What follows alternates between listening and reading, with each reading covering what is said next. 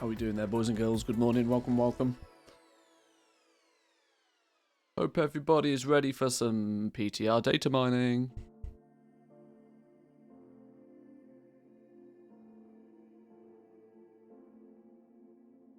How are you all doing, boys and girls? Welcome in. There's some new legendary belt to talk about today. Some speculation that can be done.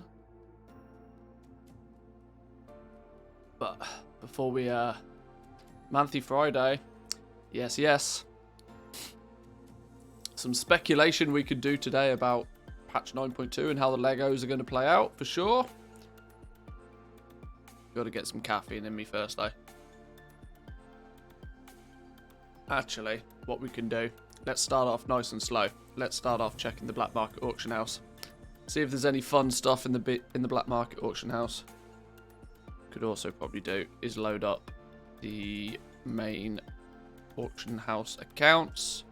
Oh, sale time. Cheap Shadowlands. Any of you guys need yourselves an upgrade or a second account for doing some auction housing? Now's the time to pick it up. Ooh, I wonder if you buy a copy of another copy of Shadowlands, I wonder if the boost is the boost going to be level 50, or have they upgraded the boost to level 60 with new copies of Shadowlands? That's going to be interesting. I hadn't thought about that.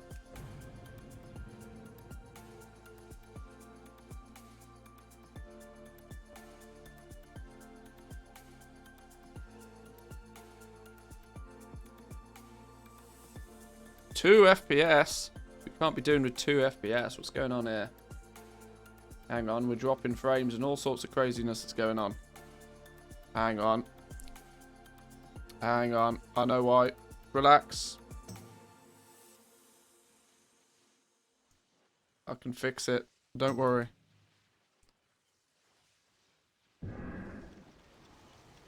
Hang on. Hang on. We've got too many things going on.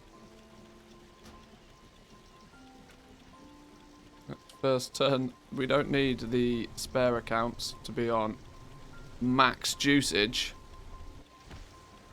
That's better. That's better. Right. Anything cheeky in the black market auction house today? Not really. Not really. Some random ass gear that I don't care for. Pattern chest guard of the Nemesis. Requires Pandaria Leatherworking 75. It's a drop. It's a common boss drop. Yeah, okay. Well, we're not buying that then. Do I own that already? It doesn't say. Dreamwalker's tunic. Cat carrier and a dartling hatcher. Well, this realm is incredibly boring today then. Incredibly boring. Let's check the other one.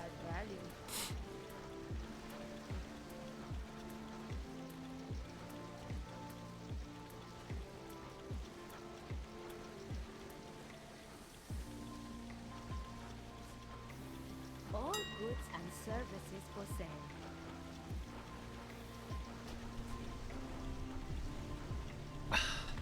Check Turin Mill real quick. See if we get any more luck over here. Did we sell anything yesterday? Do we think we... Whoa, hello. What is this? Nearly... How did we sell more on a Thursday without doing any cancel scans than we did on a Wednesday? Oh, the world is broken. That's why. Look at the average price of some of these. Pushing 90k on a few things. Bone Shatter Vests, 90k. Umberhide Pauldrons, 82. Jesus. We tipped 100k for Bone Shatter Greaves. I made somebody a set of these yesterday as well. 2 sets of them for 100k. Oh my Oh, whoa. Okay. I sold 3 sets of Bone Shatter Greaves yesterday. 2 through the auction house. I actually did, believe it or not. I'm almost ashamed to admit it, but I did a face-to-face trade for somebody yesterday. But it's somebody that's bought legendaries off me before. I have no idea why they need so many. Not gonna ask, but they've bought off me before, so I was like, right, yeah, sure, I'll do you a face-to-face trade. It's okay.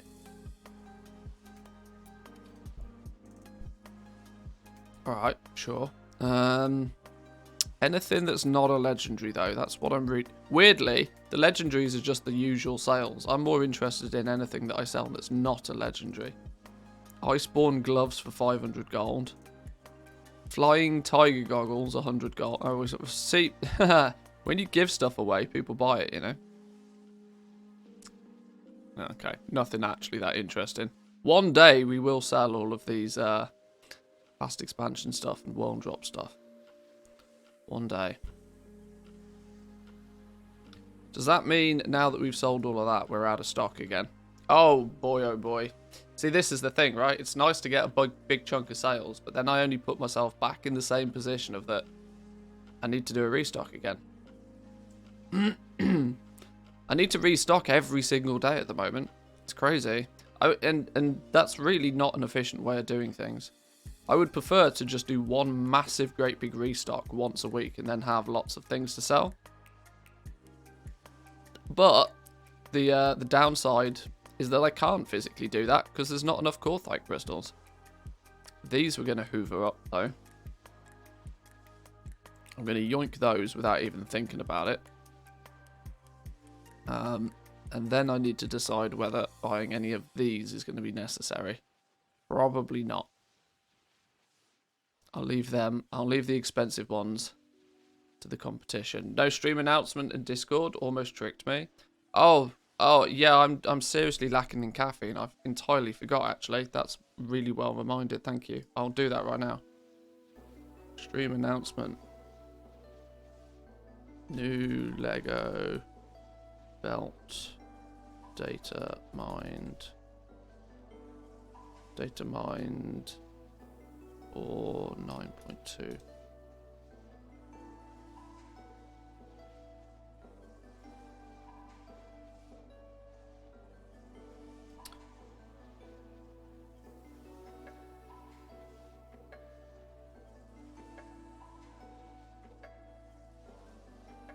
Thank you for the reminder. I should really automate the whole thing, but I can't be bothered. Right. There's a whole bunch then of. Let's see what we need for a cancel scan in a minute. Let's check the black market auction house over here. Reigns of the Green Proto Drake. Northrend Sholazar Basin, the Oracles. Oh, in theory, I should just, in theory, then, I should just go and level up the Oracles, right? What's a Smouldering Eye? Oh, it's a neck piece from Ordos. Okay, that's boring. Giant Sewer Rat, do I have this? I've got 2 Giant Sewer Rats. And an unclaimed black market container. Well, I'll pay up to $500,000 for a container. If they go above that, then somebody else is welcome to them. It probably will. Remember, everything has value. If you don't bid, though, you don't know.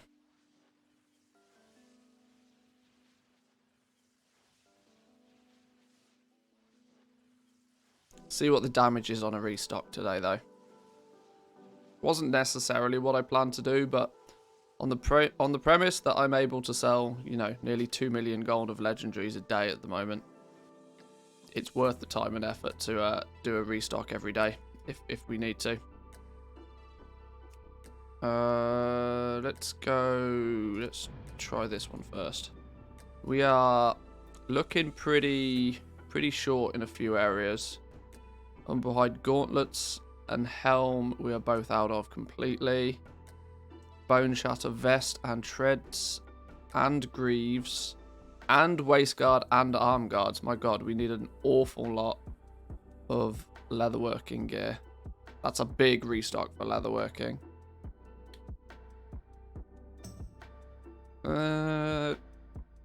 Grim Veil tailoring stuff doesn't look too bad, and I have sold out of rank 6 Shadowghast rings and necks.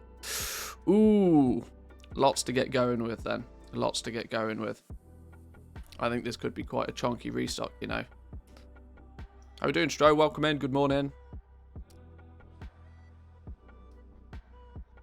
Big restock. Damn, I wish I finished the update yesterday. Well, one thing you will be probably slightly pleased to know is I did download and then get up and running with Nice Hash yesterday. So I am putting my graphics card to good use. Or to use. I don't know whether it's to good use yet. We'll see.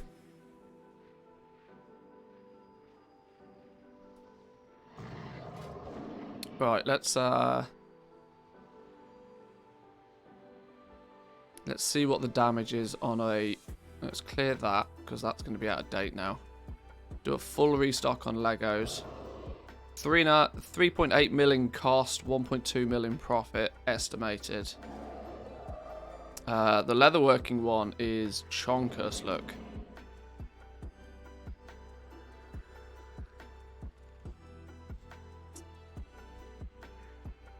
Missing a coin icon, monthly gold, please. You're right. Oh, actually, there's an update. Twitch has given affiliates more emote slots. So I, in theory, could, you know, put my graphic design skills to the test and maybe look at making some more emotes now. Or find somebody that's good with a pencil.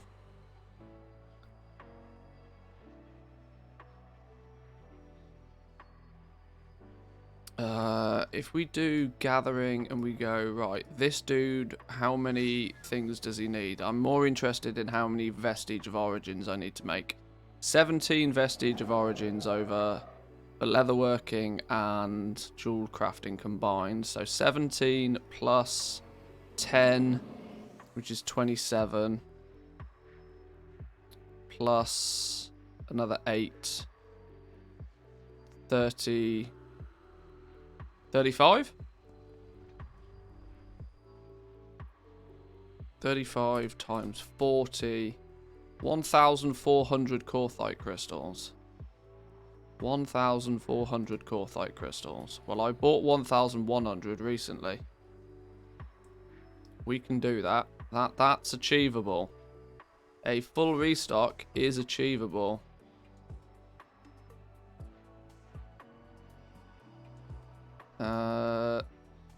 He says, theoretically, possibly, maybe. Let's just buy these. Yoink. Over what we should be paying, but it's fine. Better to have and not need than to need and not have. Right, so first things first. We're probably going to need a lot of intermediate items. Let's take a... We're going to need... What do we need? What do we need? Where's gathering when I need it? We're going to need... Let's do leatherworking first, because I know this is juicy. Callous hide, desolate leather times a bazillion. That scares me. Oh, because it's actually suggesting I craft heavy callous hide and heavy desolate leather. If I can get away with not crafting those, I will. How many heavy callous hide do I need? Nearly 800. If I can buy it, I'll buy it. 384 gold apiece. Oh, Jesus. Okay, here's the problem. Here's the problem.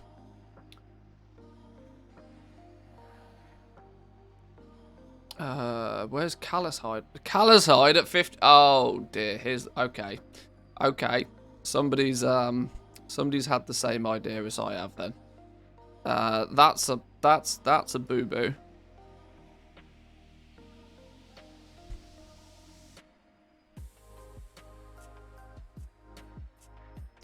Because I can't get any more than 179 callous hide for less than, like, stupid money.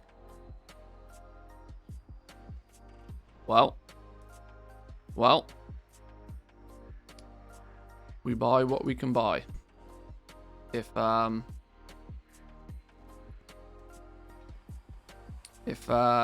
we could make heavy desolate leather for like just over 30 gold a piece. Equally, I don't really want to be paying 40 gold a piece for it. Buy what we can buy at a somewhat sensible price.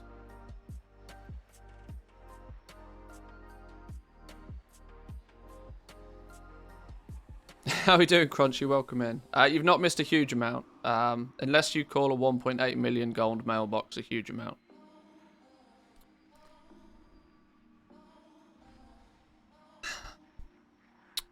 Which is why we're doing a bit of a restock. With the downsides of that, I apparently have no materials to actually do the restock. It's really frustrating me how I'm always missing something. This realm needs to do more to get more materials. Like,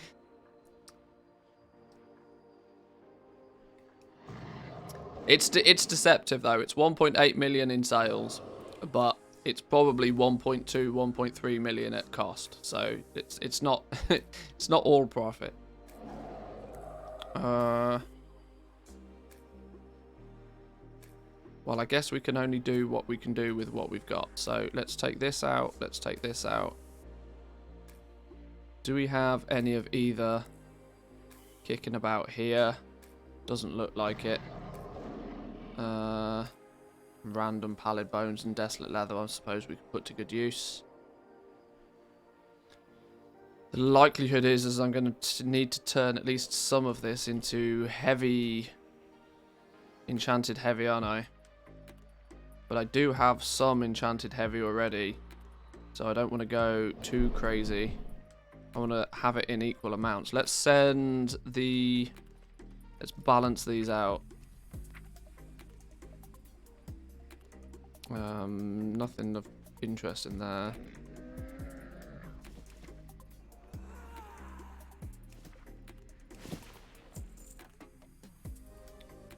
Right, let's see how much of this we've got. I don't think we're actually going to be converting much of this, you know. No, look, it's nearly equal numbers anyway. It's nearly equal numbers anyway. Oh, hang on, with that stack there as well. Cheeky stack, I didn't see. Do we have any listed on the auction house? Because I do occasionally sell materials. Hang on, TSM, My Auctions, Callus, Leather. No, okay, so I haven't got any materials on the auction house, that's fine. People think that gold they've made from sales is pure profit. They normally don't deduct the cost of the mats from the amount that they have. There was a huge thing back in WoD where streamers would have in their title that they've made 100 million plus gold, but they didn't actually say how much that they spent to make that. Yeah, yeah. Because if you just press, if you look through your character achievements, your statistics, I mean, I could quite clearly. I could quote this number, which is just ludicrous, right? What's that now? 226 million? I could say that I've made 226 million gold, which technically I have sold 226 million gold worth of auctions, but that doesn't mean I have 226 million gold. Yes.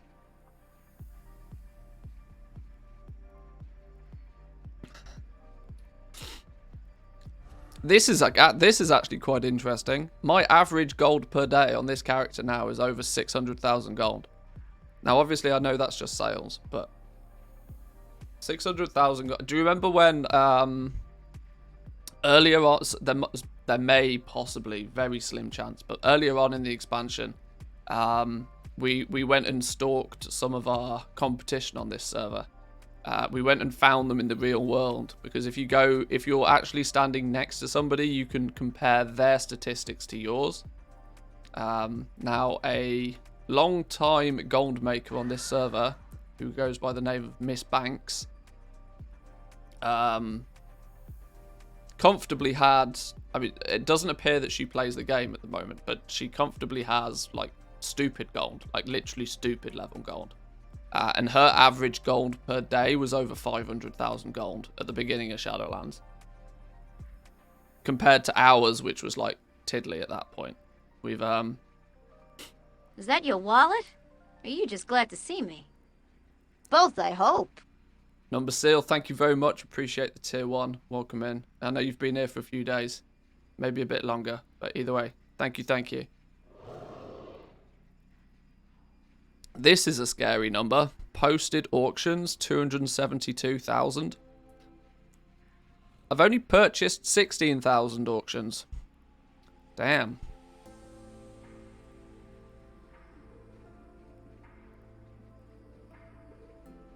Gold from vendors. Does it tell me how much gold I've spent on vendors? That would be an interesting one, because that would take into account all of the I suppose I don't buy a board. Is that I can't what? Yeah, these are just character ones though, aren't they? So it doesn't really, you know, take into. Most expensive bid on an auction, 1.8 million. What did I bid on? What did I ever bid 1.8 million gold on? Really? What could I have ever spent 1.8 million gold on a bid?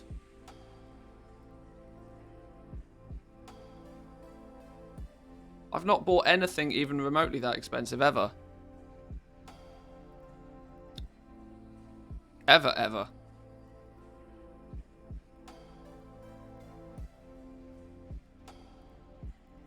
I don't know now. Most expensive auction ever sold, though, 474,000 gold. What would that have been? That could have been... I don't think I've ever bid 1.8 million gold on anything, even on the black market auction house, though.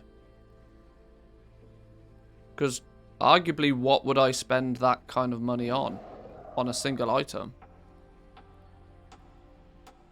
Oh, maybe I bid... Oh, maybe I bid on... There was an X51. X51 on the black market auction house a while ago that I bid on. Maybe it was that. But that's not even... That wasn't this character, nor was it even this account. So I don't know. Don't know. Either way, 474,000 gold is the most expensive thing we've ever sold. That was probably... Now, we sold a 400,000 gold rank 4 Shadowghast ring in the first week of Shadowlands. That was quite fun. But this is a bigger one. 474,000 gold. That's got to have been a mount of some sort. That was probably once upon a time we flipped a Mecha Mogul Mark II at some point. I snagged it because somebody posted it, missed a 0 on it. Sucks to be them. And I flipped it round, and I think I probably ended up selling that for about 500,000. That could be that. I don't know. Gold from vendors.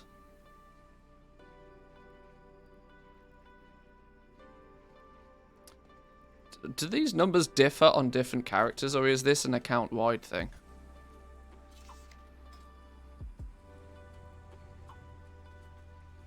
These are based on the character, then. Because apparently even this character, which is actually my main character... Gold from quest rewards, 268,000 gold. Gold looted, 143,000 gold. But then when you break it down to the average gold earned per day... my main character has made less than 1,000 gold a day on average.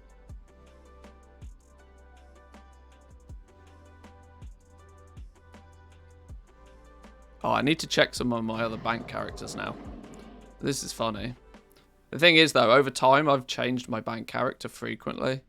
I change my bank character at least once every expansion. This is a good indication, though, of what we've done this expansion. because this character was brand new at the beginning of Shadowlands.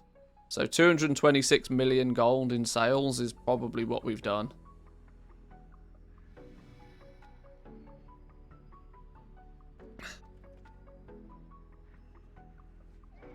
Gold looted and gold from quests are over 500k for me. That's pretty crazy. That's pretty crazy, because I've played this character for years. And if I'm over, like, less than half that. But then again, when I say I've played for 17 years, not all of it's, like, really productive.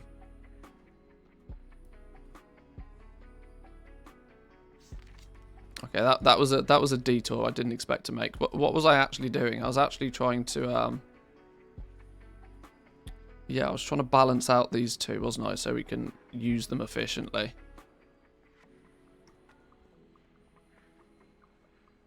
$4k in travel? That's gross. 16,000 gold on travel. Those damn flight paths. Damn flight masters. And probably most of that's in Shadowlands, because you have no choice but to take flight masters all the time in Shadowlands. Not that people really consider the gold that you need to spend on, you know, flying from A to B, you know, an expense, but it obviously adds up, right? 32,000 gold is, you know, that's your rank 4 legendary cost. it's a fair chunk of change. That's 10% of a token. 10% of the token, so that's what, like €2. Is it 16,000 gold a euro now? 15,000 gold a euro is the cost of buying gold legitimately. When you think about it like that, that's crazy, isn't it? 15,000 gold a euro.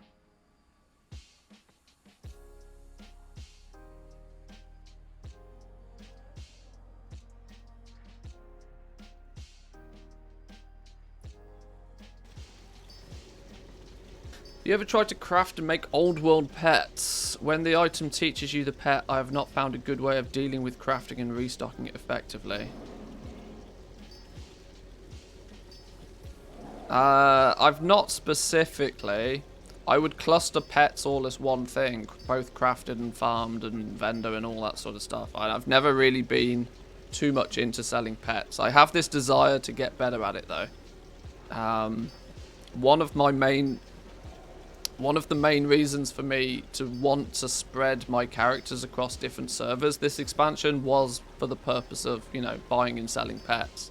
It's something we'll look into and, you know, explore further. But token peaked at 346,000 last night, by the... What? What? What? Oh, stupid keyboard. Bad server response, too slow. Oh, well, great. Where's Wowhead when you need it?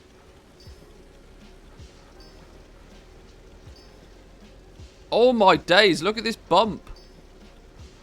346,000 gold it peaked at yesterday. Wow. It's 315 still right now. Oh, no, hang on. What does it actually say in game? 327,000 gold. Oh my days. Oh Jesus. We're gonna see 400k total. Like, that's actually wild. That's actually wild. There was a spike in token price the other day. This is wild. We're going to be at 400k token prices in the EU before too long. Oh, boo. Now I've crafted too many flipping leathery doodahs. Right, whatever. That is wild.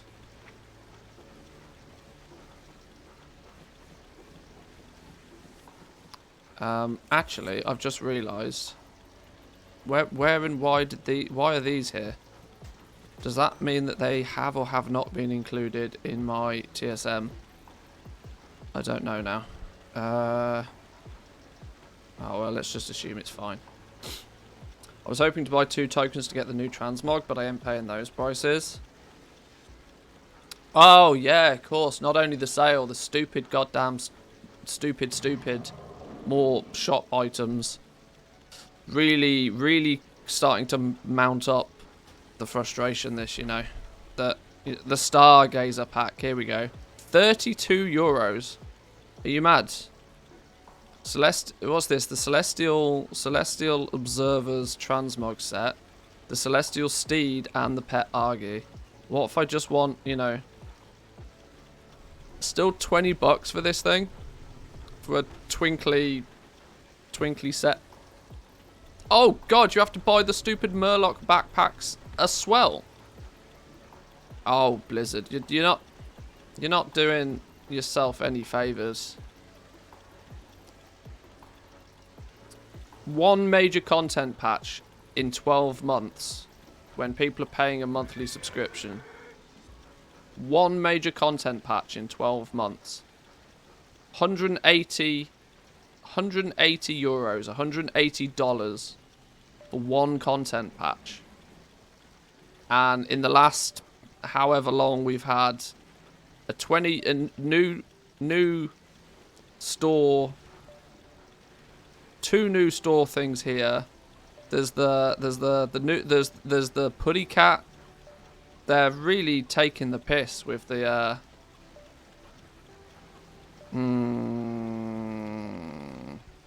6-month sub and you get the Murloc things. Fuck me. Blizzard, what about the people that have given you 180 euros over the last year? What about those people? Fuck, it annoys me.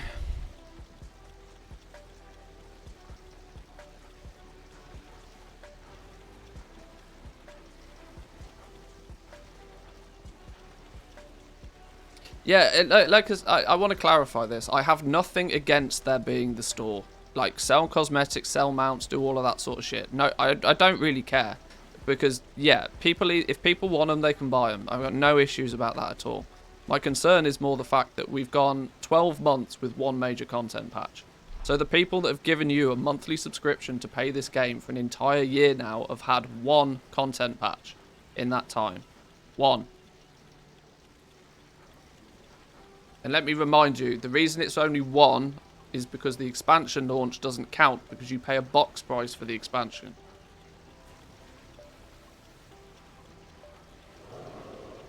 The only new...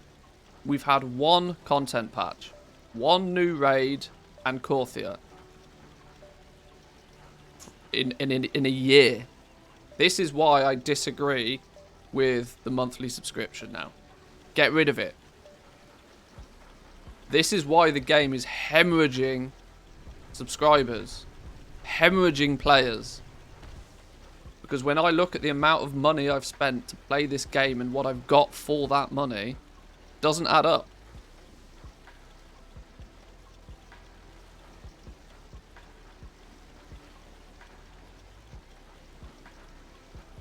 And when every month that I agree with you, Crunchy, that I've subbed during that time and I've played the game and I've enjoyed it to a degree. But it's the value proposition of that when it comes to next month, when I look at the value proposition of what I've got for the 180 euros that I've spent in the last year, it's not a good... It doesn't sell itself well. I can't say that I had huge amounts of value from that cost. A AAA box title is like, what, 60 euros for a brand new AAA game. 3 times that cost. 3 times that cost for one content patch in World of Warcraft. The value proposition. Now, of course, value is, as we know, we're primarily gold makers. We understand value more than most people. Value is subjective. But to most people, when they look and they go, hang on, I've spent 180 euros playing this game and I've had one new raid. I've had one new Mythic Plus season. I've had one new zone. the value proposition when you question it. Oh well, should I continue my sub for another month? And this is why they push 6-month subs. The reason they push 6-month subs is they get your money up front and they delay the time until you have to make that value proposition, that value choice again. If you only have to ask that question of is it worth once every 6 months, they keep you for a lot longer. This is why the 6-month sub is pushed way harder than everything else. You can still pay for this game month by month, but it is the least, it's the option right at the bottom of the list. Blizzard don't want you to be making that choice every single 30 days of whether I should keep playing. They don't want you to do that. They want your money, but they don't want you to have the option to say no.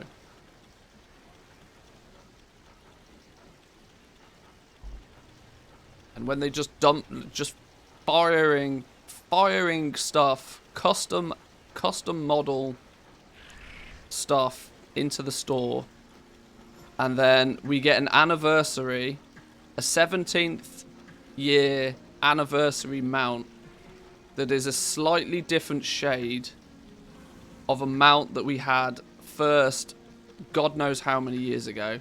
Not even high polygon, not even high definition textures. Trash level mount. Yeah, Ranthius is on the go this morning. Sorry. I knew that was going to trigger me. I needed to get it out of the way because I knew it was going to trigger me. Right, let's do something slightly more constructive. Let's get on this restock. Oh my days. Woo! Blew off some steam there, boys and girls. Blew off some steam. Right, let's grab these.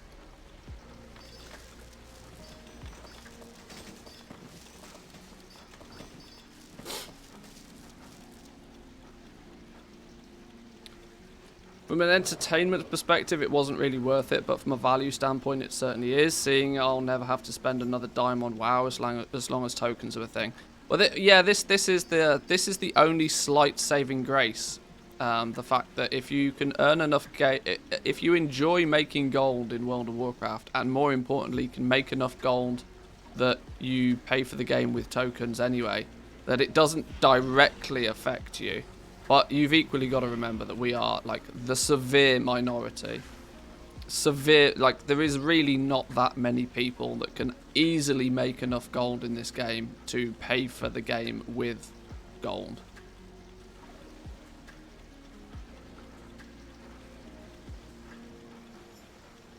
The mod from the store is 100% better made than the tier sets.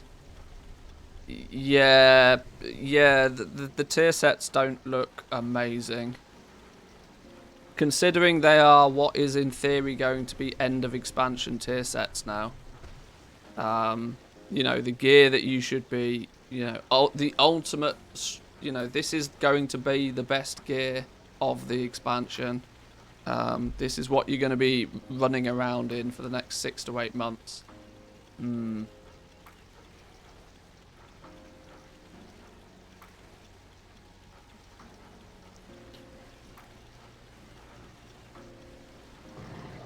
Either way, I don't care about transmog. Look at my gear.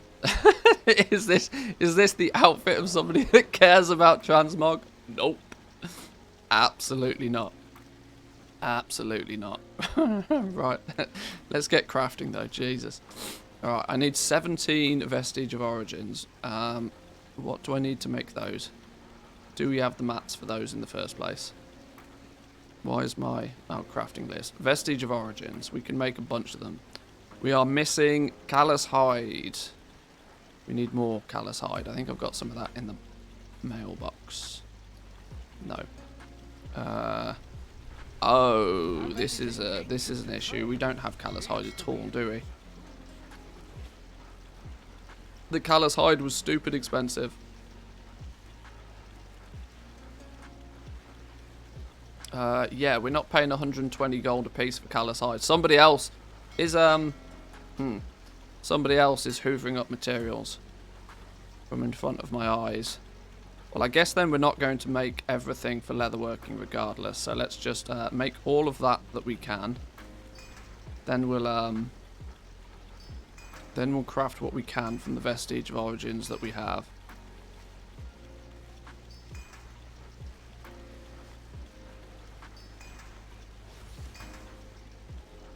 Cool. So there's as many vestiges as we're going to get. We've got 29 Vestige of Origins in our bags currently. Oh, maybe I had a bunch of these kicking about already. Sure, whatever. We need to theoretically though share those between jewel crafting and leatherworking. Now I am completely out, 100% out of Shadowghast rings. So I feel I probably... Oh my days, look at the amount of essences I need though. This could get interesting if I don't have enough. It's painful not having enough materials all the time.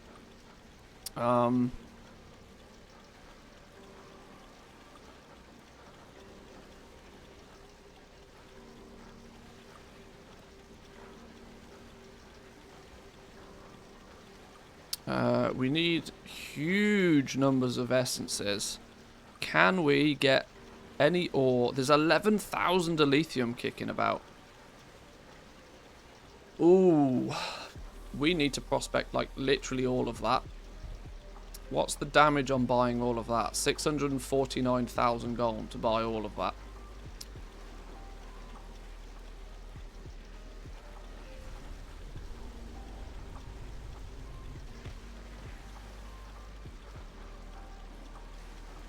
Do we now? Do we now?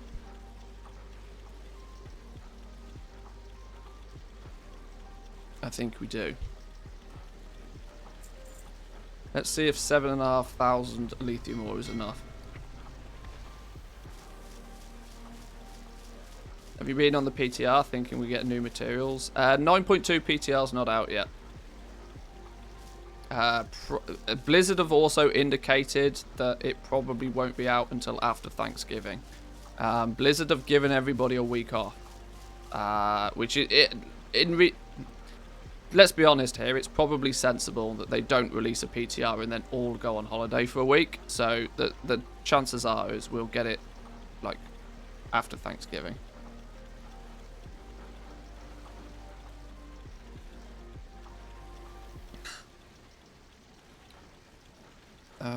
We could utilize this or our spreadsheet to get some more accurate prospecting stuff. Let's be constructive with our time here. Let's go and take a put what we can in the bank for now, just real quick. All goods and services for sale.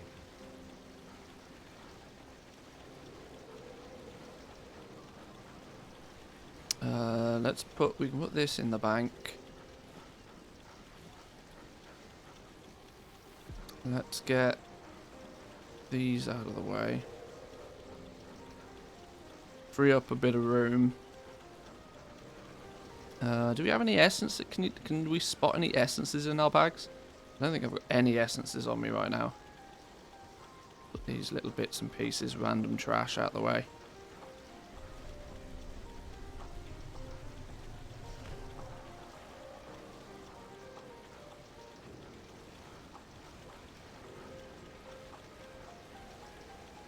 These Corthite crystals I can actually send back to... I can send them back to where they once came from.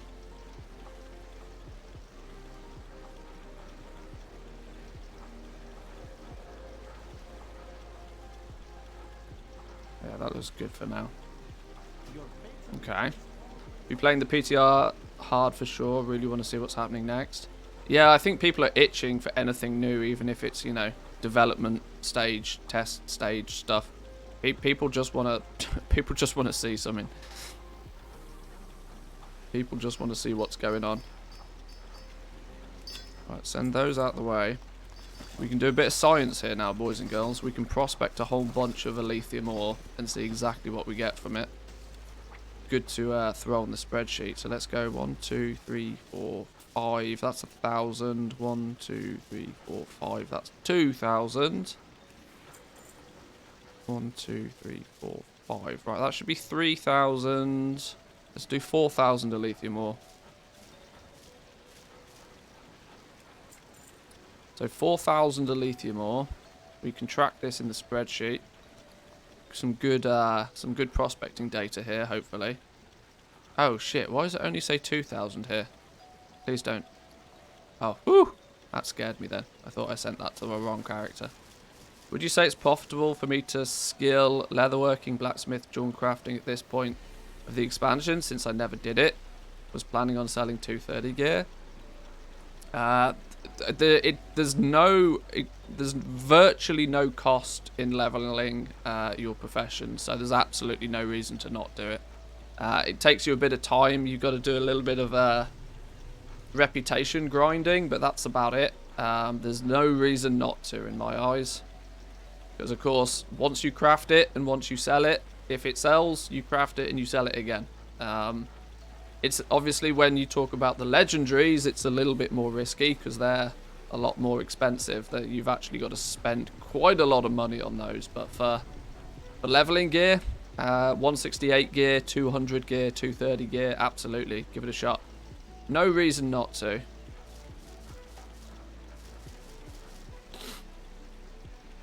But I'll say the same as I say to everybody. Never invest more than sort of 10% into something that you're not certain of. So don't spend all of your gold leveling it up, but if you've got a bit of gold lying about, you might as well spend a bit of it. Because if it works, congratulations. Right, we should now be able to never invest more than you're willing to lose. I mean, that's the Bible quote there. Right, 2,200 lithium prospects. Let's where's my spreadsheet? Where's my spreadsheet? We can input this as some data in the spreadsheet. Prospecting. Yeah, to this point we've only ever tracked 1,000 of lithium, so we'll be able to get some a lot more accurate numbers from this. Go.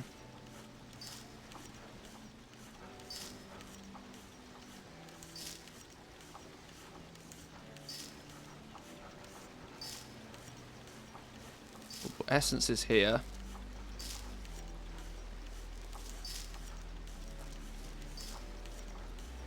Put the gems here.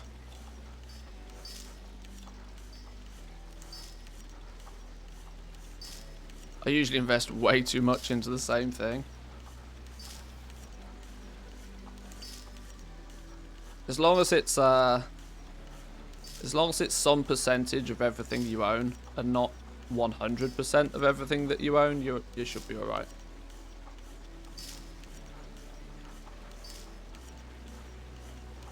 Yeah, for the purpose of just general profession crafts, there's no reason not to, in my eyes. Regardless of what's going to happen in patch 9.2, having everything up and running. For starters, we're comfortably 3 months, 4 months away from patch 9.2 anyway, so we've got plenty of time before the new patch all the same.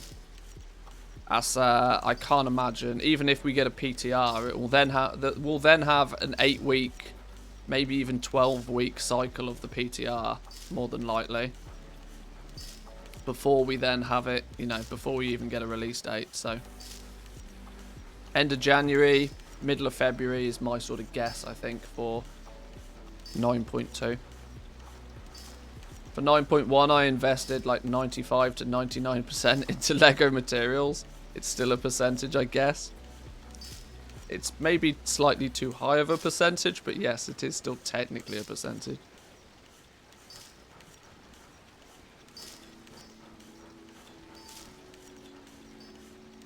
How are we doing, Little Louvre? Good morning. Welcome in.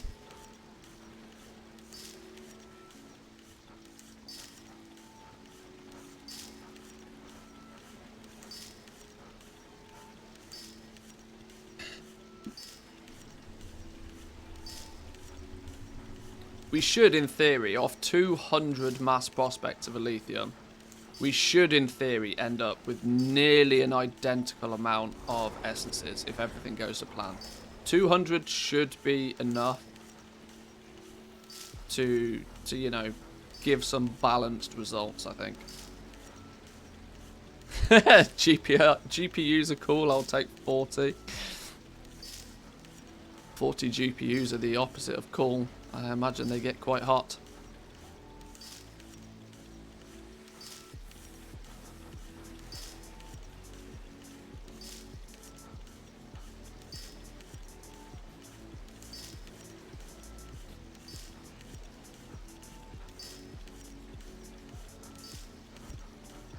What do we expect we should get? Let's whilst this is doing its thing, let's work out, let's plug the numbers into a lithium and see what we would expect to get. So we spent, what did we spend? I don't suppose it really matters what we spent, but 4,000 of lithium should, in theory, it wasn't it definitely wasn't 50 gold a piece, it was more like 85 gold a piece. 4,000 of lithium prospected should give us, see the numbers here are really skewed because we don't have enough data here, but in theory we should get 250 plus essences of every one, so that should be enough for today's restock of jewel crafting anyway.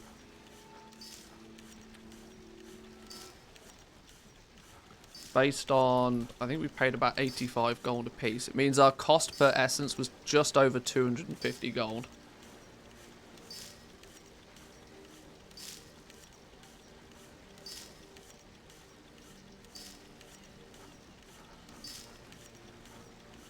Lots of new materials needed for new profession items in 9.2. Do you know something I don't? Or is that just speculation? I don't think we've had any information about that, have we yet?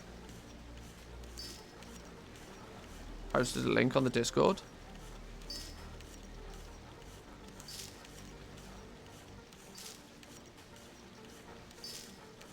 Oh, MMO Champion have been doing work.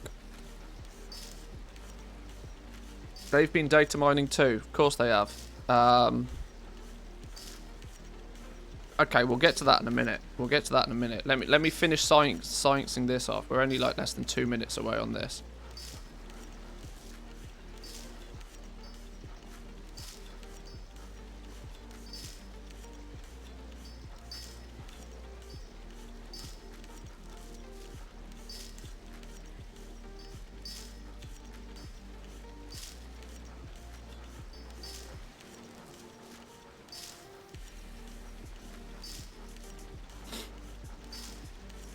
I should learn how to do this data mining business, you know.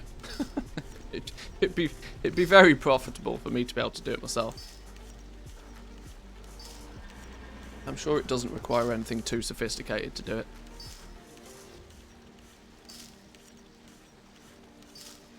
Right, how many left? 28 prospects to go.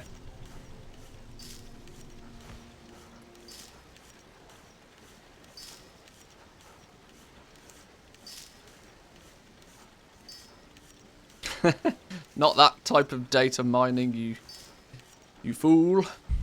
But yeah, I get you.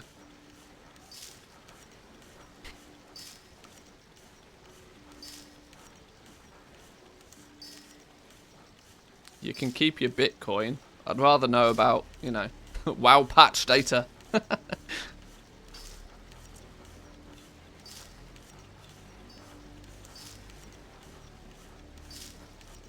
I don't quite understand how we've got an odd number here. That concerns me.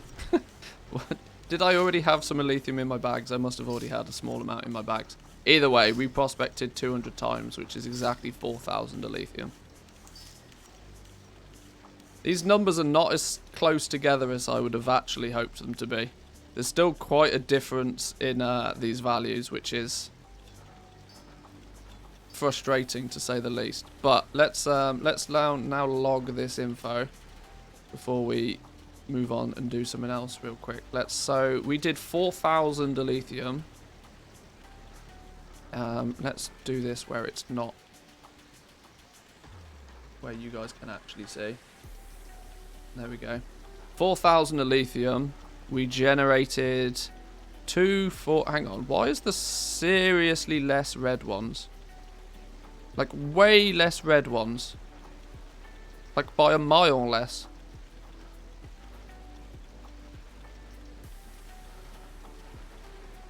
Like, literally nearly exactly the same amount of blue and yellow ones, but way less red ones. I'm not missing something, am I? I'm not being dumb and there's another stack of red ones kicking about somewhere, are there? No. What are these things called? This is interesting.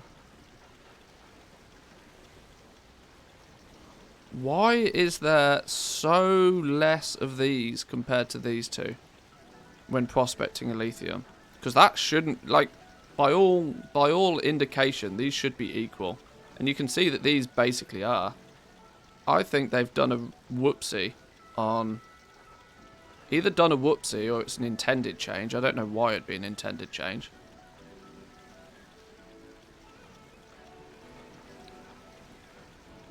Our last prospect of 1,000 didn't return... Okay, 246, 751.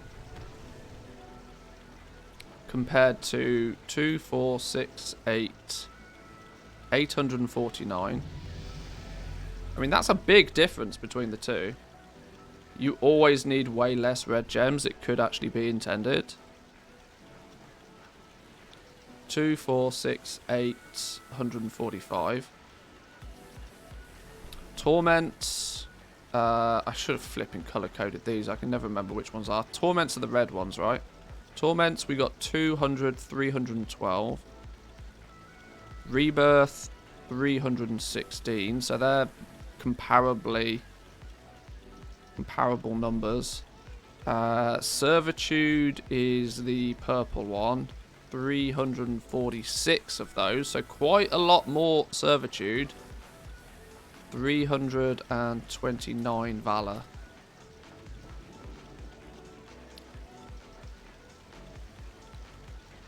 Even after 5,000 lithium tracked, there's quite a significant difference in the quantity of essences. Anywhere from 381 all the way up to 444. That's more than a... That's more than a margin of error. That's a significant difference, even after 5,000 lithium. Probably because there's 2 probability checks each time, type and quantity. 200 prospects isn't going to be enough to remove the RNG. This is the thing. I'm obviously aware that, you know, 5,000 ore prospected is still not a huge number by any means, but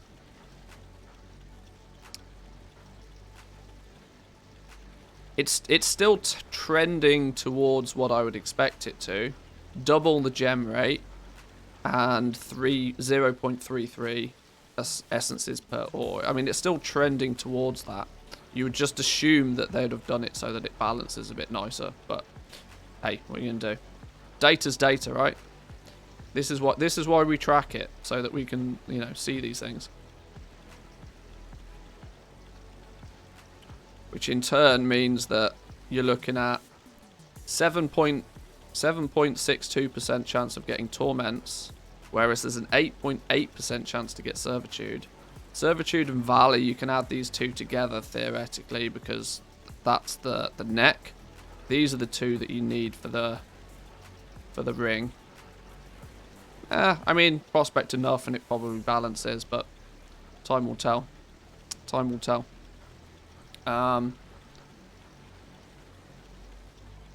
With all of that in place, I can vendor these gems because I don't give a hoot about the gems. See you later.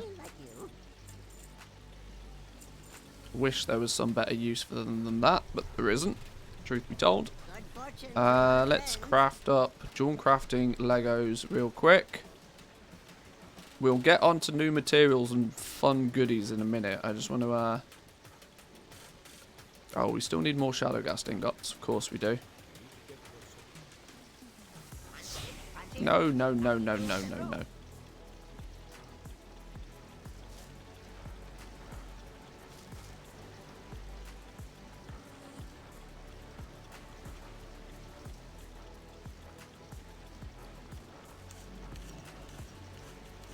Going to be probably the rank 5s, I would guess. Yeah.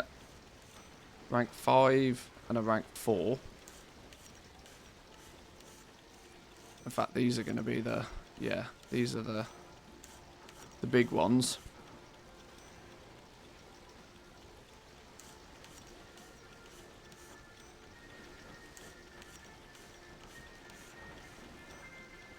What are we missing? What are we missing here? Shadow ghast ingots, of course we are. I've got a... We're at mission critical level on shadow ghast ingots. I'm going to have to craft some more of these things. Do I not have any? It appears I don't have any. It claims I've got 120, but I think that's a lie. I think this will fail. Oh no. It found some from somewhere. Okay. Can I quickly buy some? Even if they're outrageously priced. Oh, that really is outrageously priced. How many do I need?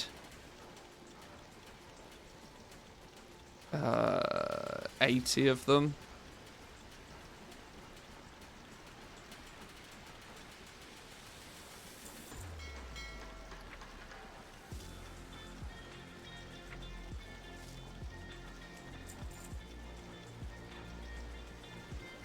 We'll have to make some before we do a restock on blacksmithing, but for the purpose of dual crafting, considering the shadow ghast rings are just disgustingly... Why have I now not got enough still? Oh, did I actually need 120? What a dum-dum. Can't do maths this morning.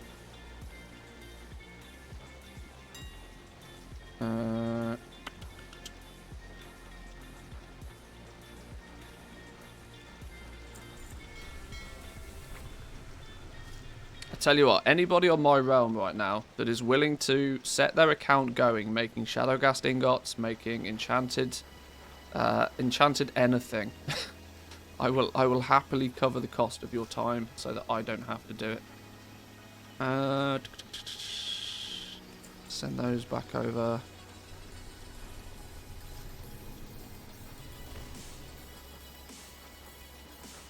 Right, go. Okay, there's dual crafting restock. Let's do leatherworking real quick, or at least as far as we can get. What I might do is cherry pick a few crafts here. I might cherry pick the ones where we have 0 of.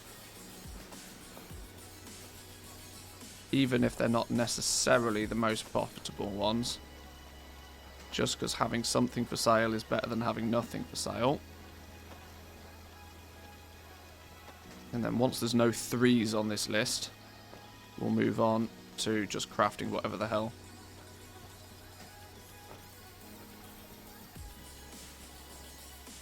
We're still missing Desolate Leather and Arboreal Shards. Oh, we're out of shards already. Okay, please hold. Have I really got no shards again? Off to Arnworld we go. 60 bucks for a boost and I can do it.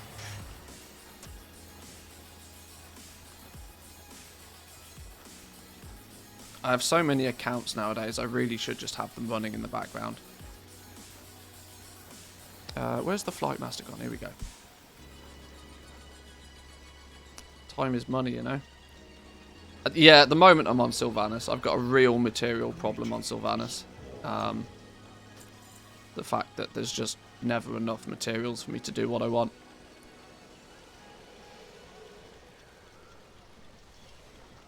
People still want their Legos though. I'm seeing a lot more. This is really weird, right? I'm seeing a lot more people in trade chat asking for people to craft them legendaries. Even starting to get whispers again of like, can you craft me this? Monthly wage to quit my job and I'll craft mats for you 8 hours a day.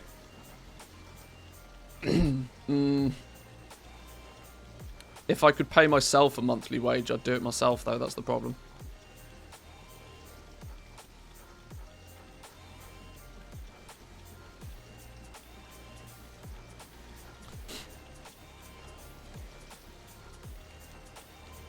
Maybe I just need to buy 100 graphics cards and I'll, you know, heat my house for free and live off the proceeds.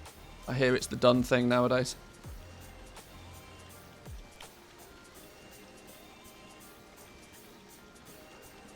Do you think at this point it might... How sensible do we think it is if I was just to fill my guild bank with arboreal shards? Because it's not like I won't spend them. Then I can just, you know, every time I need them, just take them out, send them where I need to send them. Because having to travel to the flipping Ardenwell to buy them all the time is annoying. But why? Guild bank is terribly slow. It's still faster for my bank character to get them from the guild bank than it is for me to run to this vendor every time I need them. Always in stock. Let's go TSM. Let's go all of those.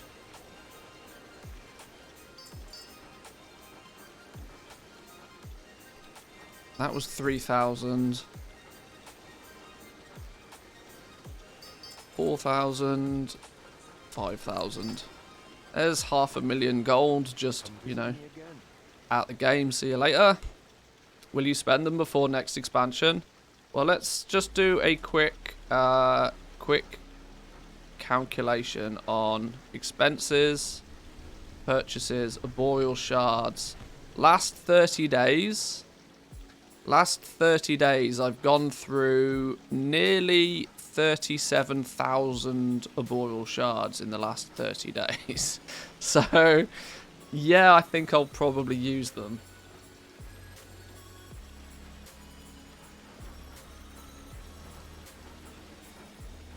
$16.2 million total expenditure on this realm for arboreal shards. Nearly 4 million of that is in the last 30 days. That just goes to show what an increase of, like, just quantity of legendaries I've had on this realm recently. I'm picking up the slack though of like two or three other big goblins just not playing on this realm anymore. Whether they've moved to other realms or have quit completely.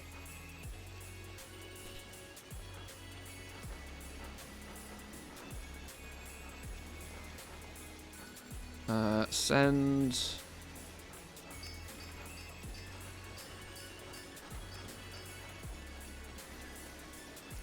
2,000 that way.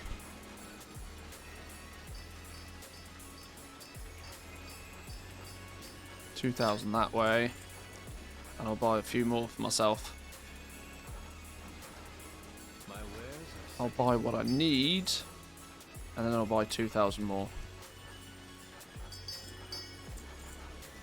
Thank you for your patience.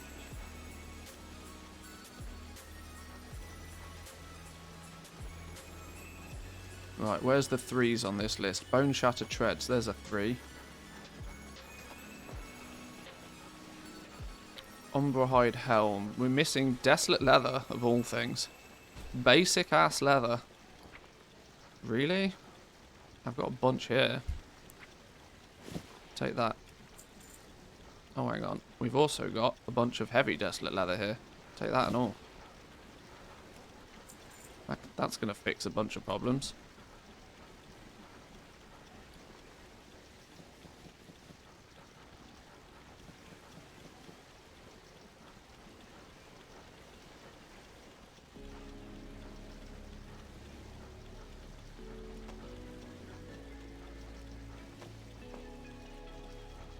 Right, is that every 3? Oh no, unbehind gauntlets. Thought I caught them all then, but obviously I hadn't.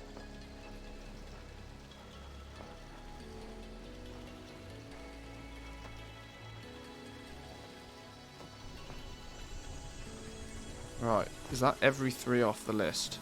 That's every 3 off the list. Right, that means then in theory I should have 1 of everything. Unless these are...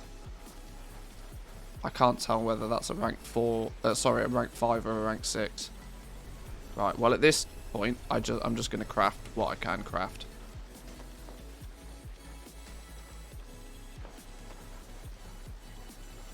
And if we run out of mats, we run out of mats.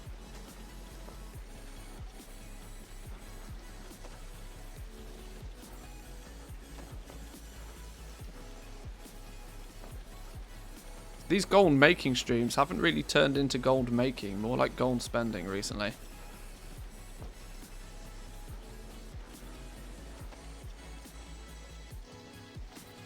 Eventually it will be all good though.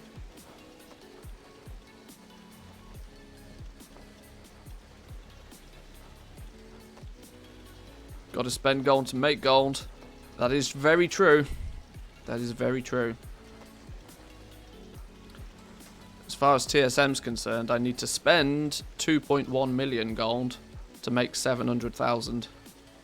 Which is, I'd say it's an acceptable amount of, it's an acceptable ratio. Desolate Leather. There's a lot of Desolate Leather kicking about. Hang on. I'm just going to buy...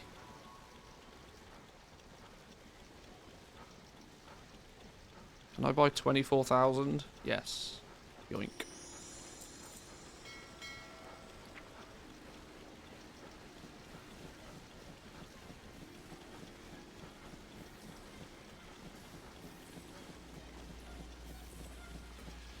Can you imagine if I tried to farm all of these materials up myself? There literally isn't enough hours in the day, I don't think, to physically... Even if I was to farm 24 hours a day, I still don't think I'd be able to farm up all the materials that I go through making legendaries. I don't think it's physically possible.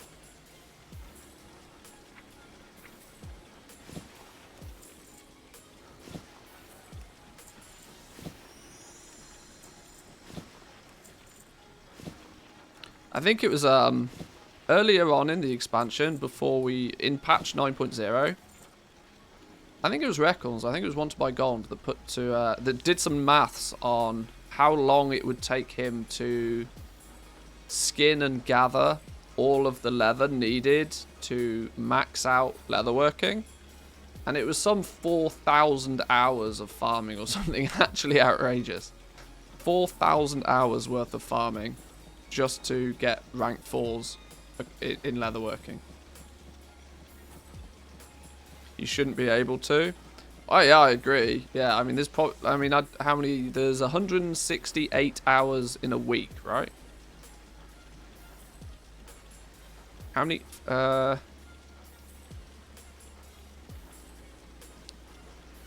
168 hours in a week, I think. 24 times 7, 168 hours in a week. Multiply that by 52.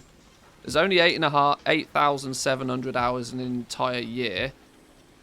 So if it takes you 4,000 hours of farming, that's 6 months of farming.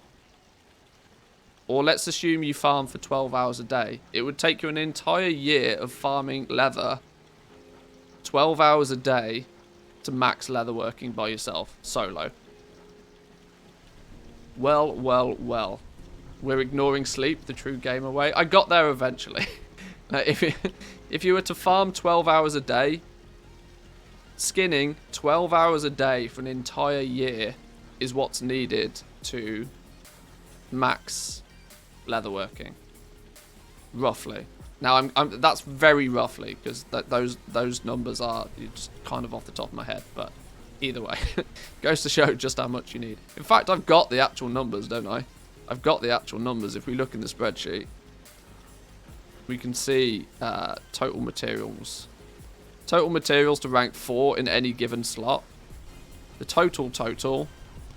2,500 enchanted heavy callous hide, which is but that's basically 5,000 heavy callous hide plus another 2.5, so 7,500 heavy callous hide plus 6,500 heavy desolate leather plus 10,000 pallid bones, and that's before you look at the boreal shards. Yeah, it's gross. Ridiculous numbers, actually ridiculous. If you have 5 druid bots doing it, you can do it in 2.5 months.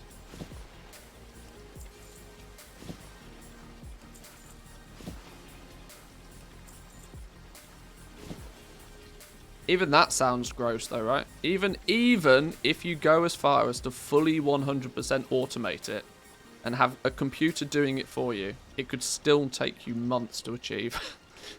That's ridiculous. The numbers are a little bit bonkers.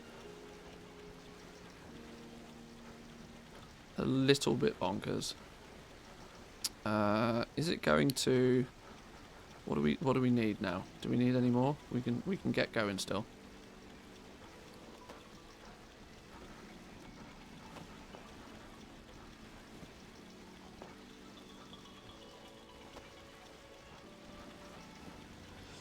Oh, now what are we out of?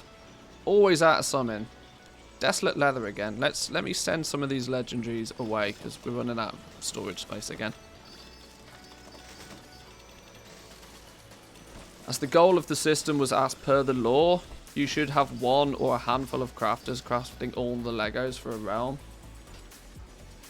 Yeah, I mean, it has ended up that way.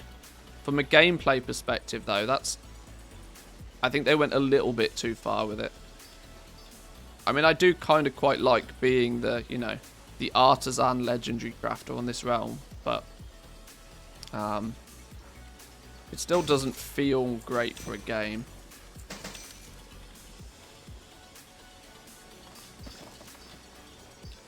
It feels alright to me. It probably doesn't feel alright to everybody else in my realm that's thought about trying to do it and has gone, fuck that. Oh, hang on, we need leather.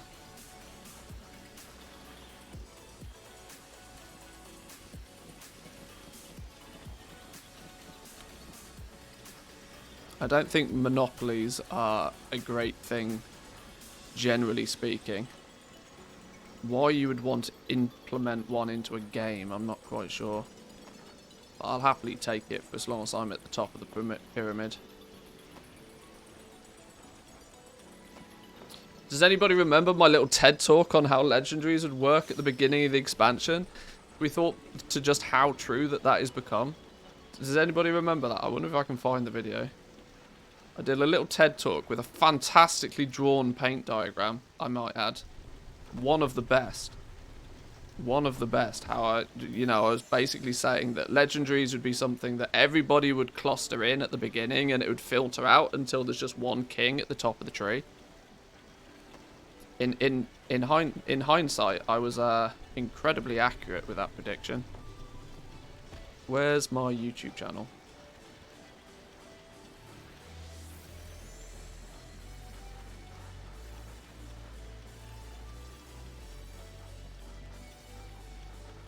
Let me see if I can find the video.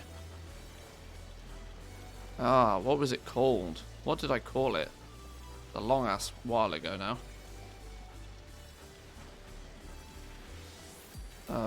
Was it before?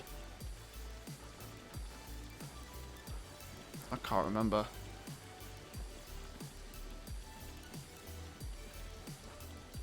I think I need to change my thumbnail design, you know.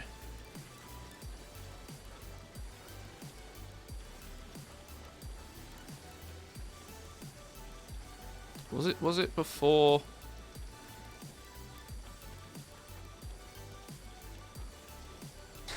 Here we go.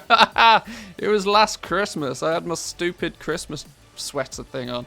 Shadowlands Legendary Crafting Series.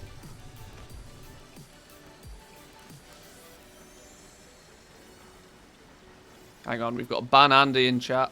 Ban Andy.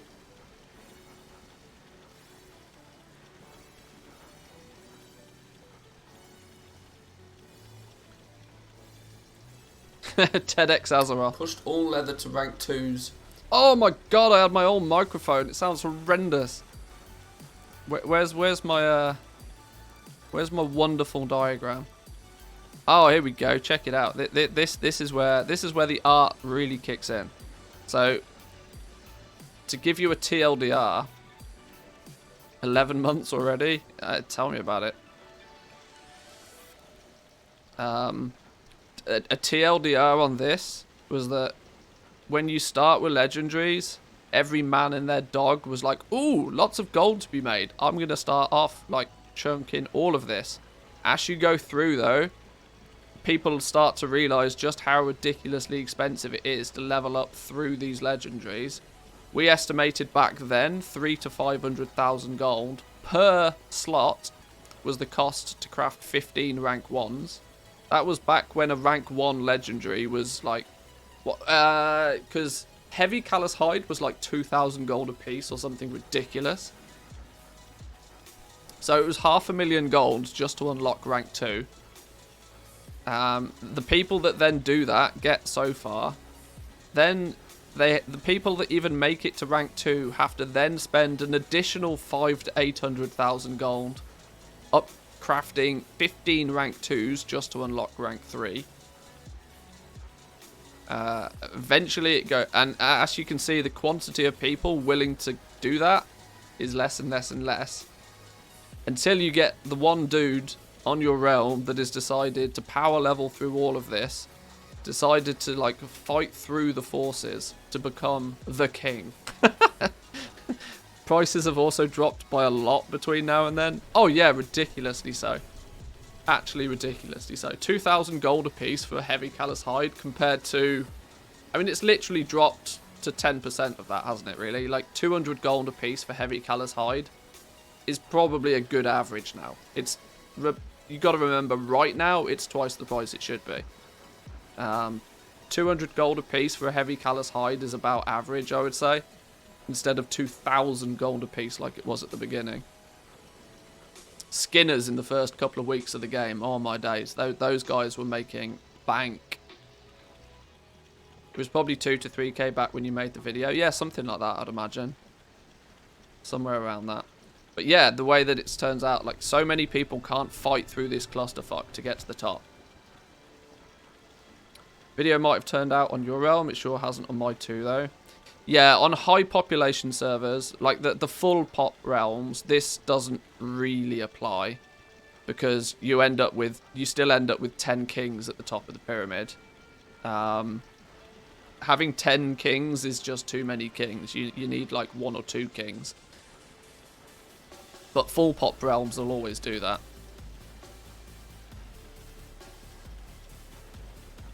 The world quest, which involved killing animals, became a gold mine for skinners. Yeah, anytime you had to kill a beast for a world quest, skinners just flocked around it. But that was the meta for skinning for quite a while. It wasn't, you know, there wasn't one best skinning location. It was often that the best skinning location on any given day would be whichever world quest happens to be up that requires you to kill beasts. And skinners didn't even have to kill anything. All they had to do was literally run around and skin everybody else's mobs. I mean, it's probably still a little bit of that even now. But it's interesting to see just how this actually... Oh, hang on. We've got early days pre-customized versions of the spreadsheet. 16.6 million gold. Which one is this? Leather. 16.6. Ah, look at the prices. Enchanted Heavy Callous Hide, 4,000 gold a piece. Heavy Callous Hide, 2,000 gold a piece. These were the prices. These literally were the prices. Heavy Desolate Leather, 50. Ironically, it's exactly the same now. Desolate Leather, 4 gold a piece. It's exactly the same now. And because we were dirty, filthy alliance, we were paying more than 100 gold for arboreal shards because we hadn't burnt our way through the reputation yet. Damn. Damn! There was also 49 people looking at my spreadsheet at that one time. The spreadsheet was popping off. Oh. We've fallen from grace, boys and girls.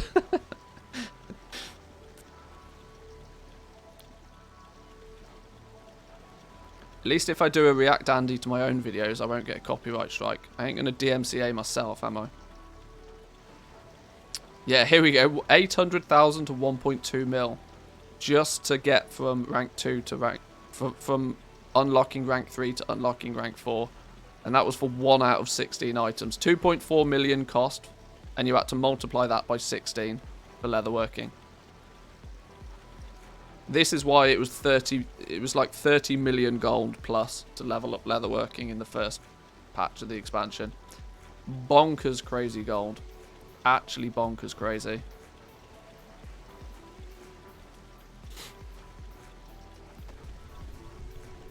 How you doing, Belagar? Welcome in. Good to see ya. Right, I think we are... Oh, we're only running out of basic materials here. I need pallid bones. But as long as we've still got basic ass materials, I'll stop crafting things when I run out of major things. Gotta love the art skills. Oh man, my paint skills are on point. There's nothing better than a good paint diagram to explain a complicated situation. Talking about complicated situations, should we talk about the new legendary belt that we're going to get? Blizzard's attempt to simplify a system by overcomplicating it.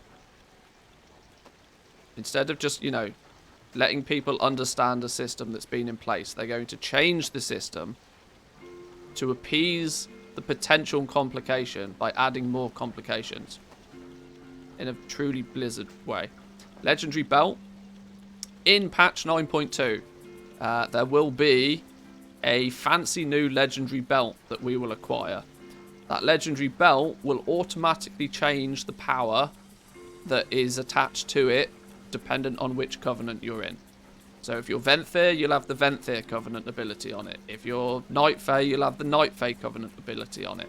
It will automatically change when you change your covenant. Designed to, like I said, designed to ease the complications of working out where your two legendaries are going to go. They're basically saying that, you know, your covenant legendary will be on the belt 99 times out of 100.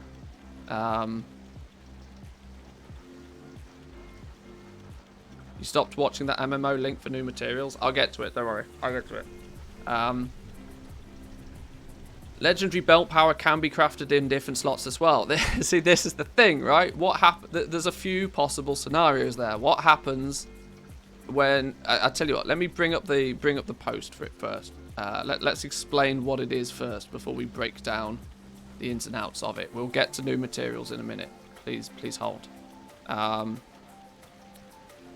We had a somewhat neat and tidy segue to legendaries, so I took it. Where's it gone? New legendary belt will swap between covenants. Here we go. So Blizzard has... Are we dropping frames? No, we're good. Blizzard has released a blue post detailing how double legendaries will work in patch 9.2.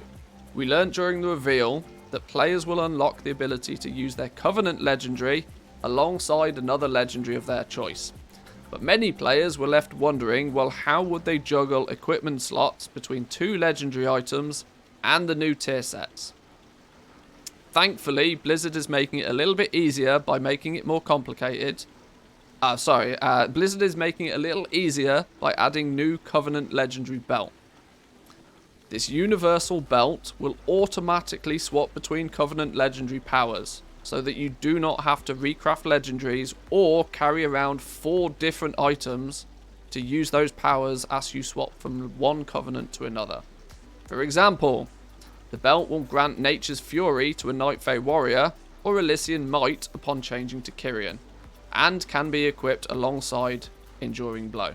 So, you basically now, Blizzard have basically said your Covenant legendary is going on the belt. That's basically what Blizzard have said. In an attempt to make it simpler for the masses, they have said your Covenant legendary power is going to go on the belt slot.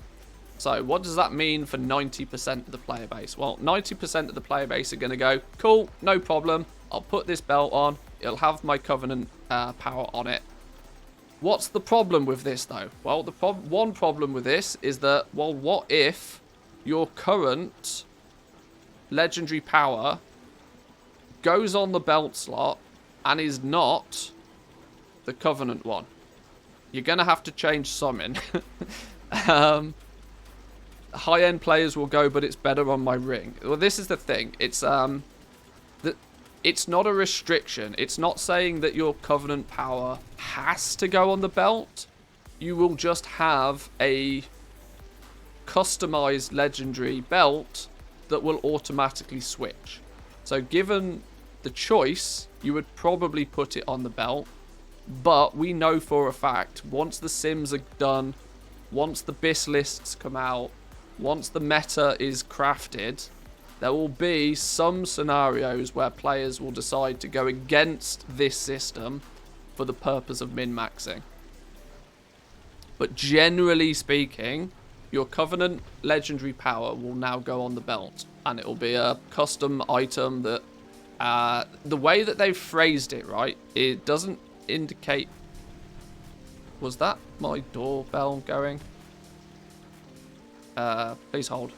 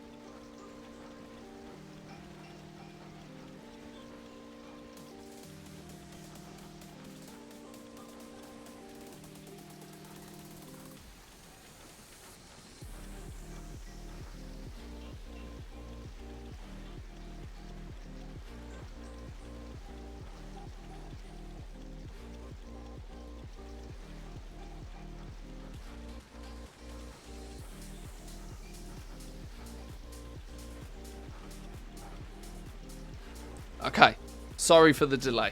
It was the door. The wife had left the house and wanted back in. I didn't even know she'd left. Where did we get to? Right, that was a really frustrating time to have a delay, because now I have no idea what I was talking about. Yeah, so the way I understand this is for 90% of the player base, this is going to be a simple, oh right, okay, cool, my Covenant Legendary goes in the belt slot. There is going to be a portion of the player base, though, the ones that are quite keen on min-maxing stuff, that are going to find this frustrating at best. The fact that for anybody that already puts their current legendary power in the belt slot is going to have a decision to make. They're going to have the decision of, do they take on the cost of crafting the Covenant Legendary in another slot, ignoring the fact that, you know, they arguably will get a legendary belt. What they haven't said, actually, where was it? You'll meet the enlightened brokers in Zereth Mortis and become allies with them to obtain a new legendary belt. This, you got to be careful here. This is Blizzard lingo. Obtain a new legendary belt. What we don't know is we don't know when we're going to obtain this new legendary belt, or what this new legendary belt will cost. Some people, I've already seen a lot of people say that, oh, we get a free legendary belt. Nowhere has Blizzard said it's free. We get to obtain it. How do we obtain it? When do we obtain it? If there's some, you know, is it going to be time gated? We don't know. This, you got to remember, Blizzard uses very specific wording in these posts for this exact reason. We will obtain this new belt at some point somehow. The unique characteristic of this new legendary belt is that your rune carving effect will switch freely alongside your character whenever you swap covenants. There's no need to craft a new legendary belt for each covenant.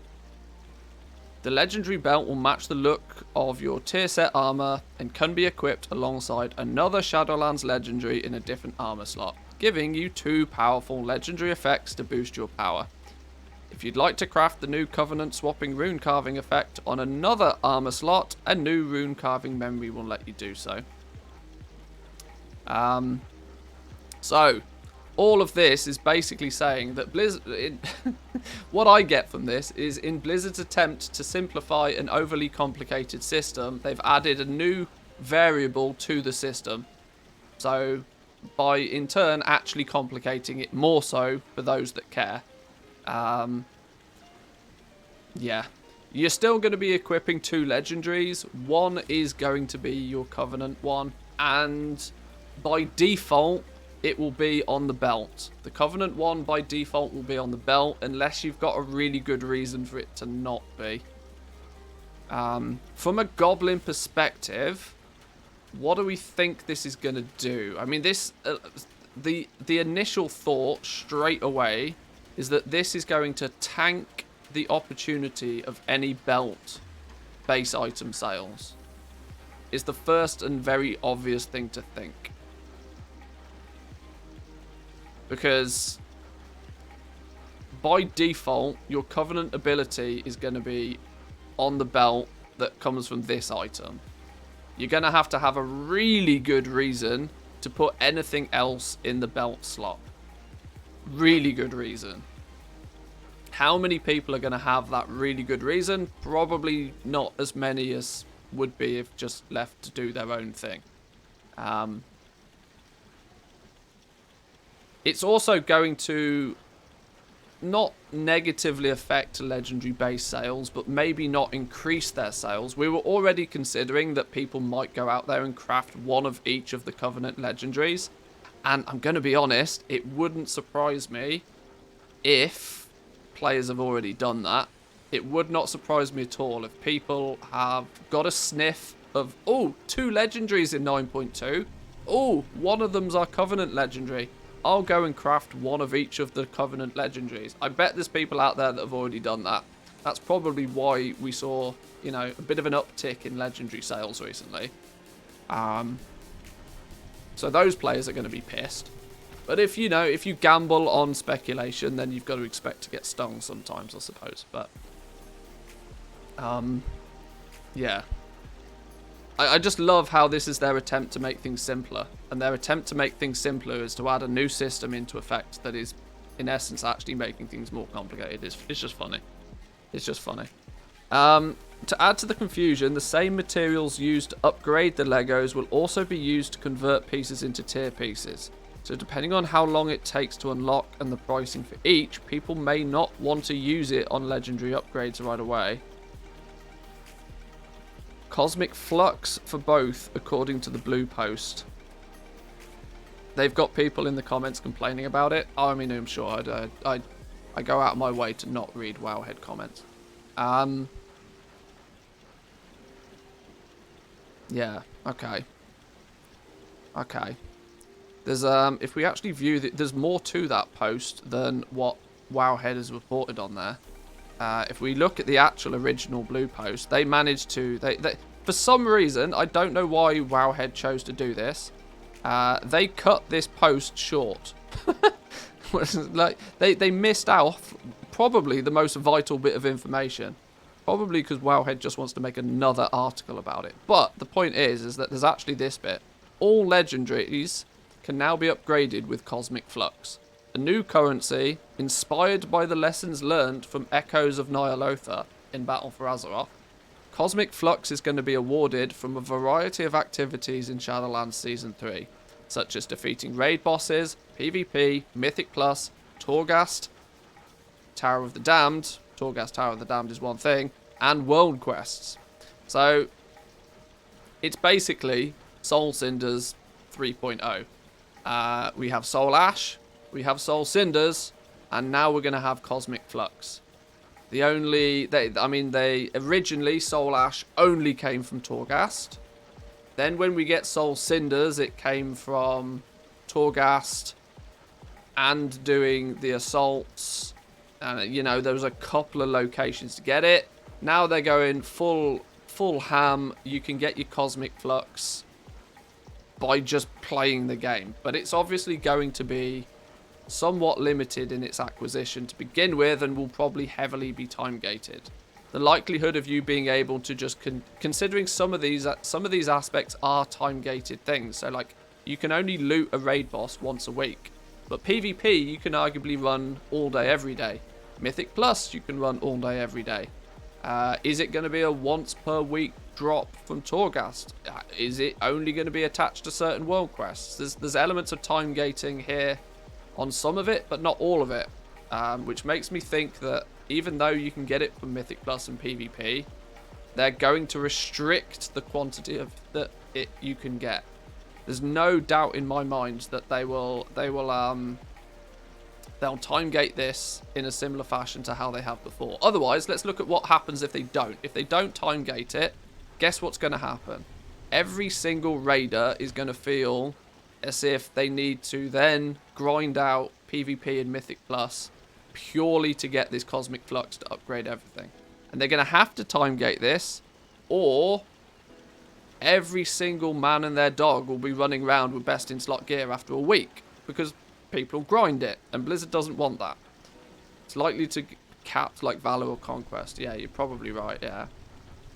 $20 for a bundle of upgrade currency. Oh, it's funny, but it's probably true. So yeah, it's going to be interesting to see how they deal with this Cosmic Flux. Let's see how many different names that this has before it actually goes live as well. We've had Soul Ash and Soul Cinders. Now we have Cosmic Flux. Is it going to end up being, Soul Flux? let's see how many times they change this name. We'll see whether this is set now. Yeah. Let's take a 30-second break to try and collate our thoughts on that one. My wife did turn up with sushi in hand, so I'm going to go get myself some lunch real quick. I'll be back with you boys and girls in 2 minutes. No words on rank 7 or 8 yet. I don't think there's going to be, if I'm going to be honest. Mega Soul Ash, I remember. yeah, see? Called it. Looks just like a rank 7. Yeah, we'll explore the possibilities in a minute. I'll be back in 2.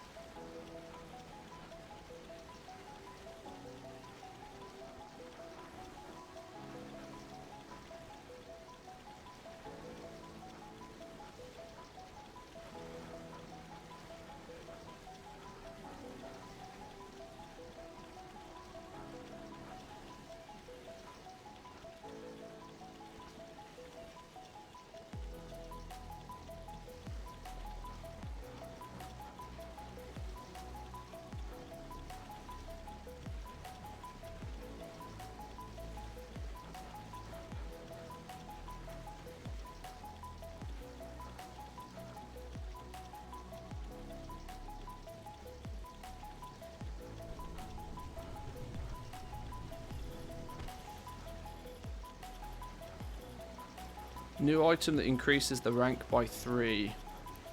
So unless they add a base rank 5 or another rank increase item, just rank 7.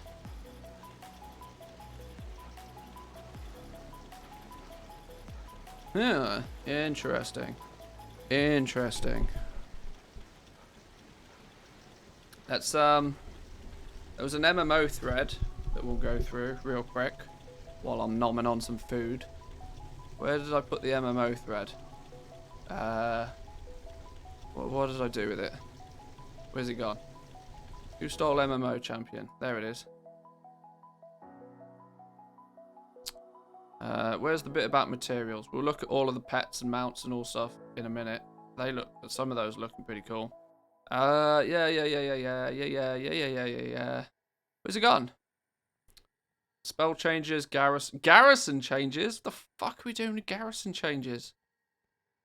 Hang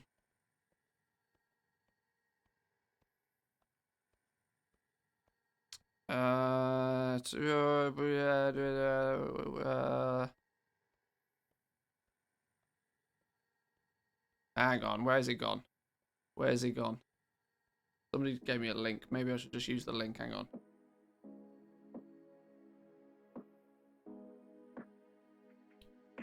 Oh, it's in the spell changes bit.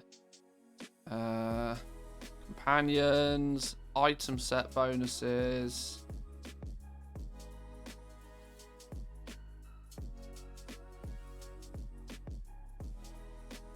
I'm going to have to read all of this at some point, aren't I? Because there'll be some sneaky things in here somewhere that we'll need to know. Professions! Professions! Yes, boys and girls. Professions. Right. We're going to celebrate profession changes with some sushi.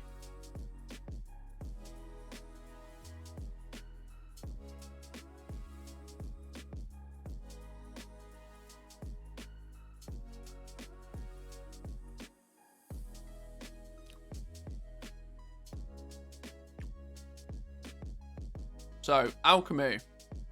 Cosmic Healing Potion. First flower. There's our first new material. Look.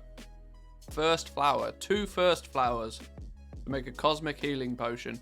These names sound very placeholder. Or very uninspired. Calling anything cosmic is just like, oh, well, how can we say bigger without using the word bigger? Oh, I'll tell you what, we'll call it cosmic. Sure, okay, fine.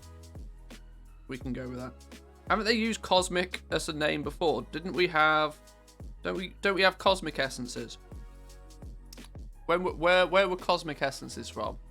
I want to say Wrath of the Lich King. We had cosmic essences, I think, or it might be TBC. Can't remember.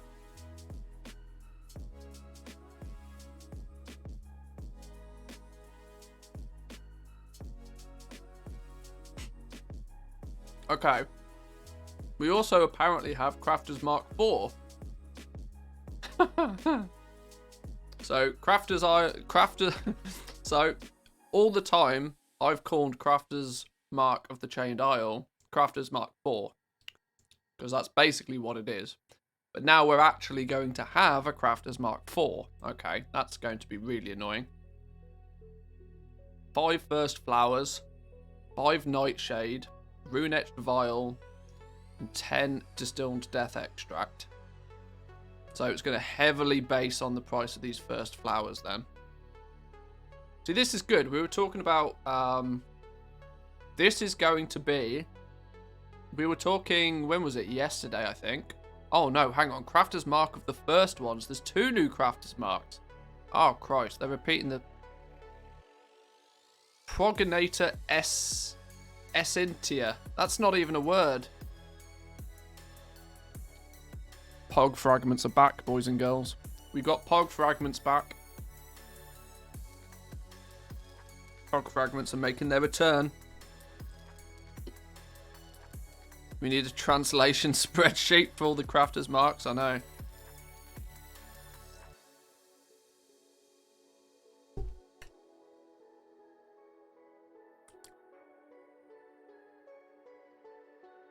Someone fire that designer back to kindergarten. Okay. So 2 new crafters marks. 5 first flower for the crafters mark 4. Can we start to speculate what item level this is going to be?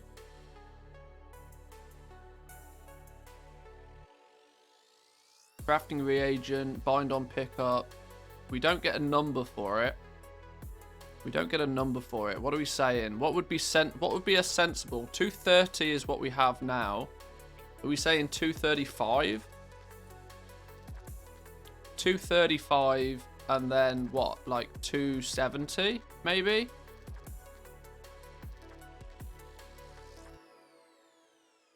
No, 235 and then 255 maybe.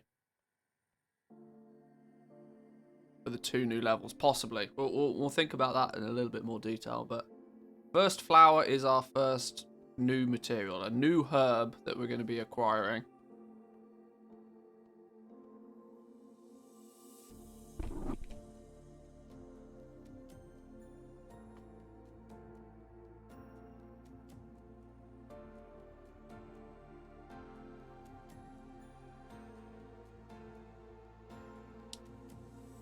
We get our first sight into what's going to be our new legendary upgrade.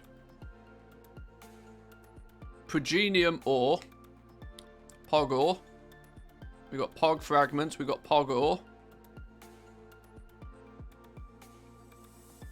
Pog essences. Pog ore. Oh my god, it's all Pog. Pog ore is a little bit too close to Pogo. Okay.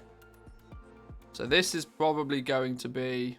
Okay, so there's now a new... a new Corthite crystal, plus a new type of ore to make the Vestige of the Eternal, which it doesn't seem to indicate to us what the Vestige of the Eternal actually does yet. Maybe we find that out in a little bit more detail. Lots of poggers. I feel bad for the TSM team. More crafters marks. Well, in theory, I only say in theory. In theory, now that they've got the system in place for it, they just add stuff to it. It shouldn't be a problem.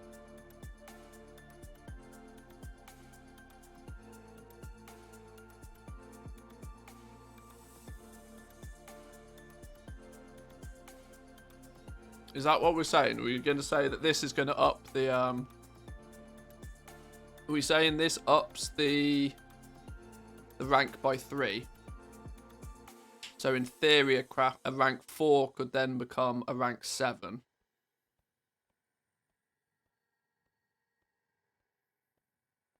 Okay. I mean, that would make sense. That would also mean that a brand new crafter would be able to make rank 4s out of rank 1s with the addition of these. Oh, my spreadsheet is going to cry. How am I going to code all of this into the spreadsheet? Fuck. At the bottom of the post you're looking at? Oh, okay, that's good news then. We'll get to it then. Empty kettle of stone soup. Set out a kettle of stone soup ready to fill with delicious ingredients. Finish it to feed up to 35 people in your raid or party. Oh, okay, so the new feast. The new feast is actually a soup. Requires an empty kettle, shaded stone, and refreshing spring water. Doesn't need a lot. Oh, look at the placeholder though. If you spend 10 seconds eating, you'll become well fed and gain fuck all for 60 minutes. Okay. Work in progress. Wonder what this empty kettle is going to consist of. Where that comes from. Cosmic Proto Weave. Cosmic Proto Weave. Sacred Shards, Silken, Protofiber, and Immortal Shards. Well, Immortal Shards are the vendor items. Sacred Shards, we obviously know what they are. Silken and Protofiber, though. So it appears we're getting 2 new ranks of cloth. Silken Oh no, Silken Protofiber is all one thing. Sorry, I read that as 2. Silken Protofiber, 6 of them. So ignore me. Just one new, not one new cloth then. The question being is, what does this cosmic proto weave? What is it going to be used for? Okay, I'm sure we'll get to that.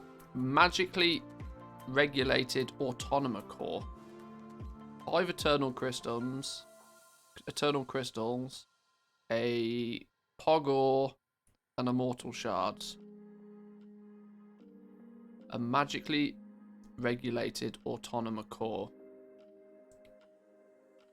Okay. It's a crafting reagent in itself then, so this is going to go into something else.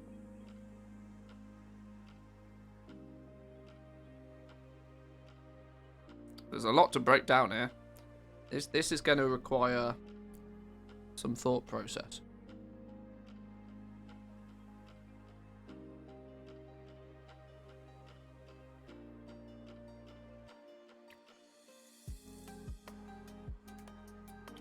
Probably mount related. This will be for the new Legos. It would make sense if it's for the new Legos. This is the thing, right? Whilst they said that we will acquire this belt, they didn't say they were just going to give us a legendary belt. There's a strong possibility in my mind that we'll be making that belt. I don't know if it's a strong possibility or just wishful thinking, but...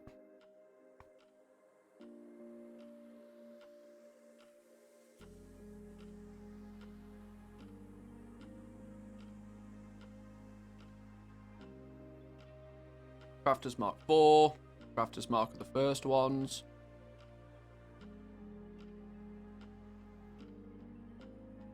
Erratic Genesis Matrix. What is this?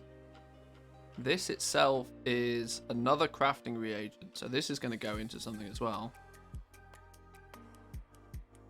Pogors, Lace Strike Bolts, Mortal Coil Springs, Worm-Fed Gear Assemblies, okay. Pure Air Sail Extensions. These all sound very mount-based. Erratic Genesis Matrix, Pure Air Sail Extensions. These sound very much like we might be making. And especially with the quantity of stuff that goes into making them.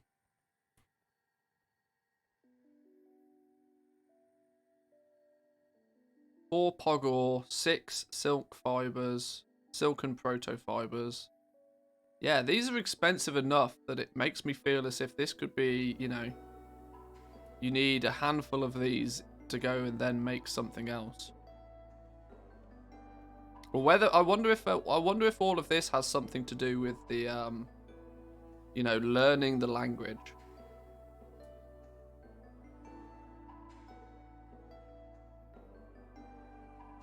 Maybe that there's some turn-ins or something. Maybe these are optional reagents that give the special effect to crafted gear, like the system they removed. That's a thought.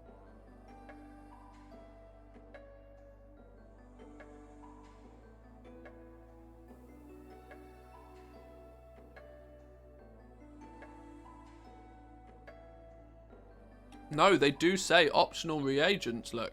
A pure air sail extension. It is categorized as an optional reagent.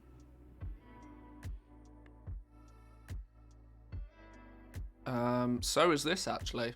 You might be onto something there. Yeah, they are categorized as optional reagents, so you're going to craft these and then be able to use them in regular crafted gear to do something. Maybe they are bringing that back in. That could be cool. I kind of missed the fact that they cut all of that for Shadowlands before it went live.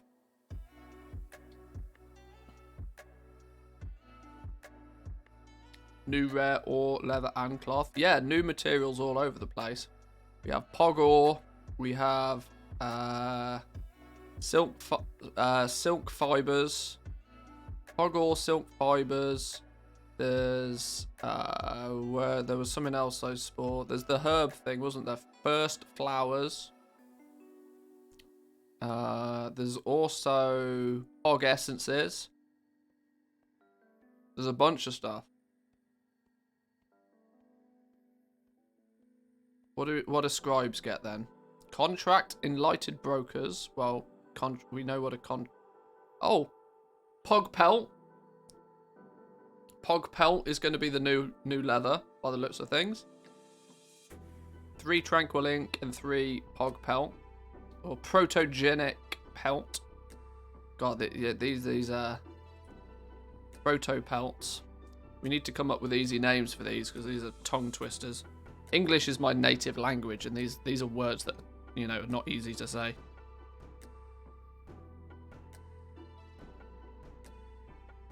As we saw though with patch 9.1, even the names are subject to change. Just call it PP.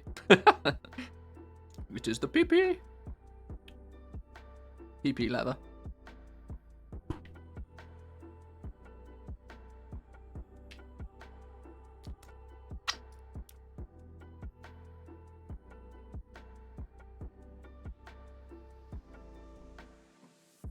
Mass mill of first flower.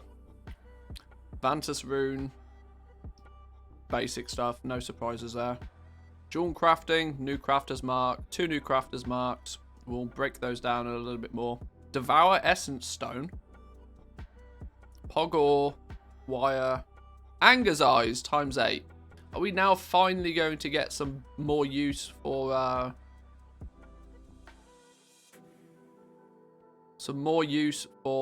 this? Devour essence stone is a crafting reagent, an optional reagent. Ah, it looks like they're really going big on this optional reagent system again. Nice. We have Ephemera Harmonizing Stone, another optional reagent. Pogor, Wire, Oroblast, and Umbriel. Mass Prospect Pogors, Vestige of Eternal. 2 Rebirth, 2 Torment, 2 Servitude, 2 Valor. So the same as what a Korthite Crystal needs now. Oh, let's not get too hasty, but only 2 Pog Essences, not 40. Blizzard. Let's keep it reasonable numbers, please. But 10 Pogor.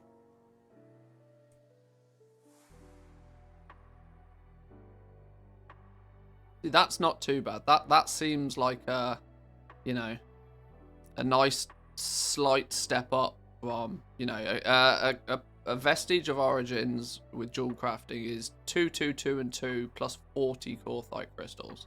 So instead of 40 Korthite crystals, it's 2 Pog Essences and 10 Pogor. Okay. We'll do a comparison between these. Once we get a little bit more info on them. Elithium Ore's dead. Well, no, not really, because you're going to probably prospect Elithium Ore to get the essences in the first place. You'll prospect your Elithium Ore. You think of it as like to get 2 of each essence from Elithium Ore, you probably need to prospect 20 Elithium Ore or something. I don't know.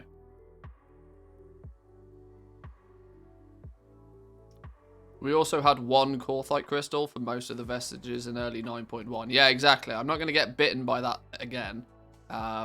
We started off with just 1 Korthite crystal, and look how that ended up. Leatherworking doesn't seem to be anything that we wouldn't already expect now. 2 new crafters marks and the Vestige of Eternal. And then tailoring's the same again, so we can't really... Oh, have they rebalanced tailoring to not be dum-dum level materials?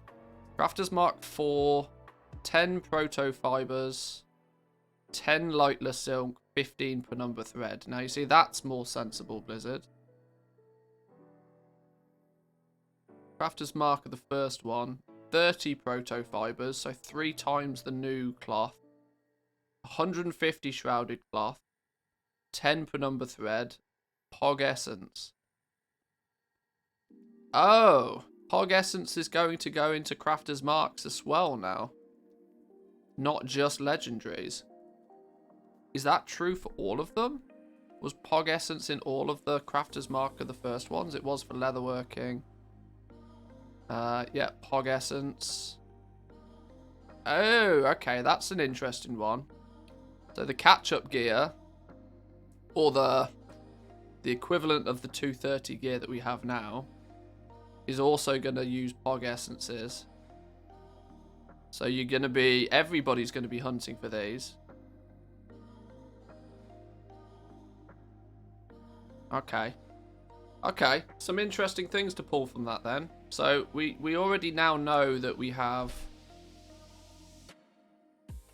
one new material of each type, right? So Pog Pelt, Silken Threads, no, what were they called? God, new names. Pog Ores, Pog Essence, Proto Pelt, and Silken Protofibers. Alright.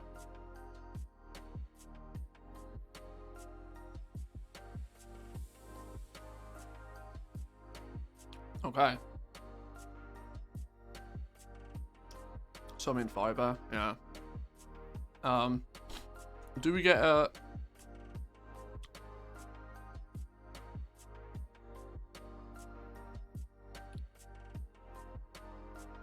I'm gonna have to read all of this in detail at some point to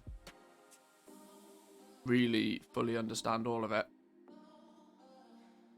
Some light bedtime reading. Item effects. Item effects. This is usually a good way to find out what these things actually do. Cosmic healing potion. No. Allows you to crystallize enhancements from consoles. Crystallize enhancements from consoles. Sounds very Reforgy.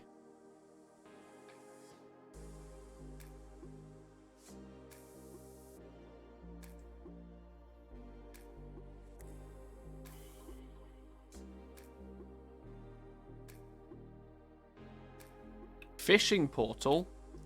Create an opening in the membrane of Zerith Mortar's waters, which can be used to lure creatures to that location for 30-yard range, 15-second cooldown.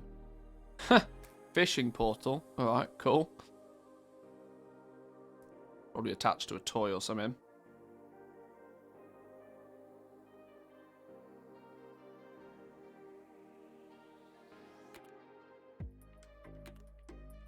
Magically regulated automa core. Your abilities have a chance to spawn an unstable automa core, which detonates after 4 seconds, dealing cosmic damage and healing. This sounds very much like what will be the effect from attaching one of the magically automa core things that engineers make. So is that going to be one of the... That's going to be one of the optional reagents to give your abilities a chance to, you know, do AoE damage by the looks of things. I would guess.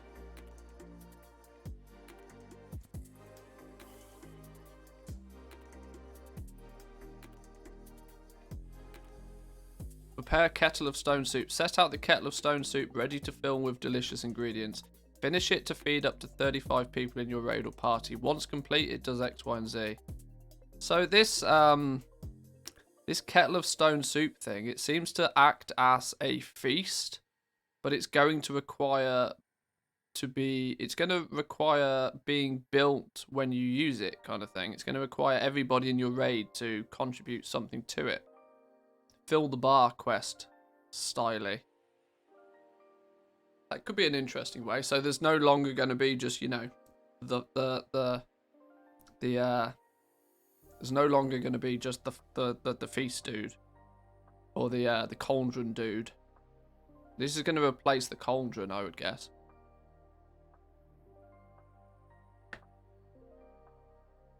Because the cauldron dude being responsible for giving everybody a flask is a bit gross. But if somebody turns up with a kettle of stone soup and then everybody fills it, and then if it gets filled, then everybody gets the buff. Puts a bit more of a requirement on the rest of the people in your raid to, you know, actually contribute.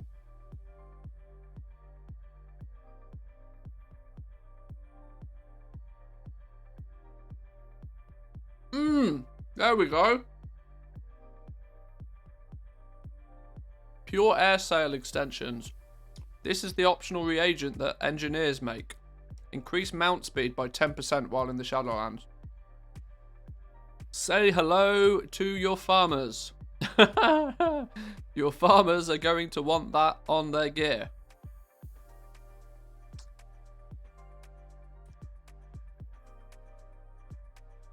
This could be interesting if you can. If this is an optional reagent, that instantly gives engineering a lot to talk about.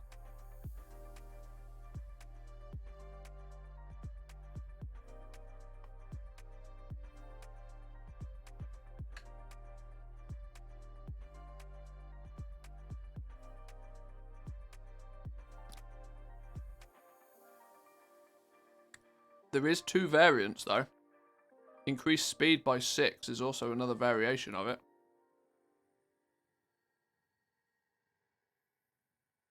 Likely bind on pickup. The yeah, probably. Raw speed. Increase your movement speed in outdoor Shadowland zones by 10%. Increases run speed. Stacks. Let's consider that. Increase run speed. Stacks 10% a time. Increase mounted speed 10% a time and stacks. Yo, you guys want yourself a speed build? You want yourself a speed farming build? Speed skinners? Take skinning and engineering. Stack up the speed. Only in outdoor Shadowland zones. Oh, here we go. Teaches you how to craft. Crafter's marks are the first ones. A very powerful option reagent that sets the item level to 263 and makes it unique equipped and require level 60. So our 230s are going to become 263s.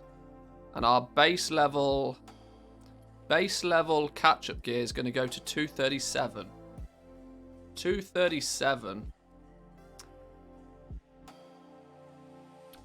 And our optional reagent that increases the item level of a legendary base item by the equivalent of 3 ranks.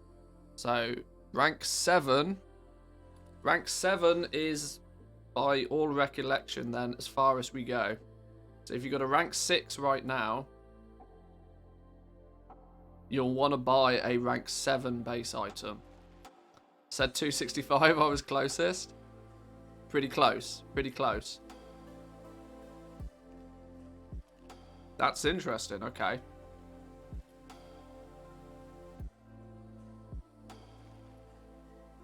Starting to build a picture of how this might work now.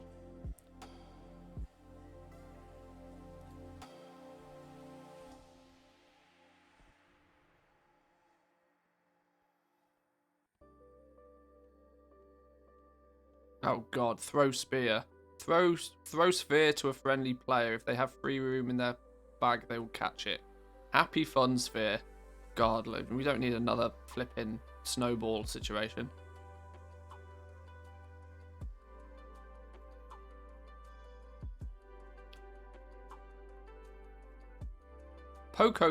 Enhances Poc's ability to locate hidden stashes and increases the treasure found within.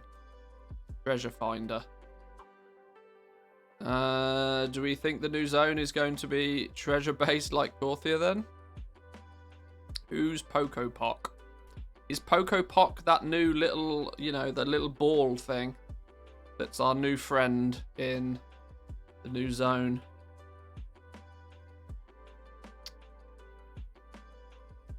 But what item level would rank 7 be? What have we got now? 262.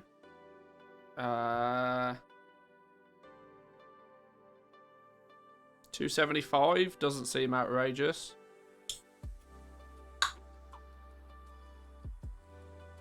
Although 275 is likely to be, it's going to be 5 levels higher than whatever the new mythic gear is, really, isn't it? Rank 7's, I think if we only get one rank, it's going to be a significant jump up, actually. It could actually be quite a jump up, because it's got to be a higher item level than the best mythic gear that you're going to be able to achieve. 26 levels higher, 288. Yeah, it could be something in that ballpark for sure.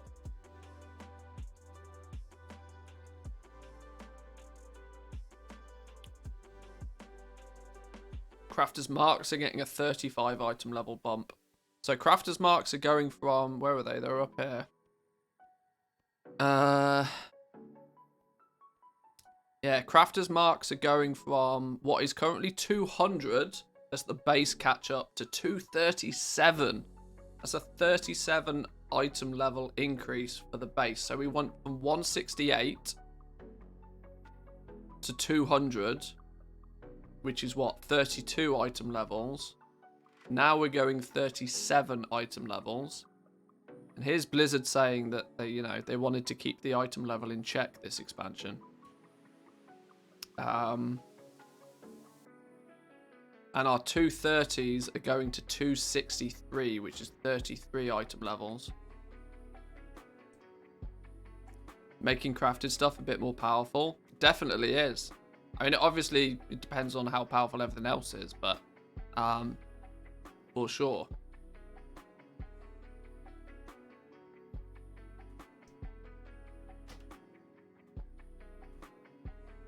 Anything else in here that jumps out at me? Sustaining armor polish increases the duration of flasks, elixirs, and food buffs by 50%.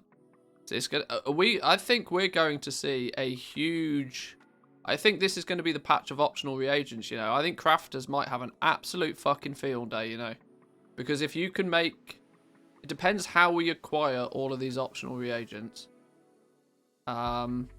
This is basically like being an alchemist without being an alchemist. And it's not exactly because alchemists get double the duration, but, you know, this is part of the way there. People might want... This might add a whole new layer of crafting this gear, right? So instead of just mass crafting, what's going to be... Where's it gone? Instead of just mass crafting this stuff... No, this one. Instead of mass crafting 237 gear, or Crafter's Mark 4 gear, the basic stuff, which is what our 200 is now, instead of just mass crafting this and hoping for the best, there might be a little bit more of a meta here that you'll be slapping in. Although your optional reagent is used up...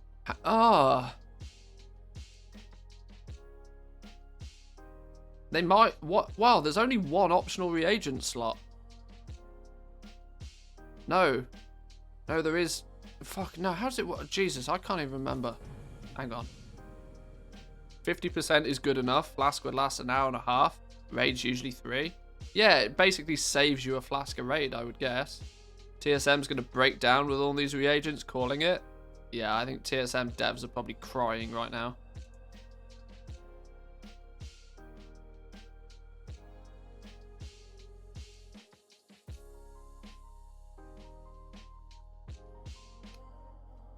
My game would decide to load, we might be able to investigate.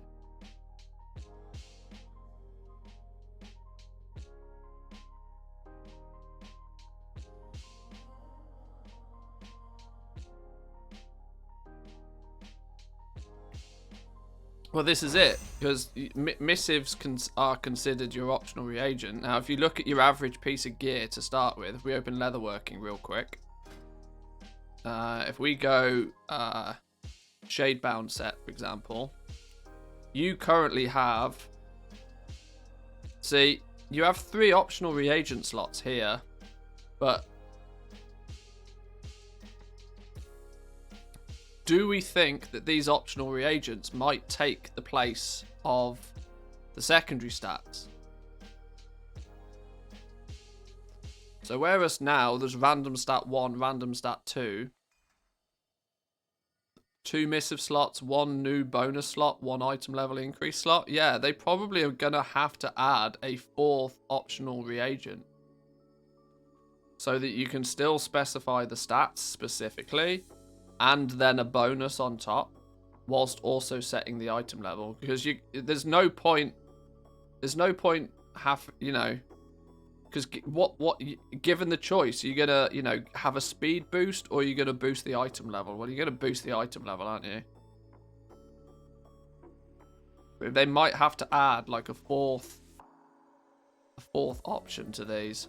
Obviously, jewel crafting's a bit different because jewel crafting, you know, the one secondary stat is specified by the craft in the first place. But even still, they might need to add an extra one if they're going to go what appears to be a very optional reagent-based system. Air sails, raw speed. We've seen a few of them. Sustaining armor polish. See if we can find any more. Yeah,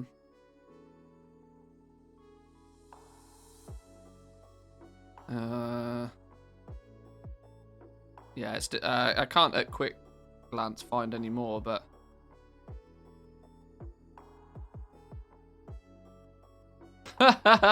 WoW's 18th anniversary. They're expecting to get to the 18th anniversary, look.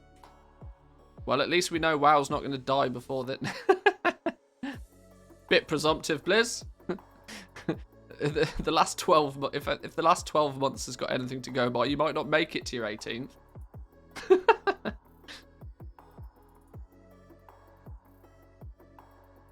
Alright, cool. Okay.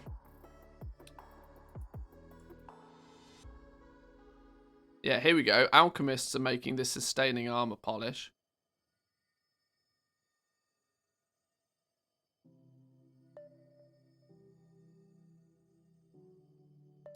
So is this maybe... This has got to be... Yeah, the...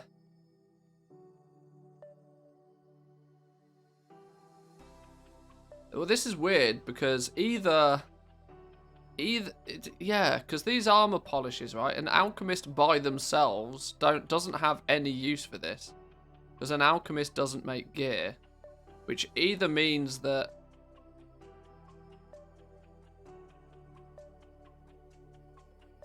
this could get really messy. This could present a situation where, because you know how crafters marks right now are bind on pickup. If these optional reagents are also bind on pickup, you're going to have to pair... Let's just take blacksmithing for an example. If you want to make blacksmithing gear with a variety of different optional reagents attached to it, you're going to firstly need multiple blacksmiths, and you're going to need to pair them with secondary professions that can make the different optional reagent. So you'd need a blacksmith that is also paired with an alchemist to get the, you know, the alchemy buff on plate gear. You'd also need a blacksmith that is then paired with an enchanter to put the magically regulated autonomous core onto plate gear. This is the one that gives the gear the ability to do a small AoE damage. You'd then need a blacksmith that's also paired with an engineer, so you could make plate gear that has the pure air sail extensions on it. Let's really hope that these optional reagents are bind on equip. Or even if they're not bind on equip, bind on account. Bind on account would be a happy medium, because it means then you can't sell them, but you can craft them and send them to your alts for the use of crafting. Zanzafal's 50 alts is big brain now. It could be. It could be. They must make these optional reagents bind on equip or bind on account. One of the two. They make these bind on pickup. I mean, I wouldn't hate to see it. I wouldn't hate to see it, because it almost means that you have to pair up your two professions and you then offer something that everybody else cannot. It's a barrier to entry. It's a limitation that I wouldn't hate to see it. It will just annoy people on its implementation. Because what if you're a plate wearer and you want some plate catch-up gear, but you want to build a speed set out of it. You want to go zoom. You're going to need to buy the plate gear that's got the air sails on it for zoom speeds. Now, only a blacksmith that is paired with an engineer would be able to make that for you. It does mean that those bits of gear might, you know, barrier to entry, less competition. I wouldn't hate, yeah, thinking about it, I wouldn't hate, it would be annoying, but I wouldn't hate to see these bind on pickup. It'll hopefully mean that there'll be less competition being able to craft those exact combinations. TSM is going to absolutely melt with this, by the way. TSM is going to absolutely melt. Like, valuing these items is going to be super difficult. Offering, yeah, specialized crafters. I'm a blacksmith and I'm also an engineer, so I can make you speed plate gear. Only that exact combination of professions would allow you to do such a thing. Could be quite cool. It's going to be interesting to see what, you know, how they play with these. Time to level up some alts, yeah. So engineer paired with blacksmithing and then one paired with alchemy. Well, you'd need a combination. Like if you wanted to, in theory, let's just you know, do some speculation now. If you wanted to be a blacksmith primarily and you wanted to sell item level, you wanted to sell catch-up plate gear. So 237 basic pieces of gear plus the, what did we say? What did it end up being? 263? Let's see if I can start remembering some of these numbers. Reading. 263. So if you want to make 237 and 263 crafted gear on your blacksmith, you could potentially need like 3 or more different characters all with blacksmithing to be able to make a bit of everything. You'd need a blacksmith paired with an alchemist. You'd need a blacksmith paired with enchanting. You'd need a blacksmith paired with engineering. You'd need a blacksmith paired with jewel crafting. You'd need a blacksmith. You know, you see the list goes on, right? If they make these bind on pickup, we don't know what this harmonizing stone does yet, actually. Devourer essence stone. I hadn't worked those out. These are also optional reagents. Oh, I think I like this. I almost want them to be bind on pickup now, you know. I think I like this. Specialized crafters is cool. It just does nothing more than increase the value of every item.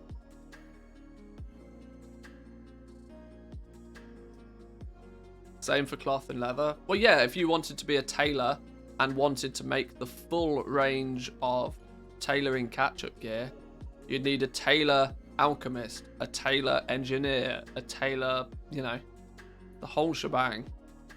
It means if you want a very specific piece of gear, there's probably not many people out there that are going to be able to even make that.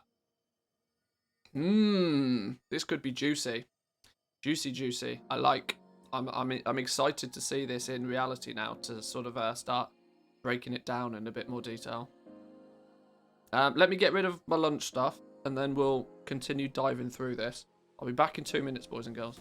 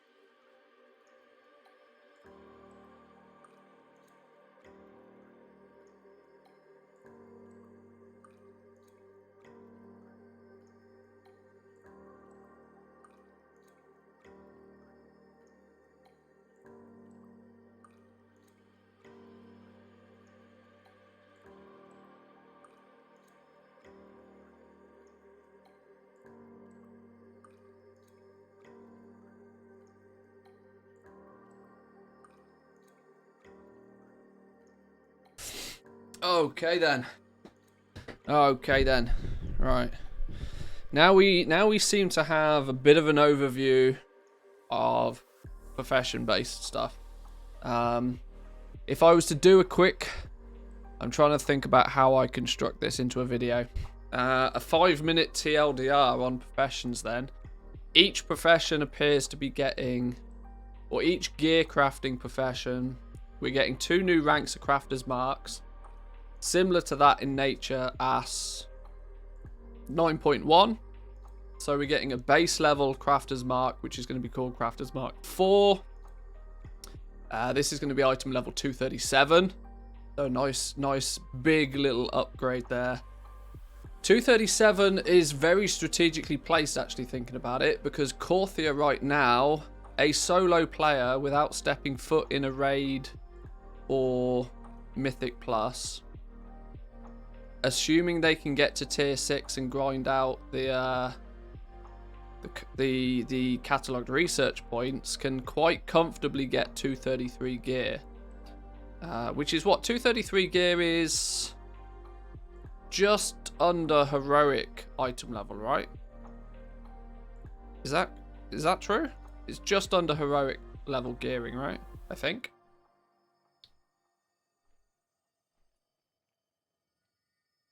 So you're going to make the basic crafter's mark gear at 237. Each crafting profession's getting that. You're also then getting a step up one, just like we have crafter's mark of the chained isle now. We are going to have crafter's mark of the first ones, which is going to be 263. Chunky. 233 is normal. Oh, okay.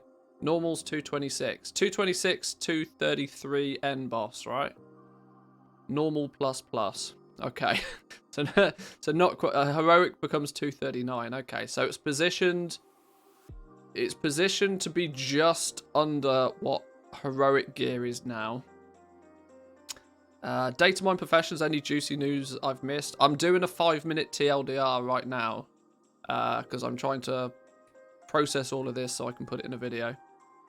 So each crafting profession is getting 2 new crafters marks, one at 237 and one at 263. It's going to work in the same way as it does currently, where you can have one that the 237 gear, you could buy an entire set of it.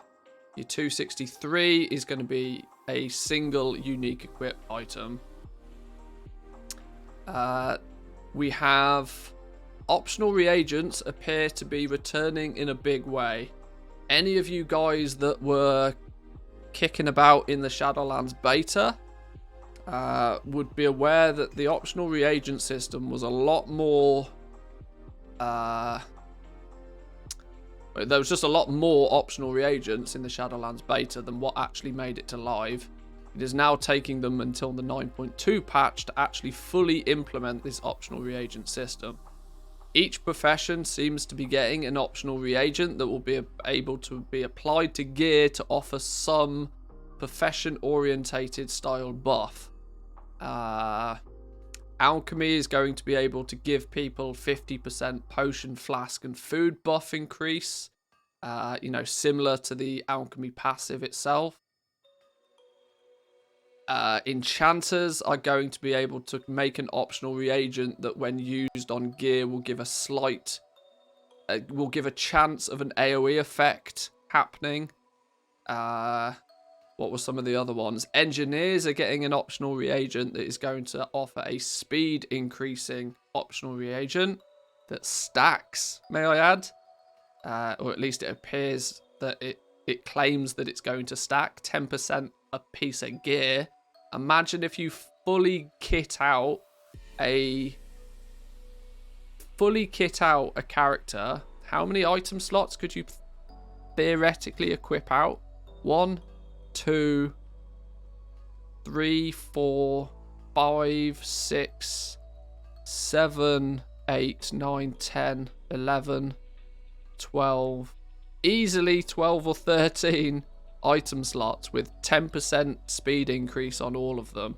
Speed, you could, if you're doing farming, you're probably going to build a Shadowlands speed set. That's definitely going to be a thing. I have no idea how that's going to work in PvP. If you've got people running on foot as fast as people are mounted, that's going to be ludicrous. But we'll see. We'll see how that plays out. That could be fun. So optional reagents are going to be built upon quite heavily by the looks of things. That's just a profession side of things. From a material perspective, we've got new materials. We've got one new cloth, Silken Protofibers. Silken Protofiber is a new rare cloth that will presumably come from Zereth Mortis. We have Progenium ore, or I'm going to call it Pog ore. Pogo for short. Pog ore, which is going to be the new ore from the new zone. We've also then got the Protogenic Pelt. Proto Pelt will be the new leather. So each new sort of class of... So there's going to be a new cloth, a new ore, a new leather. The new herb is called, what was it? First herb or something? First flower. First flower is going to be the name of the new herb. So each category of material is going to get a new material, which will be presumably only available in the new zone. Pogo and Pogor, yeah. we thought Pog fragments was we ain't getting Pog fragments, but we are getting Pog extra. No, Pog essences we're getting this time. Corthite Crystal 2.0 is going to be Pog essence. Progenitor Essentia is its actual name. It's going to be Pog essence. Blizzard are going to change these names. I can guarantee they're going to change these names before it goes live because they're too much of a tongue twister for anybody. Even native English speakers can't say these flipping words. For anybody that has English as a second or third language, I'm sorry. I'm sorry. Blizzard is not doing you any favors. So yeah, there's a few new reagents to go along with, new materials to go into crafting, new crafter's mark gear, new Corthite Crystal, which in turn will make a Vestige of the Eternal, a new legendary upgrading optional reagent, similar to that as a Vestige of Origins of today's age, but instead of upgrading a base item 2 ranks, Vestige of Eternal is upgrading an item by 3 ranks. So straight out of the gate, there'll be no rank 1 hell anymore.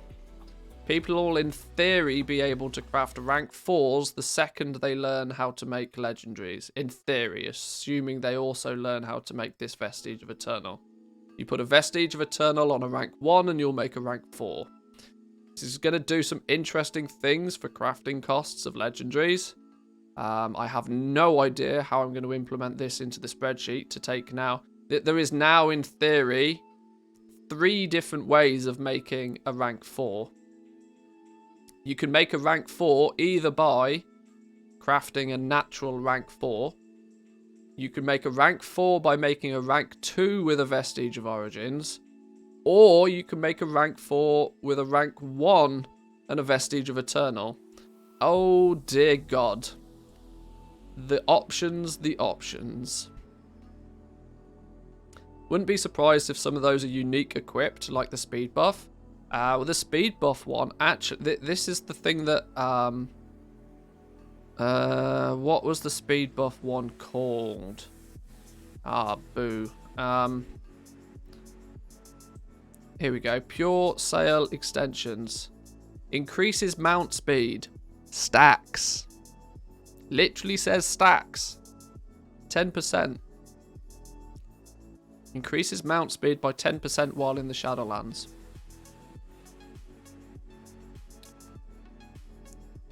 Increases speed by 6.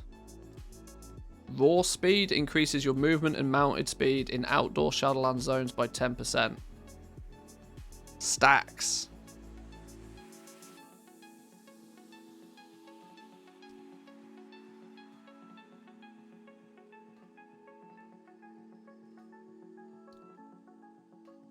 Buying cheap nightshade as you speak. Yeah, this is one thing to note. We might see who remembers what happened to Anchorweed when we got patch 8.3. Let me see if anybody out there remembers what happened to the price of Anchorweed when we got 8.3. Bearing in mind that up until patch 8.3, for the entirety of BFA, Anchorweed was obviously, you know, the rare material. We then got 8.3, and that gave us Xanthid, and all of the herbalists went into Najata to start farming Xanthid. What happened to the price of Anchorweed? Considering that Anchorweed was still needed in all of the flasks in 8.3, you just needed additional Xanthid as well. Anchorweed price went through the roof. Sky high. It made me money. Yeah, see? See? People remember. Look at what...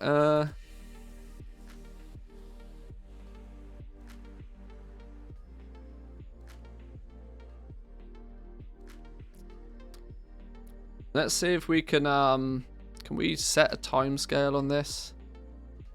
I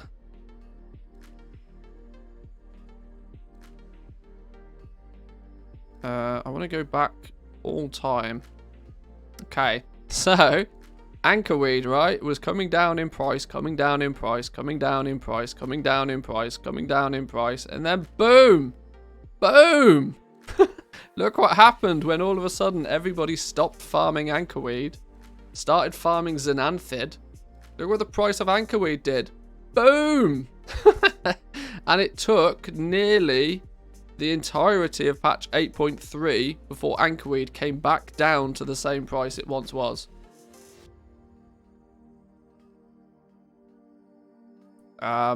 So the speculation is Nightshade might do something similar.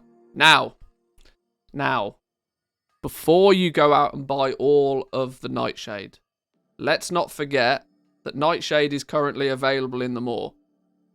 Nightshade is available in Korthia. There's a strong chance that the new zone will also still offer Elythium and Nightshade. Too late, already put 30 mil on Nightshade. Nobody was farming it, spent a good 3 months flying around grabbing it along with Winterkiss. Yeah. We can already see that the new where is it? Yeah, Crafter's Marks using Alchemy. First Flowers, Nightshade. 25 First Flowers, 5 Nightshade. Infusion Corpse Purification.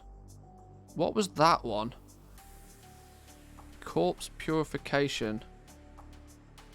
What? That's another optional reagent, but what the fuck does it do?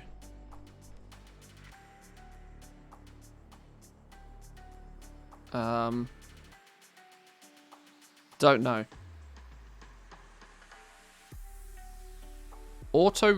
Recreation allows you to reconstruct yourself upon death in outdoor Shadowland zones with 25% health and mana. This effect can only occur once every 60 minutes. That's got to be a optional reagent thing as well. I think we're going to get a whole stack load of optional reagents, you know.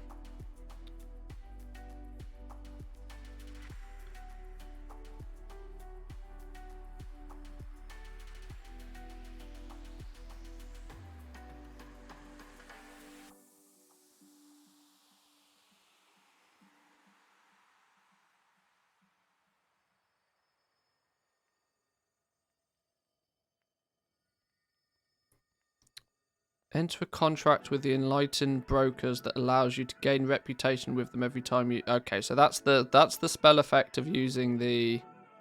That's the spell effect of using the contract. Cosmic Boom. Your damaging abilities have a chance to unleash a blast at the target, dealing 0 cosmic damage, approximately 1 proc per minute. This is the optional agent that comes from enchanting, I think. Cosmic Proto Weave. This is probably the optional reagent that tailors get to make then. Taking damage has a chance to trigger the infused cosmic energy, healing you for what will presumably be a value at some point. Yeah. Optional reagents. Boom. Big. Just spend 54k on it. Can use it if I don't sell it.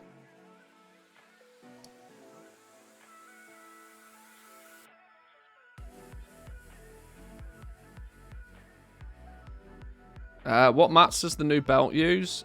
We haven't been able to make any heads or tails yet of how we make the belt. The only information we know is that we acquire this belt. We don't know. Or I've not found out yet. We've not found out yet. Devouring Essence Stone. Slain enemies increase your highest secondary stat by a number for a brief amount of time, stacking up to 10 times. So there we go.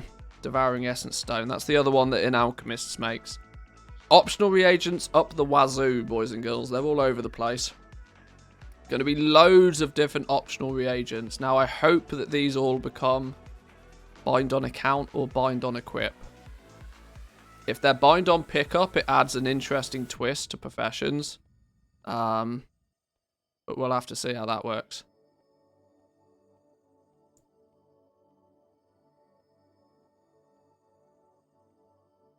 Greatly reducing fall damage taken in outdoor Shadowland zones. Dimensional Translators.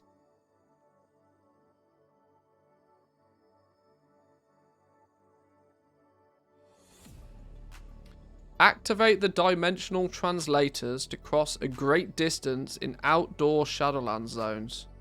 1.5 minute cooldown.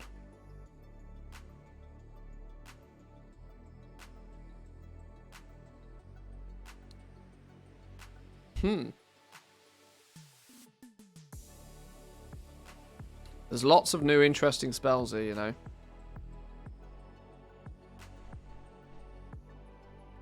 Of which a lot of them feel like the effects of an optional reagent on a piece of gear. Is the Wazoo a tributary of the Amazon River? Yeah, maybe. It's one of those phrases I use and I don't really know where the phrase comes from or really what it means, but... Oh! Grants all conduits for your class or upgrades all conduit item level 1 step. All conduits. Grants all conduits. None of this one at a time pissing about. Grants all conduits for your class or upgrades all conduit item levels by 1 step.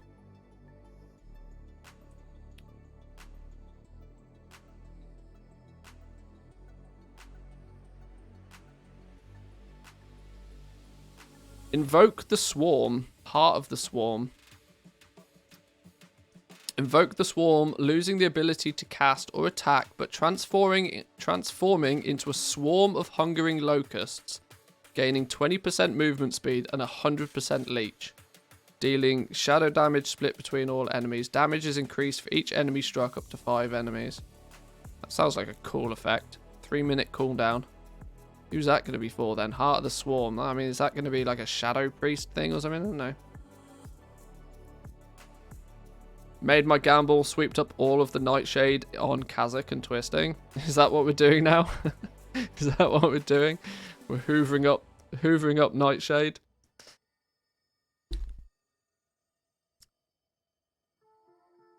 You're right, actually, that could be a Torghast power, yeah.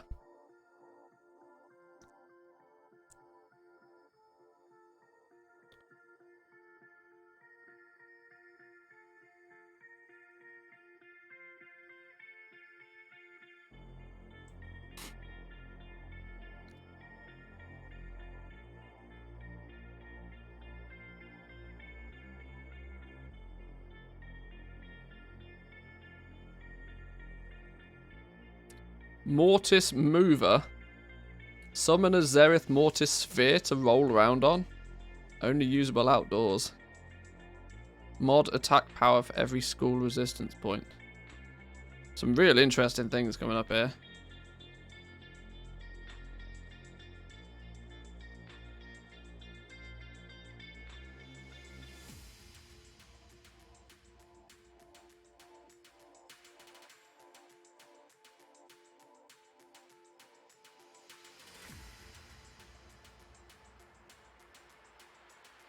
Well, okay. Without sitting here just reading or trying to read and absorb everything, there's some good stuff for professions by the looks of things.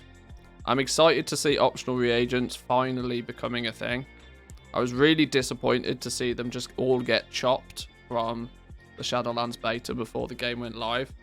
It's nice to now see that we're getting them back again. Nothing really here that I wouldn't have been able to predict. Like, getting 2 new crafters marks, it just makes sense. Getting a new legendary, Vestige of Origins 2.0 makes sense. It does seem to indicate that we're only going to upgrade to rank 7. It feels like there's only going to be 1 new rank. Presumably, though, that rank is going to be a sizable item level increase. Maybe this is because they looked at rank 5. Yeah, I was just about to say it's maybe because they looked at rank 5 and realized it was fucking useless. Like, rank 5 just didn't need to exist. So they're just gonna scrap, you know, having 2 ranks, one being Dum-Dum and one being the one everybody wants, and just, you know, 1 new rank, rank 7. You use a Vestige of the Eternal on a rank 4, and you make a rank 7. We'll have to, well, I could probably start spreadsheeting this, because we now have an understanding of what's going to happen. Obviously, having the spreadsheet stuff subject to change. The Silken Protofibers 80, Lightless Silk 50, Penumbra Thread 25, and Pog Essences times 2. So how does that compare to... If we go... Where's our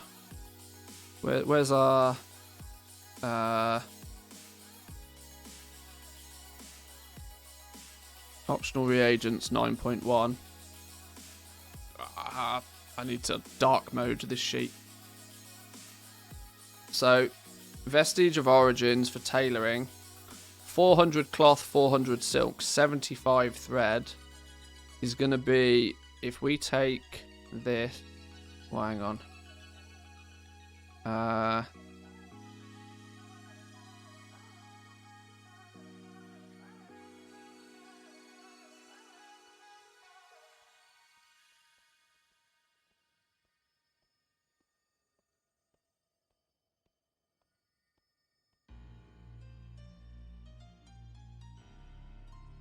So we can already say that,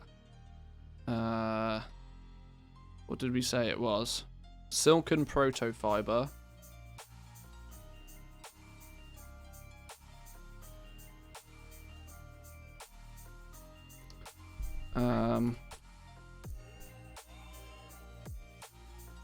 Hang on. Did I spell fiber with a PH? What a donkey. Protofiber times 80. Lightless silk. Did it need lightless silk? 50 lightless silk. 25 thread. And what are the name of these things? Progenitor S. Fucking hell.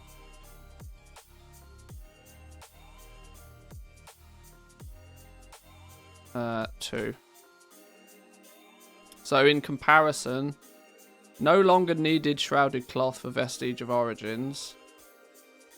The amount of lightless silk has been drastically, I think they might have learnt their lesson, drastically slashed.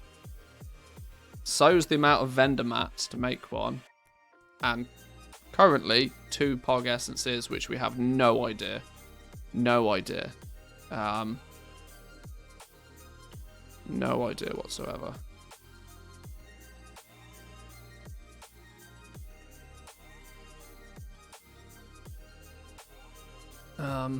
We know that this needs to go over here on a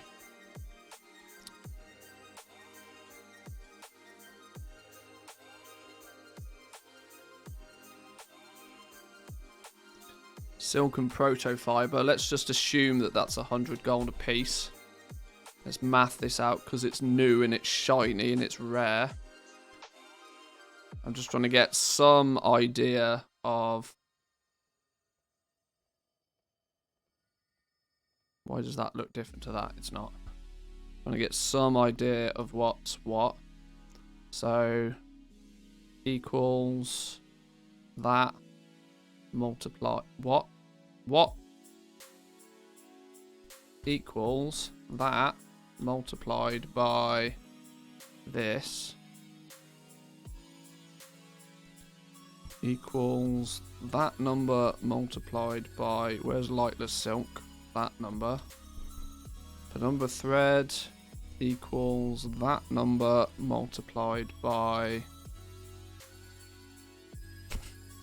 vendor maps. That number. Pog essence. We need to add Pog essence onto our list here. Let's just say a Pog essence is 5k. Because we're going to assume they're rare.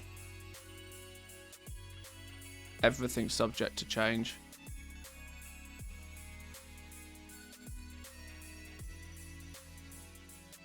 Zerith Mortis. Is that what the zone's called? I'm going to assume that's what the zone's called for now.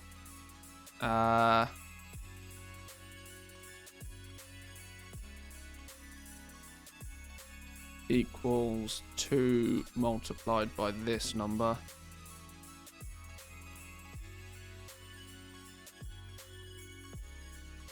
So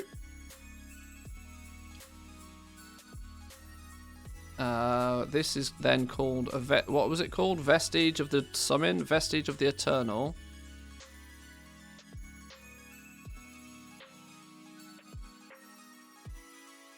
Vestige of the Eternal plus 3 ranks.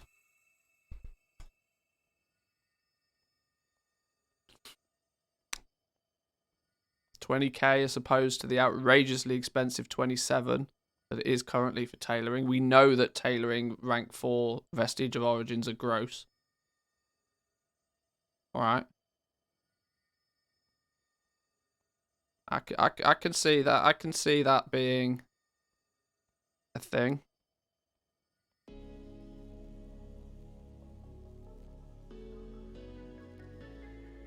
I want to know if I can finally get penguin hunter pets. I would like penguin hunter pets, actually. Go all happy feet on this, yeah. That could be cool. That was tailoring. Should we do a quick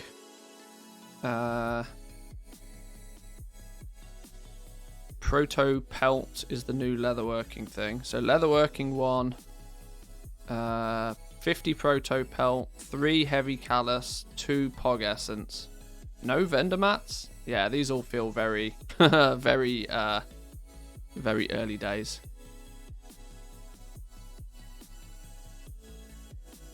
So what was the protogenetic pelt? Protogenetic pelt, heavy desolate leather, and what was the other thing? Oh, Pog essences.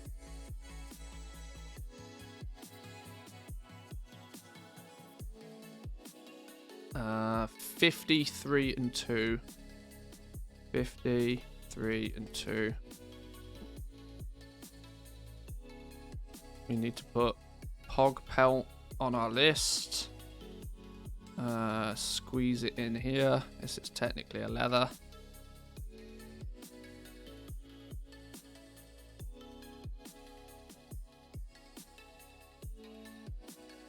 A Pog Pelt. I can only speculate that it's going to be somewhere in the region of 500 gold a piece because it's probably like heavy callous hide.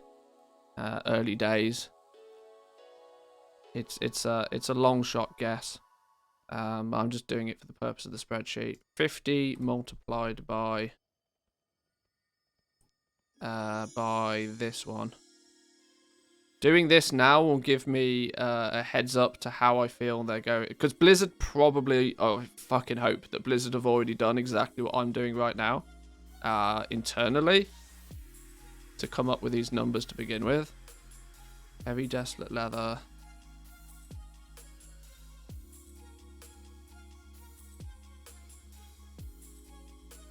It's not Heavy Desolate Leather, was it? It was Heavy Callous Hide.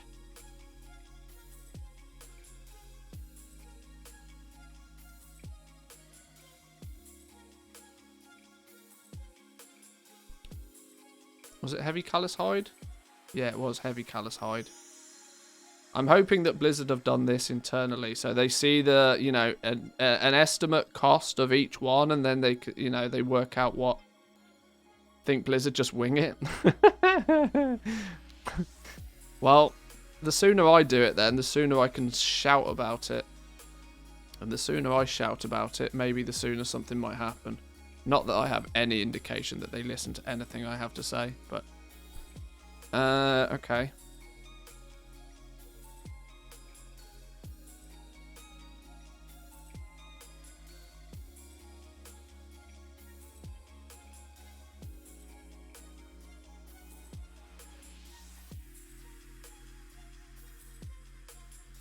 Okay, Pog Pelts are not probably not going to be that expensive then.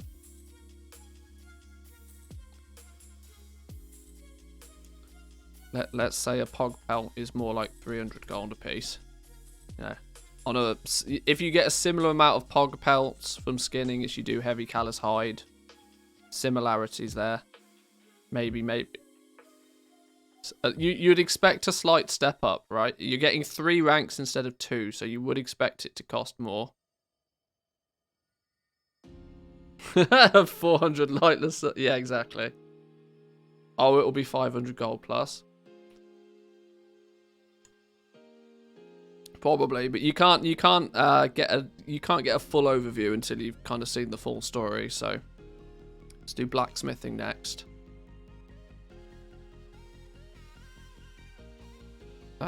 What's the blacksmithing one? Claim to need. Pog ore, Shadowgast ingots, and Pog essence. Pog ore.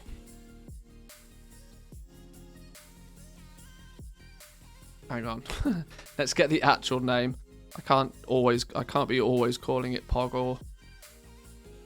Progenium ore. 40, 15, and 2. 40, 15, and 2.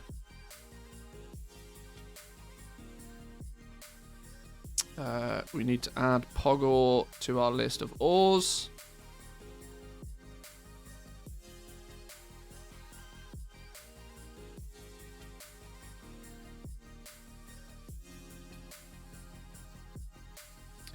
And let's go by the assumption if currently Elysium is like 80 gold a piece most places, Pog ore is probably going to be 120. Just because it's new and shiny. Equals that, no. Equals that number multiplied by Pog ore. Equals this number multiplied by Shadowgast ingots. Equals this number multiplied by Pog essence. And then we have a sum.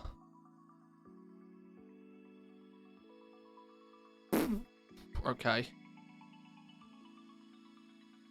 either this is either my estimation on Pog Pelt is expensive, or my estimation on Pog Ore is cheap. The fact that you've got, but you can see how the similarities are, right? If you take out the new material from all of these, and you can take out the essence because it's an equal variable. The actual old world materials needed to craft each of these kind of balance out, right? About 1,000 gold of Shadowghast ingots, about 1,000 gold of heavy callous hide, I mean it's more than, but about 1,000 gold of current materials. So the value of this and the Pog essences doesn't really matter because it's in equal quantity, so it's no longer, it's a fixed variable. That's the word I'm looking for.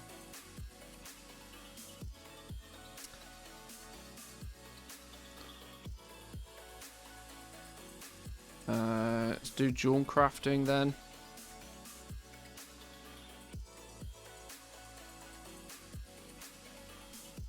Jewel crafting, how are we making these things with jewel crafting? I think it was basically the same, but new vestige of the eternal. So rebirth, torment, servitude, essence, valor, pog ores, and pog essences.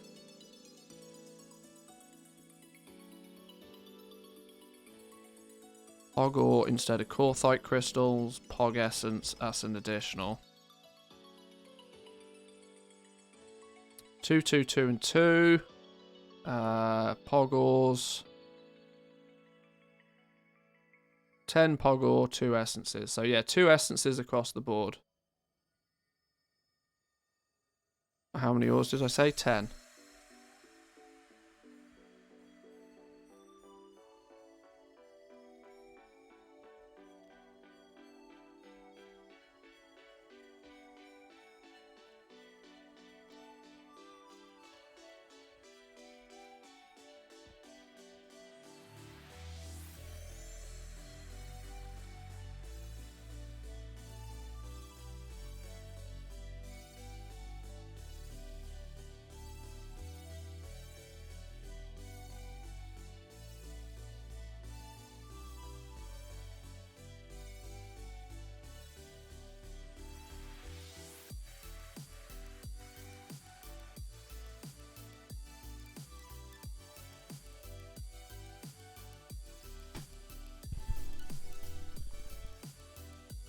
I remember you saying something about conduits whilst reading the 9.2 stuff for some minutes ago. Can't find it on the MMO thing.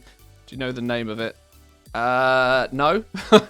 But what I said was that it appeared there's going to be an item that increases the item level of all of your conduits, not just of one. It was grants conduits. It's just a spell. Grants all conduits for your class or upgrades all conduit item levels 1 step. It's just a new spell. Don't know what causes the spell. We don't know what triggers the spell. Whether it comes from an item or what. We don't know yet. But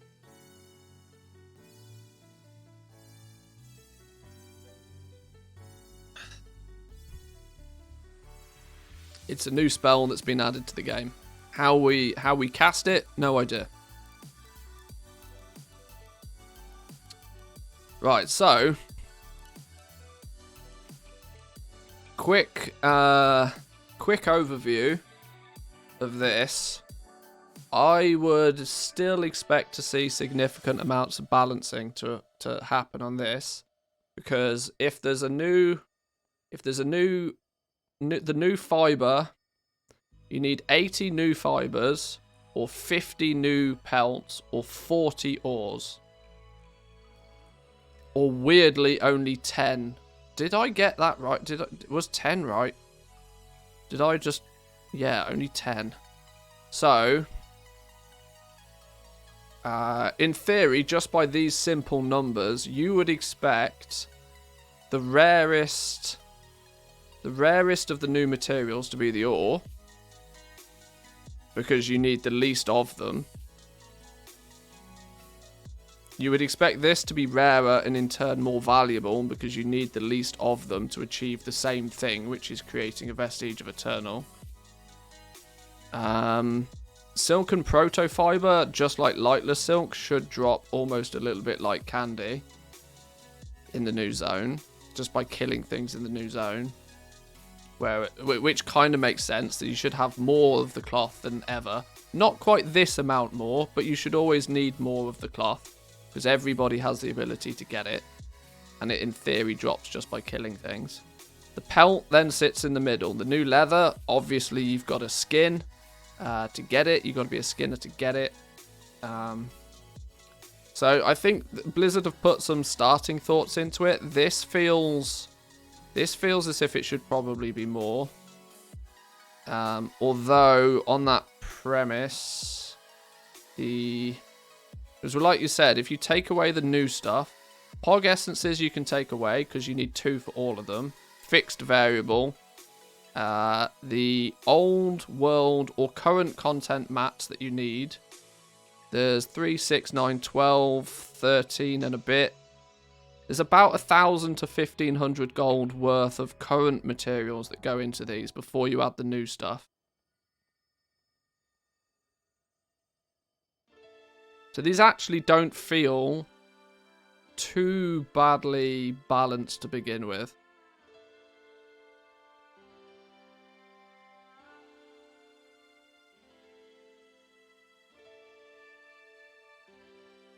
No new essences from the new ore.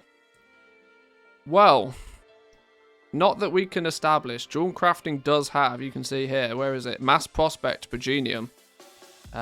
Prospect multiple batches of progenium ore at once.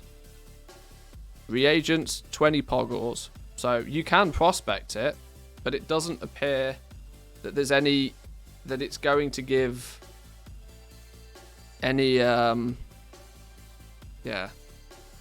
We don't know. Can be mined from deposits and elementals found in the most rugged and dangerous areas of Zereth Mortis.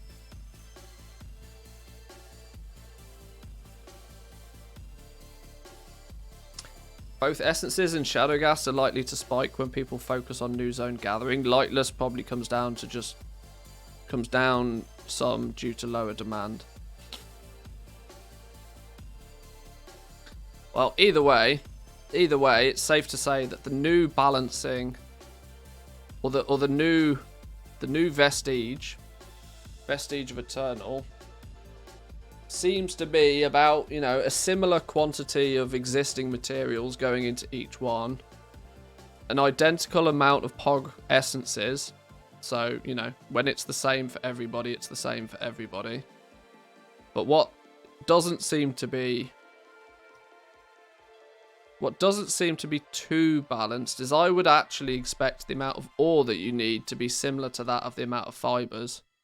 Because, you know, everybody's going to get these anyway. But you got to be a miner to actually get the ore. Yeah, I don't know. It depends how... If the zone is absolutely full of beasts, then the pelt might be really easy to come by. This feels low, though. This feels very low. I think they'll up this one. This one's going to go up by a bit. Because you're going to use... And it's weird that tailoring is still, once again, the only one that needs... The only one that has a vendor mat in it. Doesn't just... It's like, at this point, just get rid of it. But I think that these... There's some work to be done with this, because you're gaining 3 ranks. Which in turn means that I would imagine that these should be arguably 50% more expensive than a Vestige of Origins is to craft.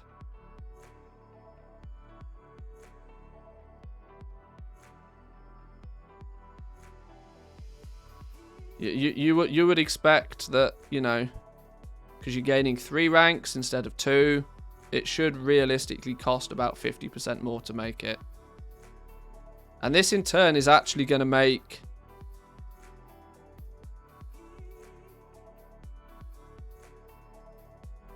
I mean, the thing will be is how many Pog essences do you need? This number's actually the one that's probably most likely to change. Because it's going to to make an essence 5,000 gold a piece, They're going to have to be really quite rare. Like, really quite rare. If you compare it to some... If you compare the rarity to that of Korthite crystals, you would imagine that you're going to need a lot more than 2 of them. Especially since the new Crafter's Marks also... The new Crafter's Marks are also using these Pog Essences. Who knows? Who knows? We'll have to see it in practice. We'll have to see it in practice. But, I mean, the fundamentals are there. The fundamentals are there. Is this the belt raging stream like on Reddit? Yeah, I'm sure Reddit's having a field day with that belt. I'm sure they're having an absolute field day with it.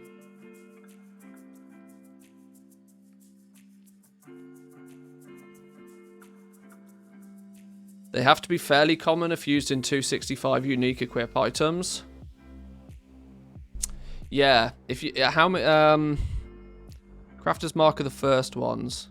Yeah, you need a single one for a single one, so you need 1 per piece of gear.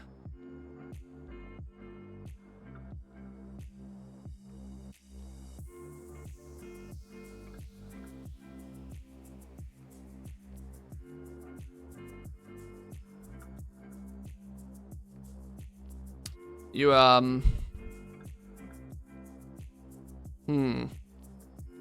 Poor guy spent a ton of gold powering plate belt to rank 4 so he could mass sell plate belts in 9.2, and the belt was announced. Well, luckily the Shadowgas belt sells a lot already, so he'll make his money back selling rank 6s between now and 9.2 anyway.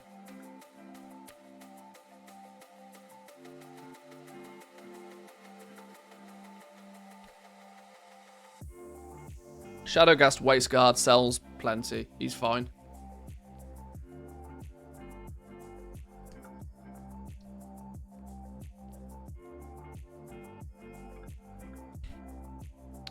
Okay, I've just realised I've put this at the end of this when in theory I should probably have just done a new. And I need to make a better solution for these optional reagents. I think at this point, now that we have so many, I need to make this actually the Vestige comparison sheet. And then we need another sheet for the Crafter's Marks, because there's fucking too many of them now. Because Warrior Masterclass? Yeah, Warriors use the belt, don't they?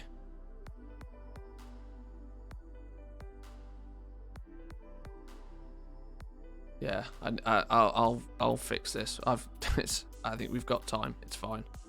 We've got time. Okay.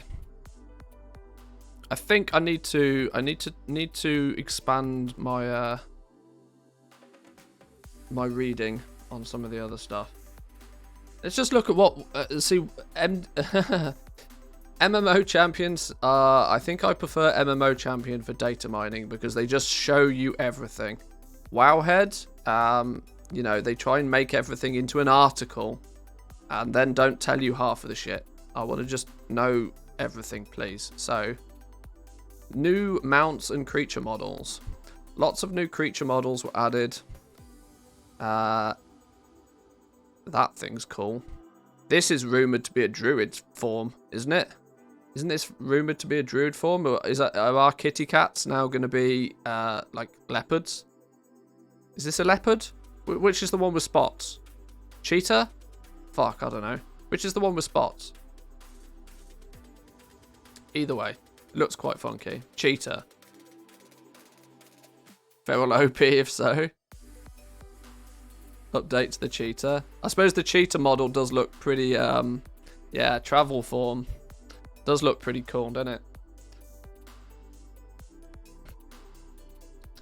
I was hoping for a new hunter pet. I mean, hunters are not that OP that they get to have druids as pets. Give druids some credit. Just because everything's a hunter weapon doesn't mean we get to claim other specs as our pet. Relax now.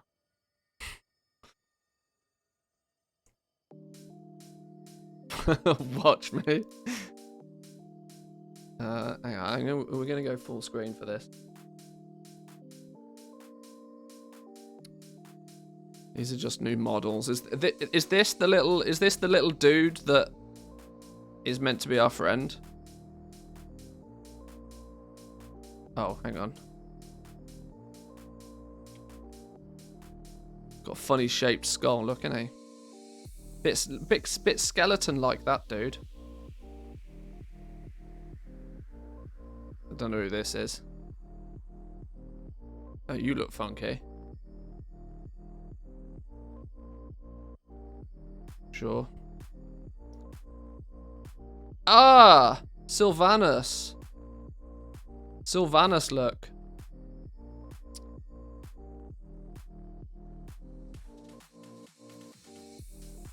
How much nightshade is used in the Legos? I don't think nightshade is used in the Legos at all. Herbs don't go into Legos.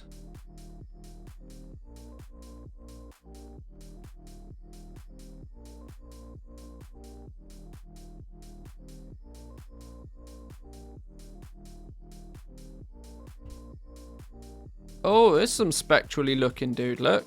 This is quite cool. Starry bones. See, why is this not a mage transmog? Why is this not a mage transmog? If I could make my mage look like that, I'd be happiest pig in shit.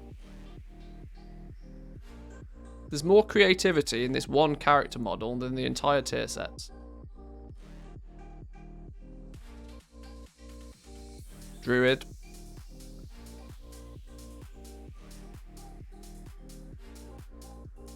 What is it used for? Nightshade primarily goes into flasks. The big thing is flasks. What is it? 50? Is it 15 nightshade? And it used to be milled en masse for Tranquil Ink,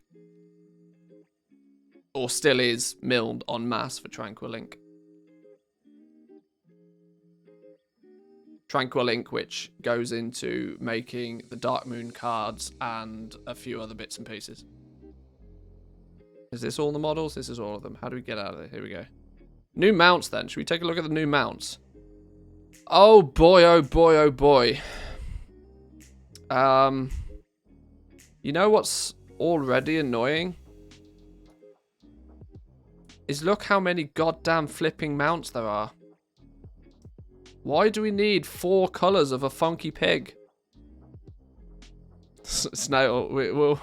Alright, let's go through them then. What is this thing? So this is looks like some this is similar to the Moor mount, isn't it? And then there's some recolours of this. There's a couple of colours. There's a red one, a golden one, and a green one. Guess we're gonna be mount hunting next patch. Probably. More rats. Oh, and a purple one. Okay, so we've got 4 reskins of this model. Oh, no, make it 5. Fuck me. 5 little of those. This is like the Spidertron thing. Spider with 4 legs. It's not really a spider, is it, if it's got 4 legs? Some sort of arachnid mount. Flying spider. Yeah, I think this is the one we saw in the little video. I think this is the one from the video that's going to be able to fly. This is the store mount, right? A reskin of the store mount. It's that blue thing from the shop, right? I think.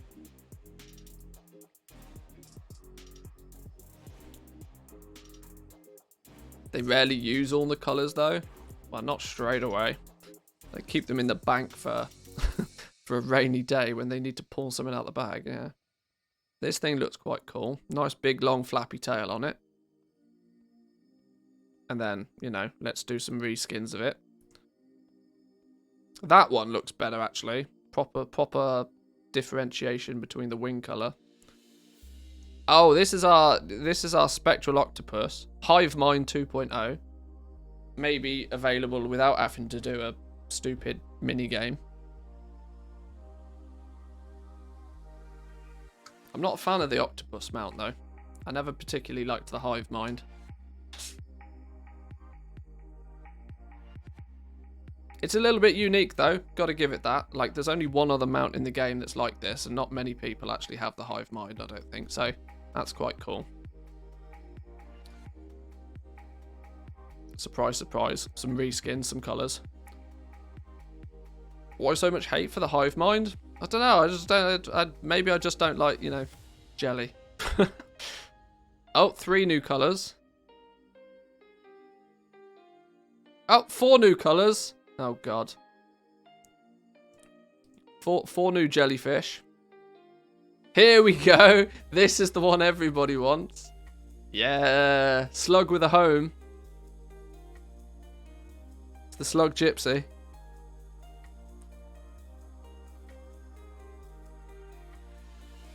He looks quite cool though. He's got a funky hat on. That's what I like. I like his funky hat.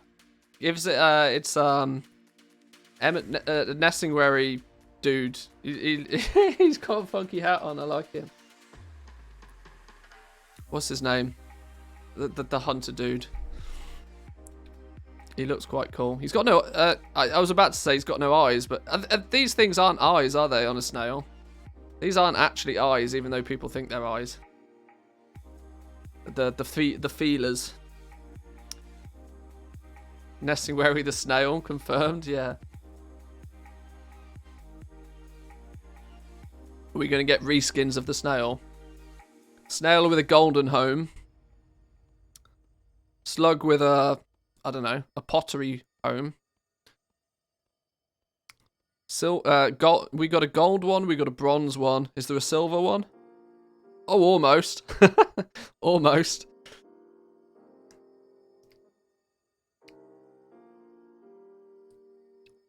Don't get why you like this there. I couldn't care less for it. It's just a cool new model, isn't it? You know full well it's got the same skeleton as the Wiggly Boy. Probably with just, you know, a reskin. But he looks cool. You know what would be really better is if you're riding this and if you touch somebody, they instantly go to 1 HP. That should be, it shouldn't kill them because that's a little bit too OP. But if you run over somebody with the slug, they instantly go to 1 HP and have to heal up. Hope it goes at RP walking speed. Like the TOT snails, exactly like the TOT snails, yeah.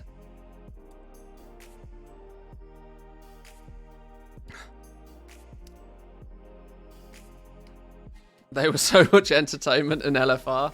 Oh, it was so much fun watching the tanks zoom in and then just get one shot. It was such a cool mechanic.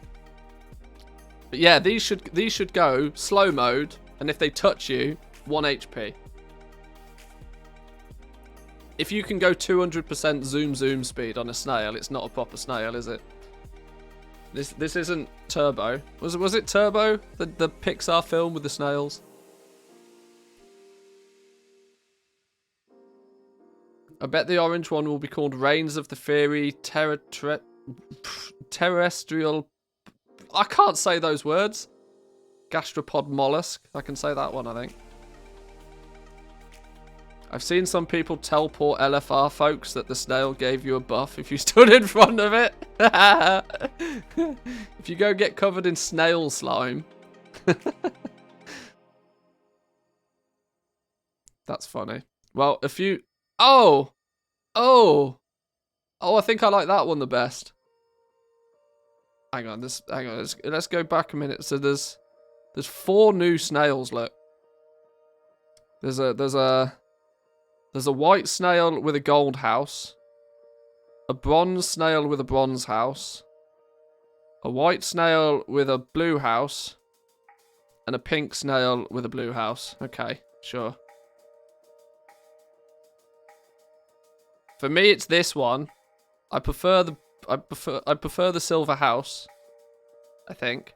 Although it's annoying that the gem on the side of them's the same color every time. It's always a green gem, and in his hat, look, it's always a green gem.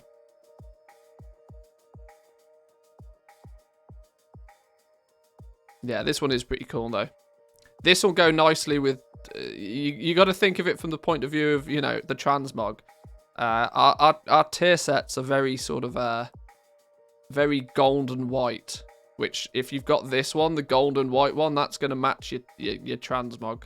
Probably the best though. Let's take a look at the spiders. We got some actual proper spiders. Arachnid mounts. A couple of reskins of those. That's a cool one. I like that one with the white tips on the legs. That's my favourite spider. I mean, I don't like spiders. I don't want no flipping spider mount. People keep asking me why I haven't spent 2 million gold on the spider mount, and then because I don't want a spider mount. But if I was to randomly get one, then that's the one I'd want. I mean, another pony, a recolored pony, another colored pony, and another colored pony. Gulp frog. Just a bit of a stony frog. More stony frogs. Everybody's got these blue gems. Why have all of the mounts got blue gems? Green gems, sorry. Apparently I'm colorblind today. A bunch of frogs. Oh, a wasp. Ugh. What's with all the bugs?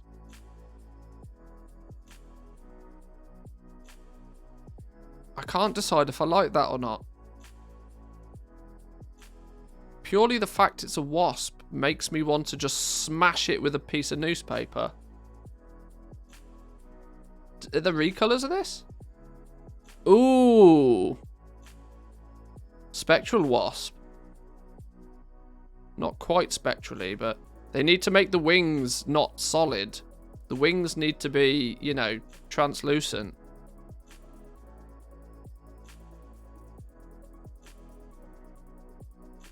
A pig?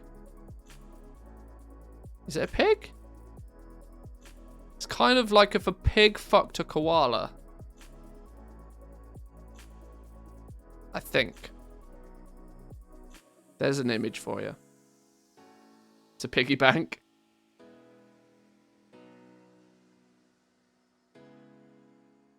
Is it a bear? Nah, it's not bear. Stupid green gem in its head, though. And surprise, surprise, recolors.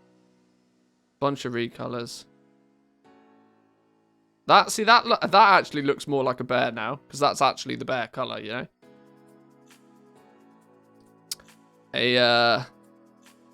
Odds on this being the PvP mount. This has got to be the Alliance PvP mount, surely.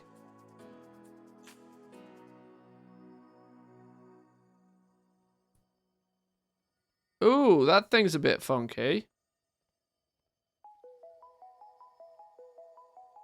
I know it's just a wolf, but something about that's quite... Although it kind of still looks like concept art. It doesn't look like an actual mount. Looks Pokemon-y. You're right, it does, yeah. Go, Spectral Wolf. Go. I choose you. They're also found on the Wazoo tributary of the Amazon River. Maybe. All of these mounts up the wazoo. You are actually right. It's true. Oh, okay. So here's the Horde PvP mount, surely. We're all on big-ass frogs again, apparently. These gulp frogs.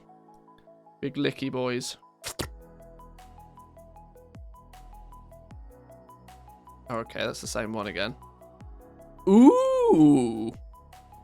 Ooh. I don't really know what I'm looking at, but ooh. It's the darken the darken famish things. These are the things we've been pew-pewing in the moor all day. Keystone Master. It's pretty spicy, that one. Probably Keystone Mount, yeah.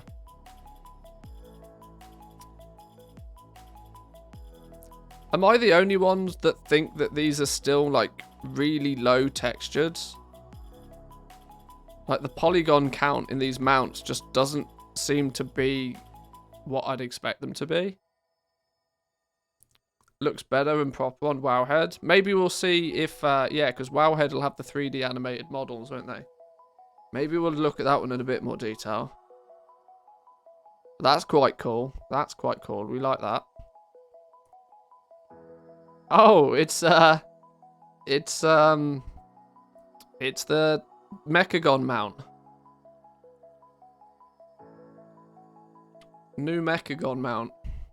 I like if these actually like spit out like fire or you know light or something when you move, that would be cool. Once again, big green diamonds. So somebody put 1-0 too many on the order of emeralds and had to get rid of some somehow. Buy like deep undercuts on emeralds for patch 9.2. We've lost our tunes. Where are the tunes gone? Are we back to the beginning now? We're back to the beginning. We're back to the beginning. Okay. That's if you actually take out ignoring reskins, there's 1, 2, 3, 4, 5, 6, 7, 8, 9, 10. I guess these are reskins, but 11, 12, 13, 14. Ignoring reskins. I think, obviously, Keystone mount looks pretty cool. Mechagon 2.0 mount looks kind of cool. Like the pig and the pig and the frog and stuff, like just whatever. The wasp, although I don't like the wasp, I think the wasp is a very cool looking mount. It's nice, it's new, it's unique. Mad love for the snail mount. Don't really know why. Spiders, I don't like spiders. Hive mind mount is kind of quite cool. It's an alright display of mounts, you know. I wish they'd just, you know, sack off the recolors, because the more recolors they do, the more it dilutes the achievement of getting the mount in the first place. But, you know, you got to have an award for something for doing anything, so I think they're quite cool. What are the other models in the game? These are going to be new. These are going to be the new things that we're running around. These are the new dudes in Zereth Mortis. These are the faction dudes, aren't they? I love this, how it looks like their hair. They don't really have a head, but it looks like they've got this like funky 70s style bouffant going on. They got a solid perm on the go.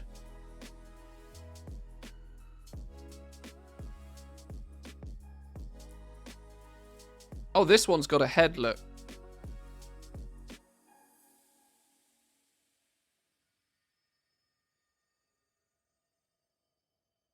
Just lots of recolors of the exact same model. Oh, who are you? You're a bit sketchy.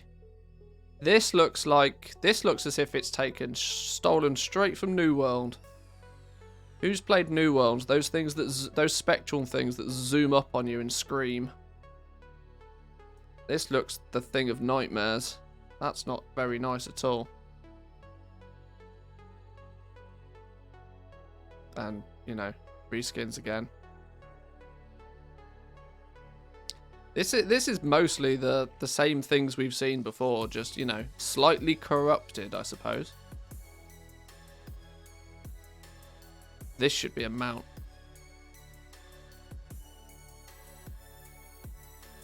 Is it just me, or do these look much better than like even the mounts do?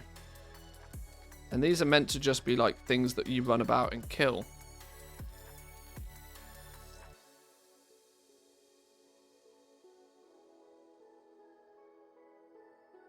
Multicolored worms. Oh, that's a cool skin.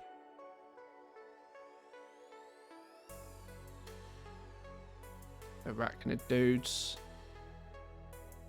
So many of these would be better as mounts than the mounts were themselves. Nobody wants another flipping ride-on pony. But these things, some of these would be cool. I mean, this is already a mount, isn't it? But, you know, the purple one, the spectrally purple one. Oh, hello, what's this? Oh, is this a new warlock thing? Is this the new... They're not succubus, are they? Incubus? Is that the word? This has got to be a druid thing, right?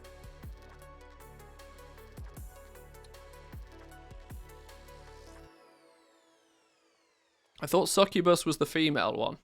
They've had to add a male one because, you know, inclusivity. Seriously, they're removing the succubus? I don't think they're removing it. I just think that they're giving you an alternative. Incubus is the male one? Yeah, I thought so. In the name of, you know, inclusivity. Maybe something about, you know, dragging a female on a rope was, one too far for Blizzard in today's age. The new Warlock's pet skin. Yeah, that won't be in China. Yeah. Full Monty much? I didn't see any massive great big dragon wings in Full Monty. But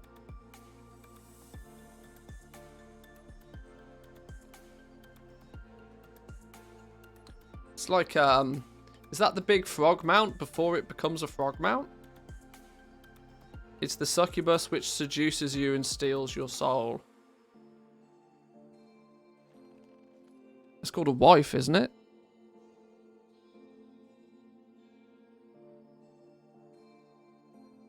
Who knows?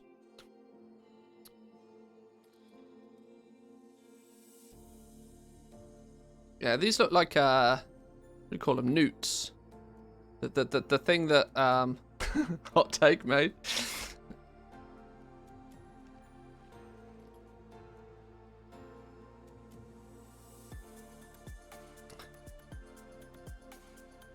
Axolot.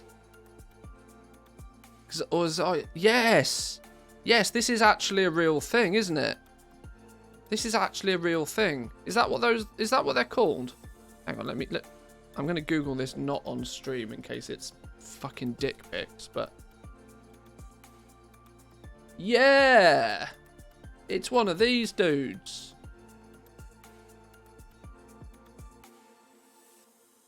It's one of these dudes, look.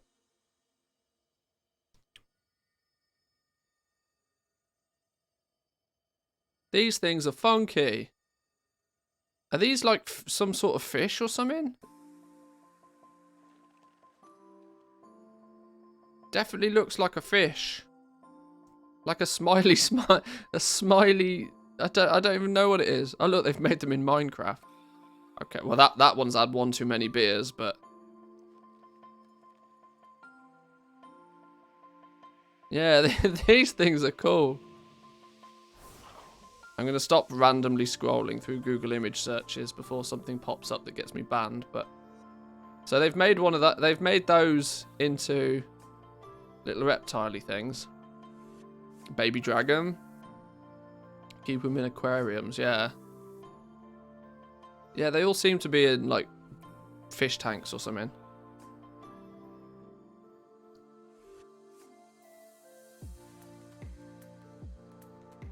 Oh, that's quite cool. A few different colours of those.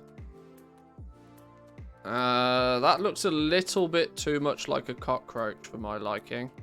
What's with the dodge? What's with the bug theme? Why is it a bug's life all of a sudden?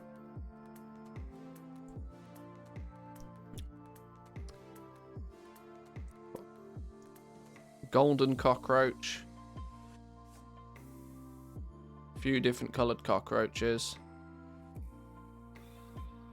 Loads of coloured cockroaches, apparently.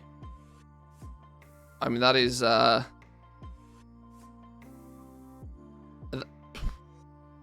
mean, that looks like I drew it in paint. I mean, I guess it's meant to be, guess it's meant to be very, you know, low polygon, but that literally looks like I made it in paint. Okay. I don't know what it is. Polygon pigeon. No green jewel, though. You're right. No green jewel. In before its eyes turn green. You're right. No green jewel. Probably ran out of green jewels for the pigeons. Silver pigeon. bronze pigeon. Oh, he looks cool. He's made of trees, look. This is the one you saw. You saw these in the trailer. These were in the trailer quite a lot, I think. Not a new model. We've seen this model lots, but it's an interesting use of the model.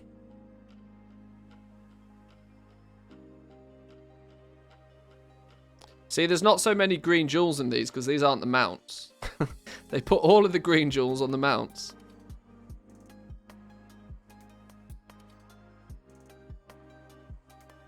Oh, then an Eye of the Jailer styly one. And some recolors.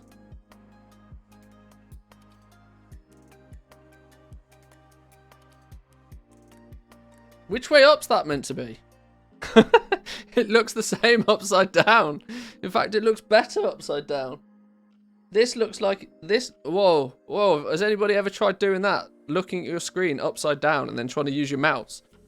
You don't know which way is up and down. This could do better with the head as the head. If this was the head, these were the arms, and this was like a body, it would look better that way, I think.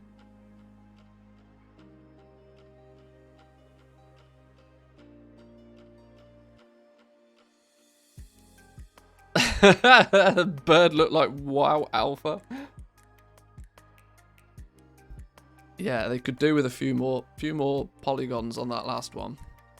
So some recolors of this thing. Still think that's upside down.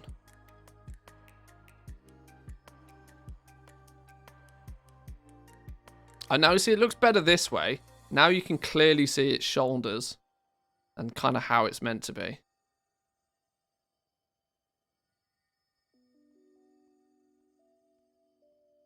No, this is the little dude that follows us about. This is our new friend, I think. I think this is Venari 3.0. Unless he has lots of recolors. Oh, now I don't know. Now I don't know.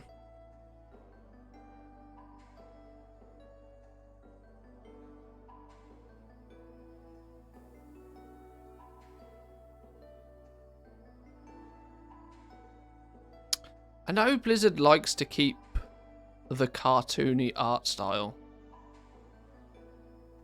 But it's not just me, is it? Like, these things are literally made up of, like, 4 polygons.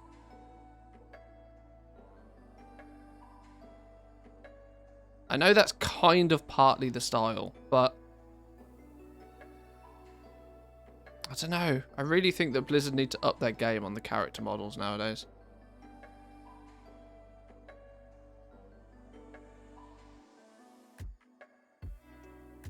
For an NPC just standing around, I guess it doesn't make too much of a difference, but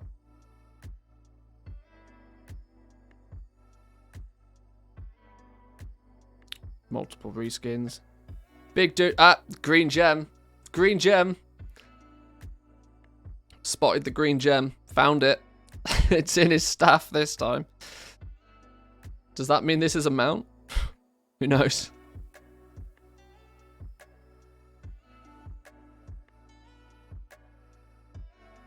Oh, they all bought their staff from the same shop though. Look, they all got it off the same vendor.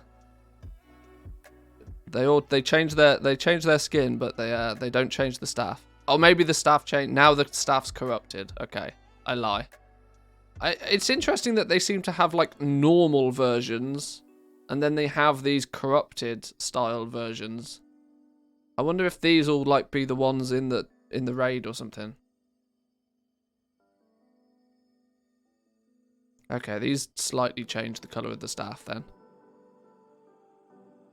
Green gems. Got to get those green gems in. Not sure I want to mount this. And then, well, we already know this is a mount. That just looks like the head of one of them. That can't be a thing, right? Oh no, maybe this is the little dude. I remember seeing in the trailer a little dude like this running about, scampering around. Even the dev woman said it was cute. Oh, it evolves. It puts some armor on. Look, looks, it goes all vicious. Green one.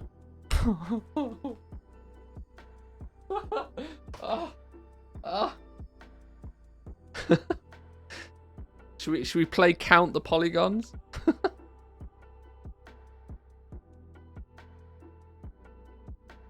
It's a Rayman chicken. I mean, I know it's meant to look low effort, but this wouldn't look out of place in classic.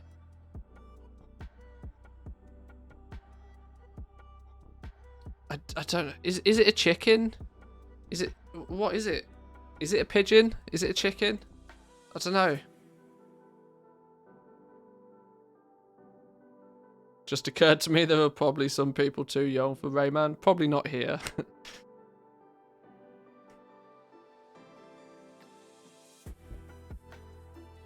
Oh, we got a few different coloured chickens. Marble Man. Marble Crusher Dude.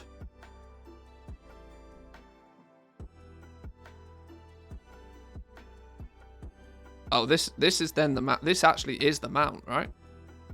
We've seen that. Oh, and then we got a bunny wabbit. A bunny wabbit.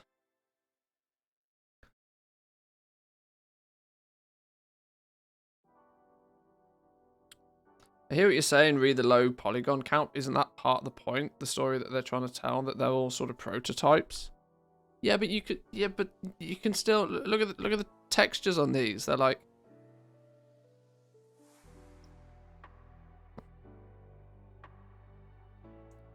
there's more resolution in a 2006 YouTube video. It's, I don't know.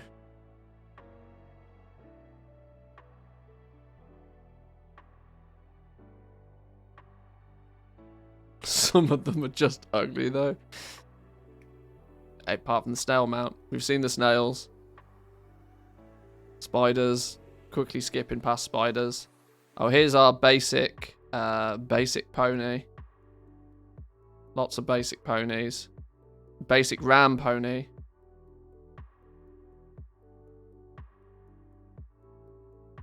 Basic frog. Oh! Now we're getting somewhere.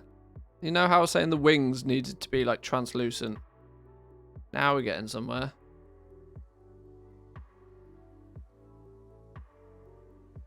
It is a wasp. There's a few different coloured wasps. I mean, this is it's literally concept art at this point.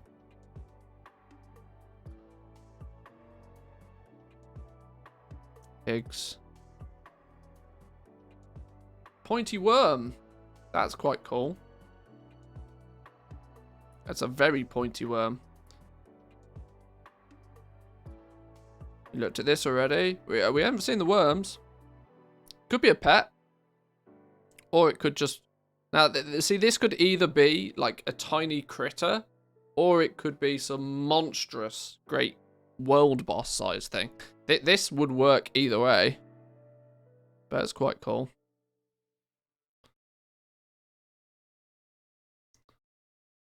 A worm that has learnt to walk, apparently.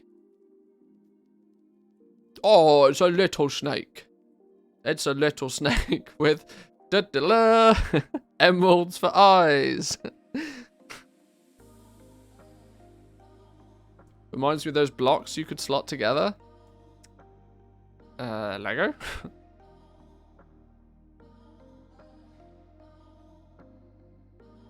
I never liked WoW's style, but there was always quality in it. Nowadays, though, yeah, it's... I don't know. I might just be nitpicking, but...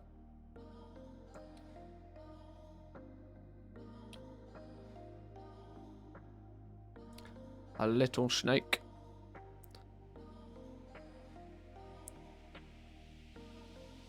A few different coloured snakes. And now I think we're back to the beginning. Now we're back to the beginning. Yeah, now we're back to the beginning. Well, that was the that was the pretty stuff to look at. All the mounts, all of the some of the new both mounts and creature models. Bit hard at this point to determine exactly what's what, but if it's got a green gem in it, it's probably a mount. Green gem, green gem. You know, green gem, green gem. All right. Tier sets. Does anybody care about tier sets? And I'm sure generally people care about tier sets, but I mean, for the purpose of the stream, I'm probably not going to go through tier sets because there's too many different classes, too many different specs. If you want to know about the tier sets, I suggest you take a read. Take a read through.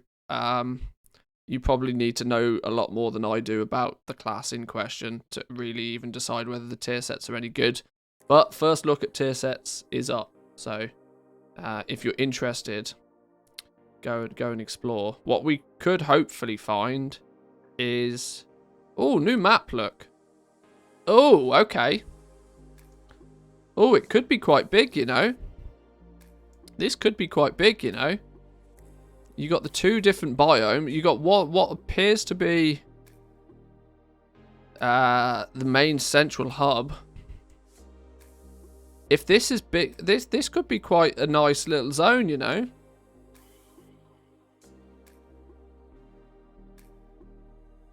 Just gone on MMO Champion, a banner ad to buy a Brutosaur boost. Oh god. I wish I knew how to get rid of this stupid pissing white border at the bottom of my screen. But either way. Tier set bonus, increase your gold per hour by 500%. That's all I care for. Yeah, maybe. Shatrath 2.0. It does have Shatrath feel to it, doesn't it? Yeah, you're right. Yeah, definitely.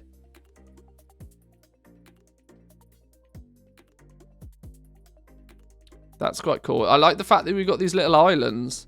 I hope there's something interesting happening on all of these, that they're not just, you know, dead space. I hope we get to these and something happens on them. Let's think about this for a second then, from a gold perspective. There is lots...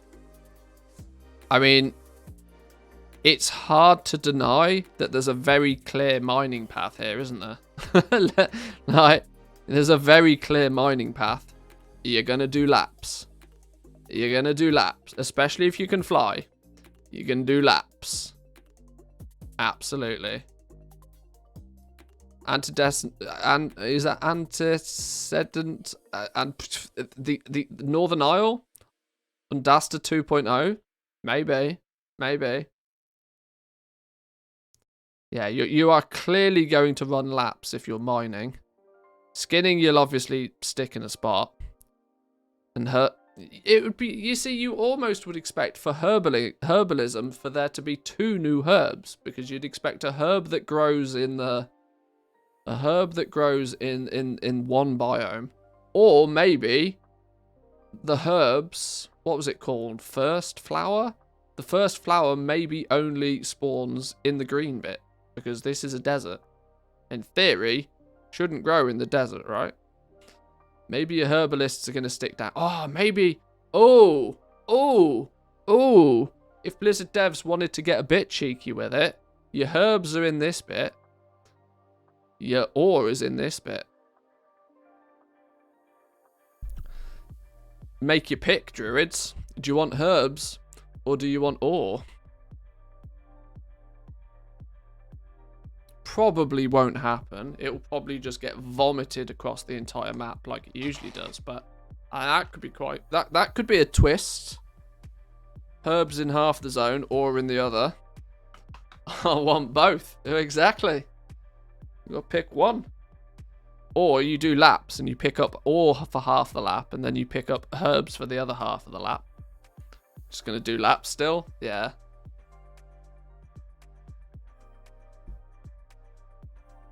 Either way, it could be quite cool. So, Sceptral of the first ones, this is the raid, right? So these are some of the raid floors. Presumably you come in one end or the other. I hope this... Okay.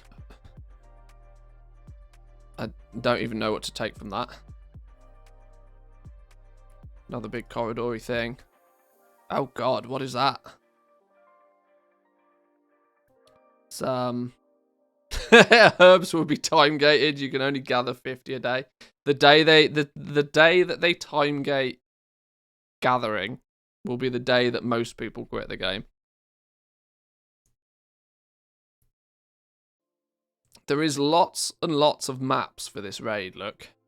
We're on like map 5 or 6 of the raid already.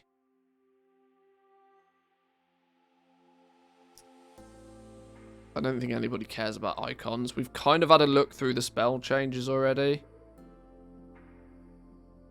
Garrison changes. What the literal fuck are we doing with garrison changes? Oh, it considers Covenant things to be garrison changes, does it? Oh, okay.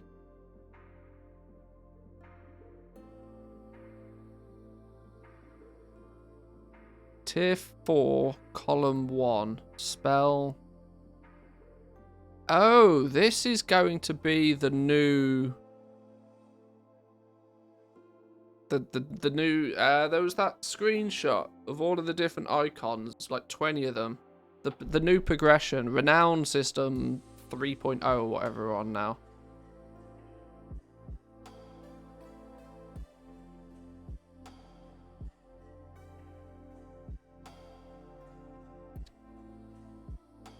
So it appears you're going to unlock the ability to do certain things. Unlock access to lore coordinates across Zereth Mortis. Being able to fully read a lore concordance will grant a bonus to all players that are near it. Tier 9, column 3. No info on it yet. Altonian Understanding, tier 2, column 1. Gain the ability to communicate and interact with Jiro in the Terrace of the Formation, Pilgrim's Grace, and Untamed Verdure. These must be these were the mini zones in the place. Automa hacking. Take control of the units. Rank 1, rank 2, and rank 3. Different ones. Okay. Okay. This is going to be hard to try and work out what the hell's going on until you can piece it all together and just view it in the game. These appear to be all of the new things that we're going to learn as the progression system through the zone. And hopefully, you can kind of pick and choose what you learn at what speed.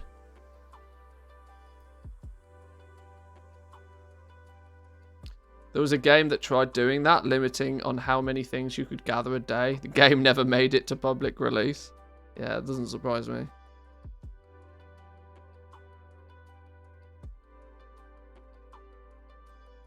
Let's speed read some of this, see if there's anything that jumps out at me.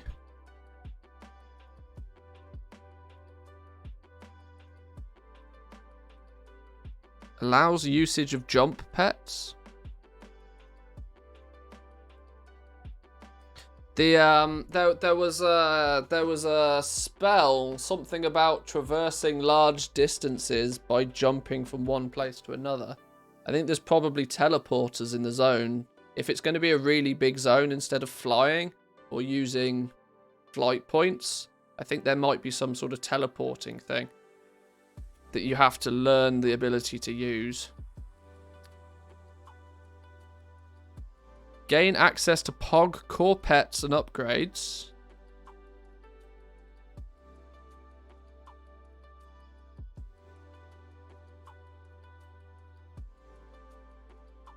I can't really see anything else that really jumps out as too interesting until we can see it in game. Oh! Popok can interact with Echoed Jiro some dude and grants the player an increased chance to gain Pog Essence when mining or gathering. There we go. That's how we get Pog Essence then. Pog Essence is acquired as a rare chance of gathering. Or a way of acquiring. But it's a tier 2 column 3 unlock. So your gatherers are probably going to have to work towards this if they want to get this quickly. Increased chance to gain Pog Essence when mining or gathering.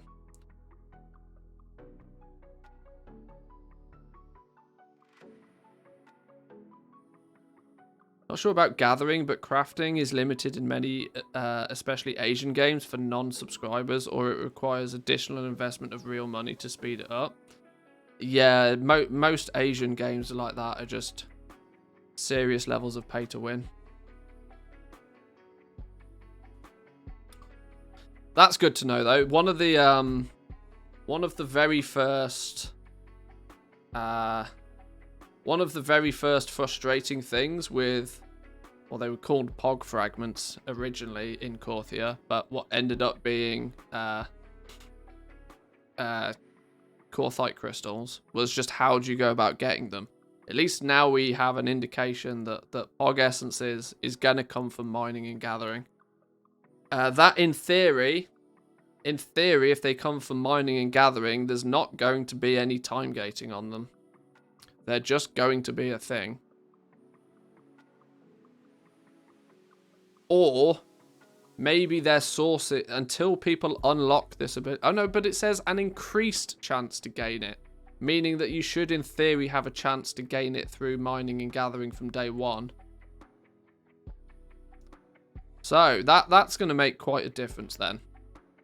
That's going to make quite a difference. If there's no time gating on the Pog Essences, that's going to mean that they will be valued somewhere in the range. Well, they'll be valued based on their rarity. If in an hour of doing skinning you get 50 heavy callus hide, you get 10 of the new, see if I can remember what it was called, Proto Pelt or whatever it was, and then 1 or 2 Pog Essences. No time getting, I'm unsubbing.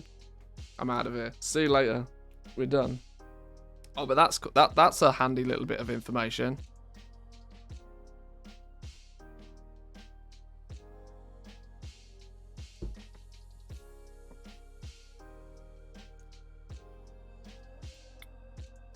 The first time you interact with a echoed, it should be an echoed, get your grammar right. An echoed Giro thingy, Genesis, or names, man. Names. You will gain a small amount of ciphers. So there's a few.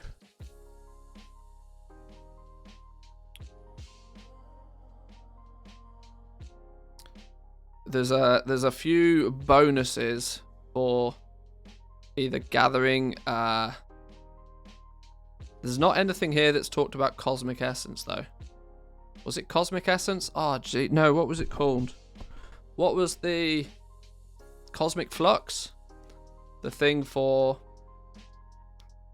I think Dev said we could get the essence from basically every activity in the game. That was the Cosmic Flux. Cosmic Flux is the currency that's going to be used to upgrade things. Cosmic Flux is likely to be, consider Cosmic Flux like your Soul Cinders is now. The material that we needed, the Pog Essences is going to go into your Vestiges to make the base items. Crafters are going to want the Pog Essences. General Joe is going to need the Cosmic Flux as their currency to upgrade at the Rune Carver, which in theory will come from most activities in the game, apparently. War research. Bronze and gold body, cobalt and gold body, copper and cobalt components, default core. So this Pocopok.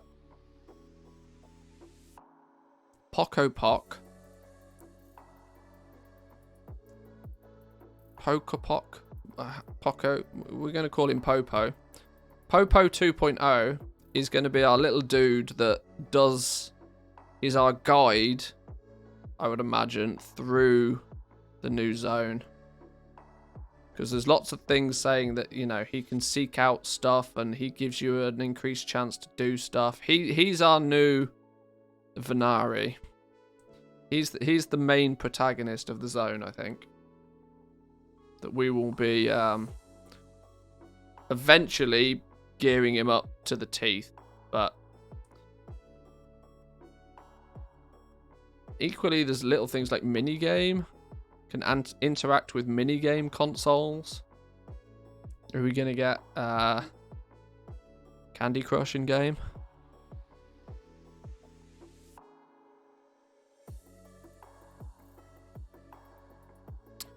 Hard to tell what all of this is at the moment.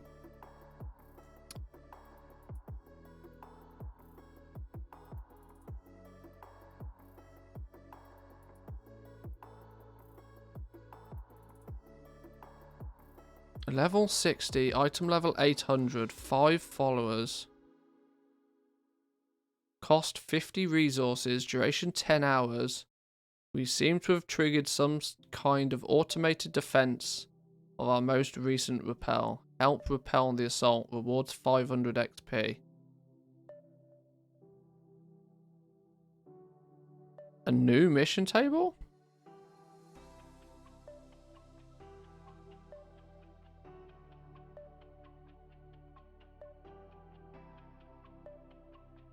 This feels very new mission table-y.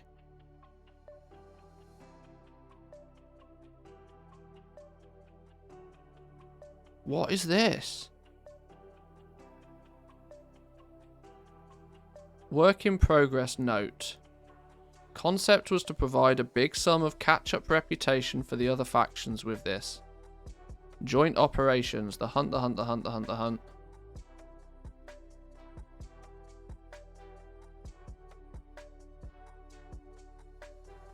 We need to aid the other covenants by defeating this dangerous foe.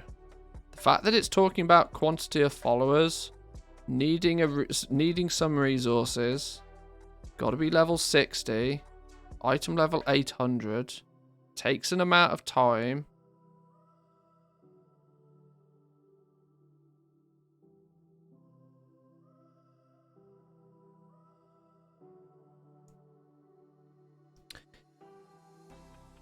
Are these going to be...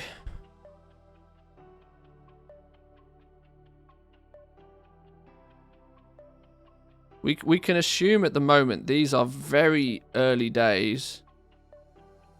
The fact that they all require level 60. They all require 5 followers. They all require item level 800. I don't know what item level 800 is referring to. Because the mission table currently doesn't use... This feels... like a new mission table, not an additional one to the one we already have. This because this is using things that we're not used to having. Now, obviously, they all reward 500 XP. The rewards probably haven't been implemented yet. Prison break, overgrown, not so moving target, mystery of the progenitors.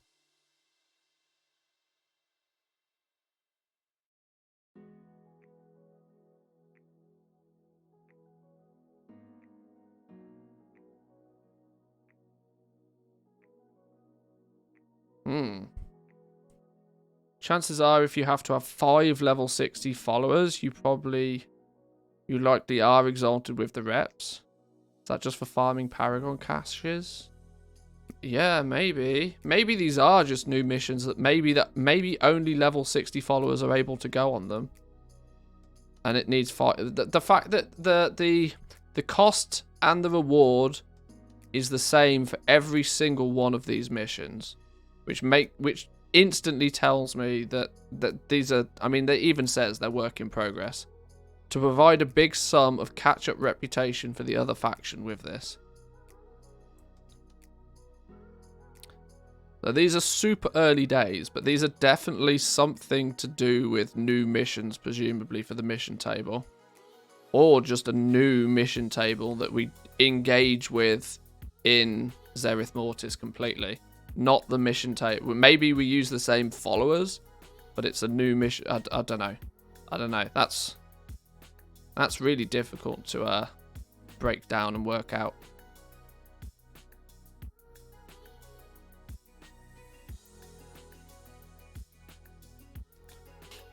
Okay.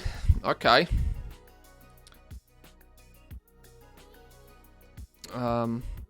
Encounter journal.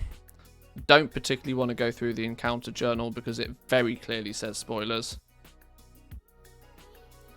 Strings and miscellaneous changes. Now, to most people, this is super boring, but there's always secrets to these. If you know what you're looking for.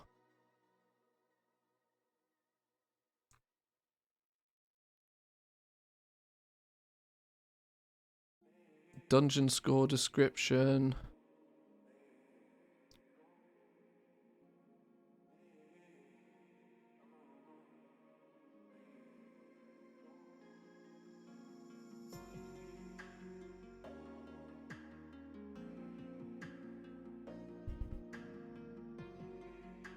Profession modified crafting reagent provides the following properties. Okay, that's just a change to an existing string.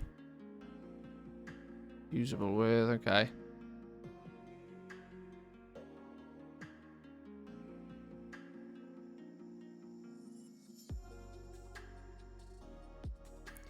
Battle Masters. Title changes. Cosmic Gladiator Gauntlet Runner. The new reputation is called the Enlightened. Grants reputation with the Enlightened. Wait, what did I miss? 2 mission tables? It's... Well... At the moment, there's loads of new missions, let's put it that way. But they seem to be requiring weird things to do them, so we don't know. Ciphers of the first ones. Echoes of the power used to forge reality itself. Motes of Fate. Fucking hell's motes. There's a new currency. Motes of Fate.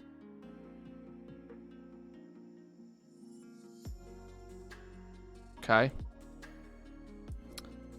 Autima is a new faction.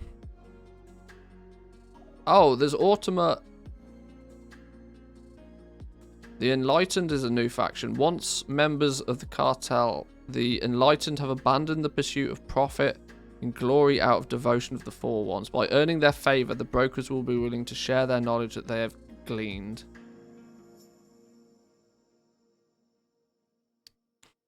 Alright. Group findery stuff. Raid findery stuff.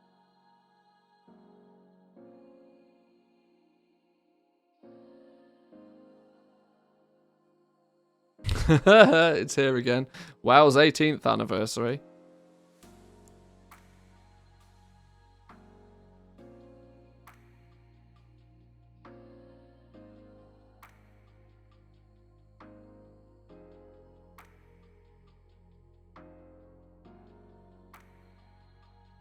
LFG Dungeons? Torghast Boss Rush?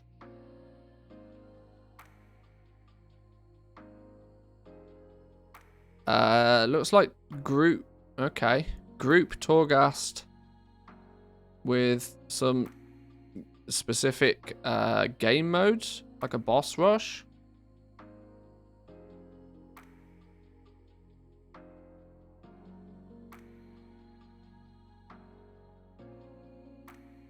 And then you've got all the different, you know, the different wings. But boss rush looks new.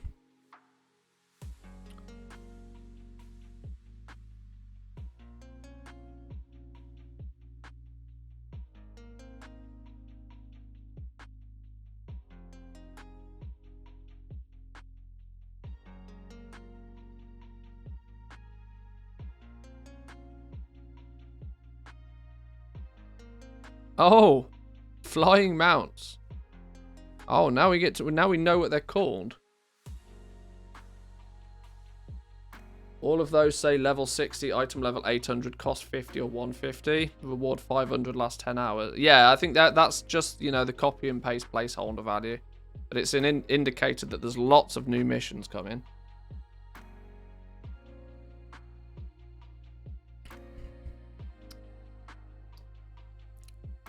Ajari Bloat Ray, Flying Mount. Glory of the Eternal Raider achievement.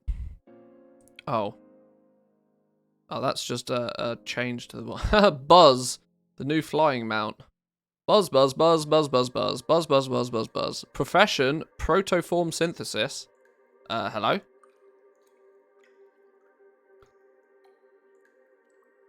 Since when is protoform synthesis a profession?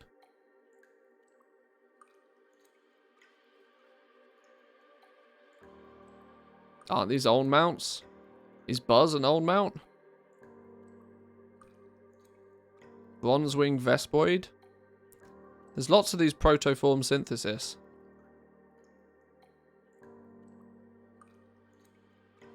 Bronze-winged Vespoids are the result of attempting to synthesize a Vespoid queen with no other members of a new hive. While no mortal has yet figured out how to synthesize a hive, the Bronze-wings are reliable mounts just as they are. Okay. Carcinized Zereth Steed, flying mount. The few of these mysterious creatures that remain appear to be impossibly old, almost timeless. Even as if it's even possible that these were created by the first ones themselves, because no schematic to synthesize these still remain. Placeholder. Source placeholder.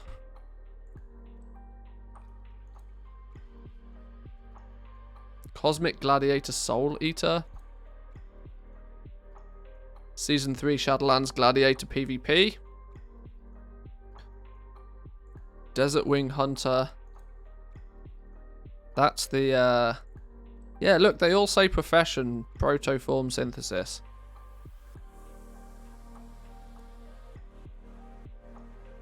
Maybe the, protoform synthesis is the part of the, what's the word I'm looking for?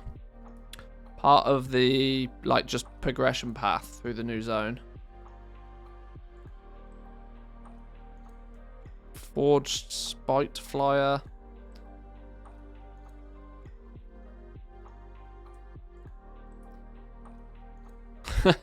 Operation Mechagon Mythic. Yeah, that's when it has this, this is an indicator that, you know, when there's red text and there's green text, the red text is what's changed, green text is what's new.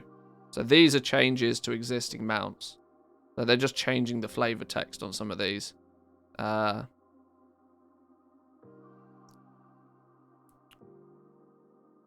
Sun-warmed Furline. The presence of the giant felines heralds the beginning of the end of the birds for Azeroth. Isn't that the Isn't that what the store mount's called? What's the store mount called? The new store mount called? Isn't it that? Does that mean we're going to get a sim... I don't know. Incoming 50 more reskin mounts to keep you busy? Oh, absolutely. Vespoid Flutterer. Oh, that's going to be one of the... That's the Wasp. Vespoid Flutterer is the Wasp.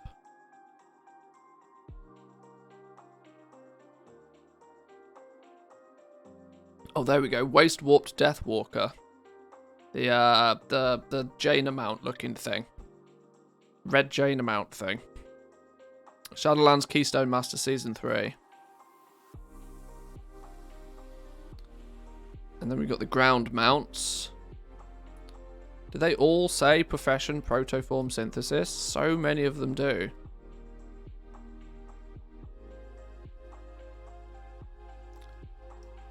Bronze gastropod. There we go. Some gastropods of Zereth Mortis have inexplicably metallic shells. These are generally and inexplicably bronze, indistinct from the metal of any novice mortal miner might work. Save that no mortal labour could craft this living creature. Colossal Morat.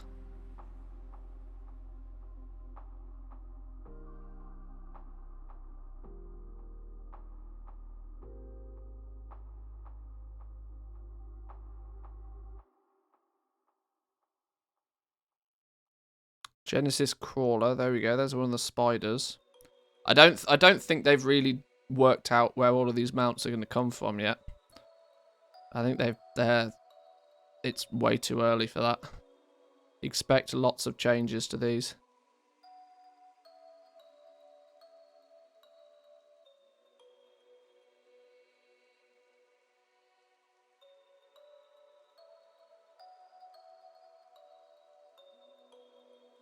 Unsuccessful prototype fleet pod. This creature was not designed by the first ones, but instead by an unknown being attempting to create a very fast runner. Needless to say, the attempt failed. It's a snail. At least they've got some. At least there's the funny bone is still intact. Trying to create a very fast runner. Well, let's start with a snail. Let's start there, shall we?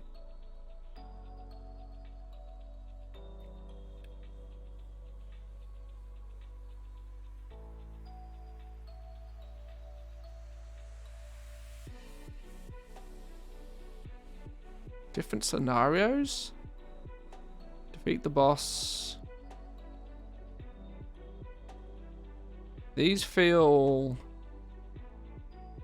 quite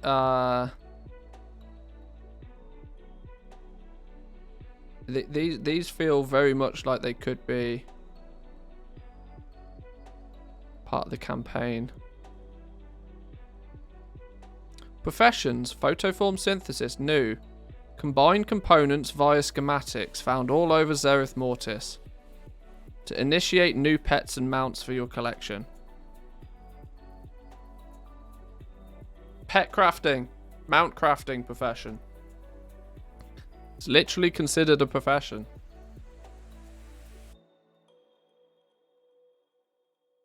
Now, whether it... I don't know how that's going to work. Let's hope it's a secondary profession, not a primary profession. Let's hope everybody gets to do it. But the fact that it, you know, goes under the category of professions.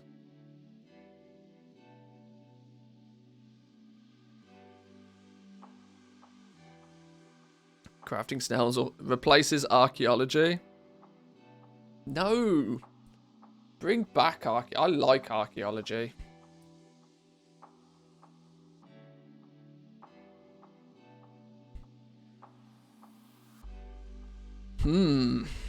Because all of the new mounts had this as a profession.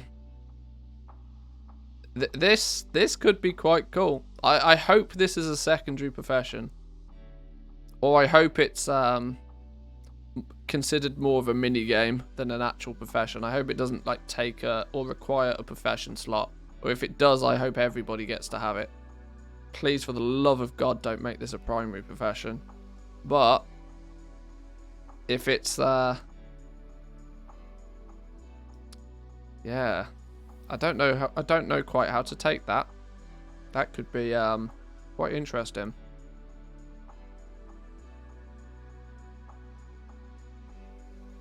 Dyeing your mounts, that would be cool. Kind of like the like Mechagon. Take them through the spray. Take them through the sprayer. Give them a new paint job. Alright, cool. I think that's pretty much it.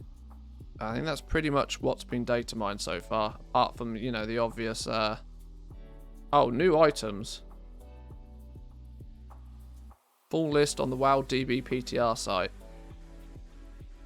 These are the interesting ones. Personal containment trap. Create a dodecahedron containment cage for yourself. What? Oh, it's a toy. You can put yourself in a cage. Alright. No new fishing achievements. Sad. I don't think they've... yeah, we'll look at the achievements in a minute. And cage dance. Maybe. Mortis Mover. Summon a Zereth Mortis Sphere to roll around on. Only usable outdoors. Dapper Popok. Oh, it gives him a monocle, no doubt. Okay. Cosmic Gladiator Soul Eater. Oh, PvP Season 3 mount. Pog Essence, look, there we go. An extraordinarily rare remnant of the progenitors, which can be used to craft powerful enhancements. Can be bought and sold on the auction house. Vestige of the Eternal. Well, we already know how these are made. We've mathed that out already. Dance Dark Moon. Summon a dance stage and put on a show. How many years has this been a meme that people wanted the dance studio? When was it when did they say the dance studio? Because they said it was in development at some point. Not even a toy. Yeah, bind on pickup, 30-minute cooldown. Can't even begin to imagine the implications that cage toy will have on RP servers. Yeah. Oh god. Dance Studio was announced for Wrath of the Lich. It's on the box art. I seem to remember it's actually on the box art, I think.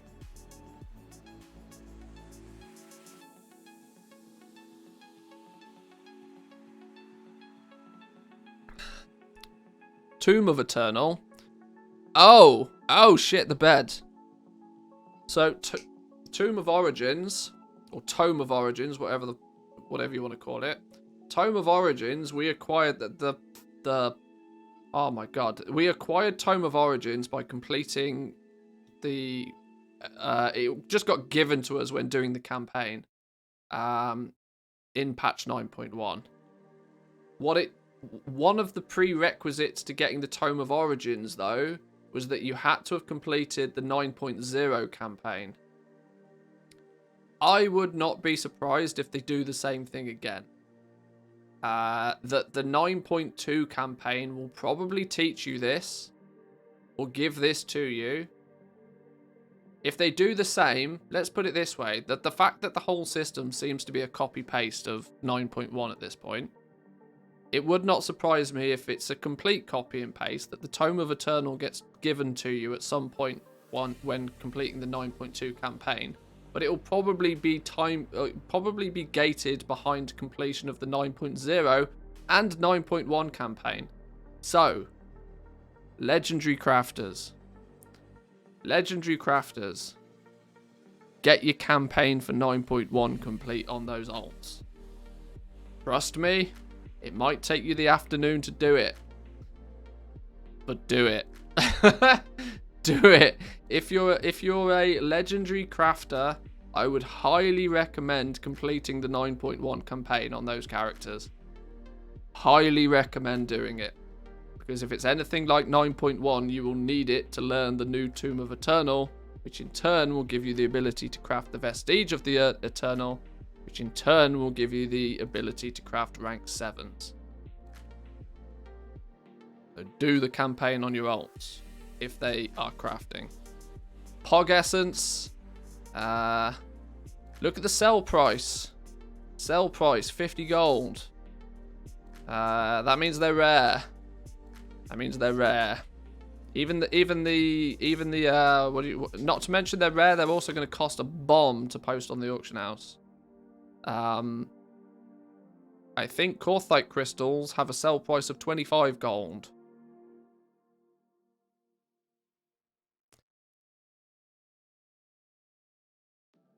Stacks to 10.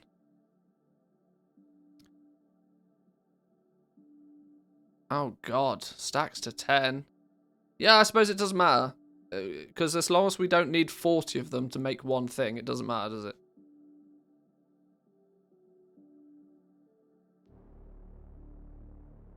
I actually think that these will be rare. You don't need 40, you just need like 39 of them. Yeah.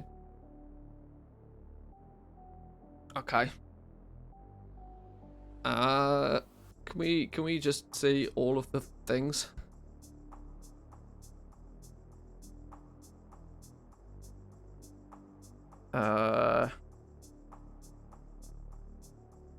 Lots of placeholder gear. Lots of placeholder gear. Offhand.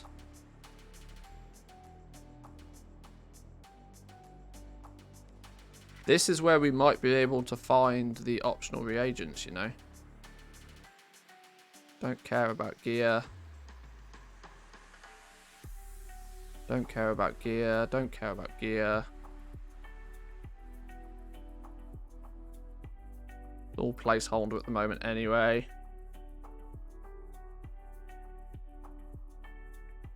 Tome of Insight. Trinket.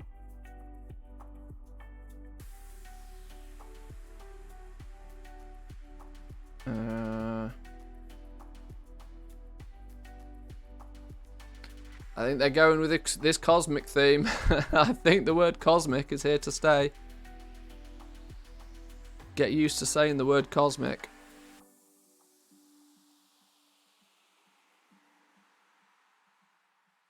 Cosmic healing potion. Vantis rune.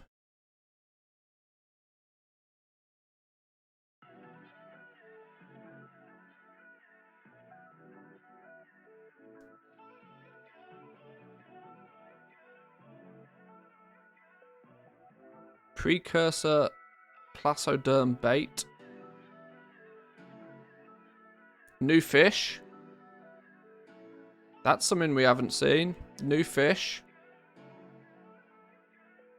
Slightly increase the chance to catch Precursor Placoderm for 30 minutes. New fish. Presumably means then new food.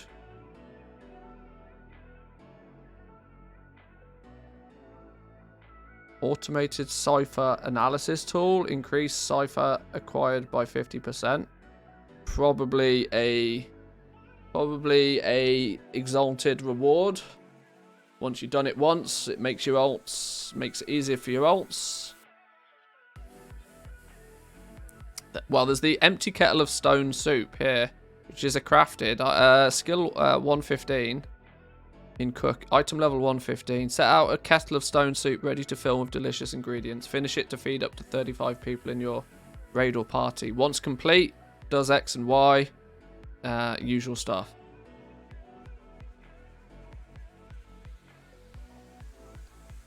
Ultima supplies. Chef Pokepock. Can prep and plate with the best of them. Dapper. Enlightened broker supplies. Proto flesh. New meat. So new meat and new meat and new meat, and I need to write some of this down. Fuck, if I'm going to put this in a video, I need to start making notes. Because my brain cannot keep all of this in check. Notepad. New materials. Cloth. What the fuck is the cloth? What was the cloth called? Some in fibers. Some in fibers. The new cloth was called Silken Protofiber. Protofiber. Silken Protofiber. New cloth, new leather. What's the new leather called? The new leather is Protogenic Pelt.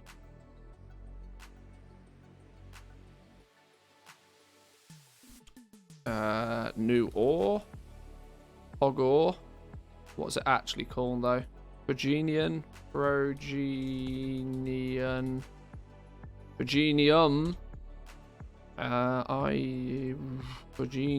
ore. Cloth, leather ore, herb. The new herb, what was it called? First flower? First flower. Put these here.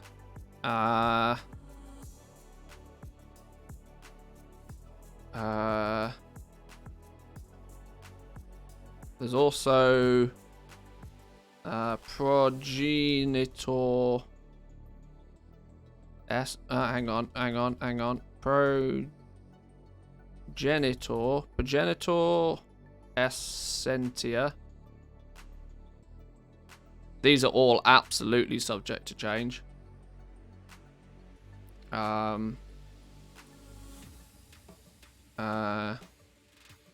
Corthite, Crystal, 2.0.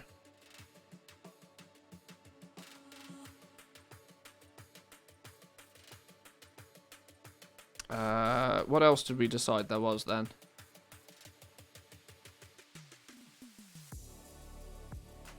What else did we decide there was?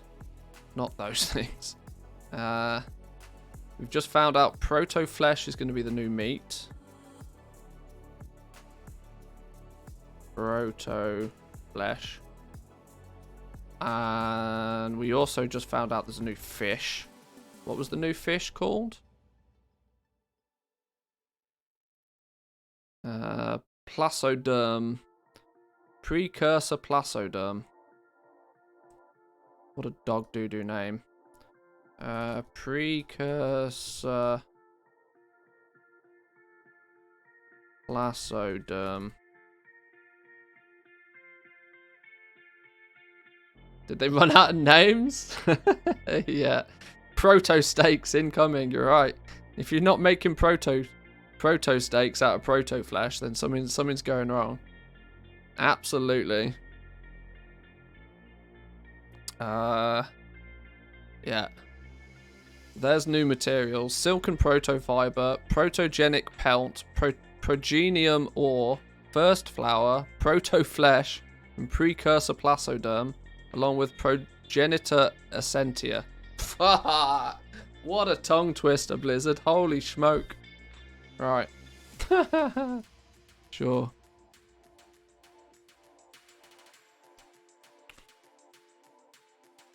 Outrageous behaviour. Right. What other goodies can we find then? Let's keep going. It's an anima shell. Random thing. Locked broker luggage requires new lock picking chest. Junk.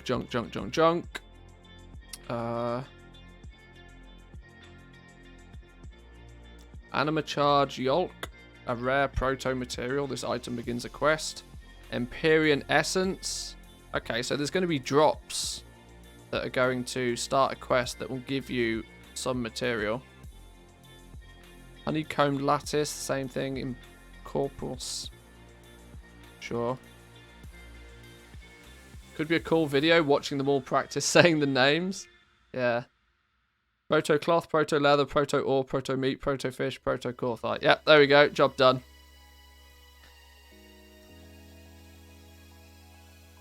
Well, let's be honest. It's silk fiber. It's proto pelt. It's pog ore. It's first flowers.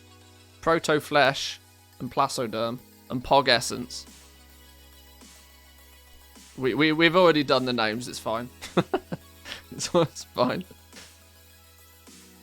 Pog ore is remarkably too close to pog o though, isn't it? Let's be honest. Pollinated extracts, bind when pick up, rare proto material, unstable. Okay. Begins a quest. These are items. These are probably weekly pickup things. Oh, these are the mounts, look. Protoform synthesis.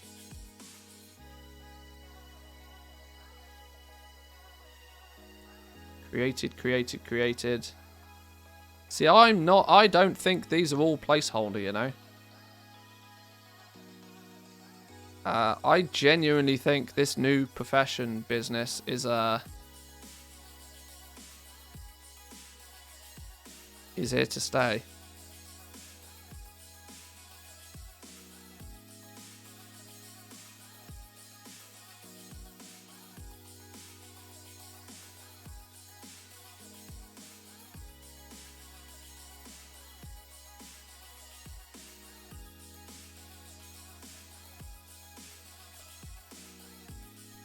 Here we go. Progenitor Essentia. Tomb of Eternal. Vestige of Eternal.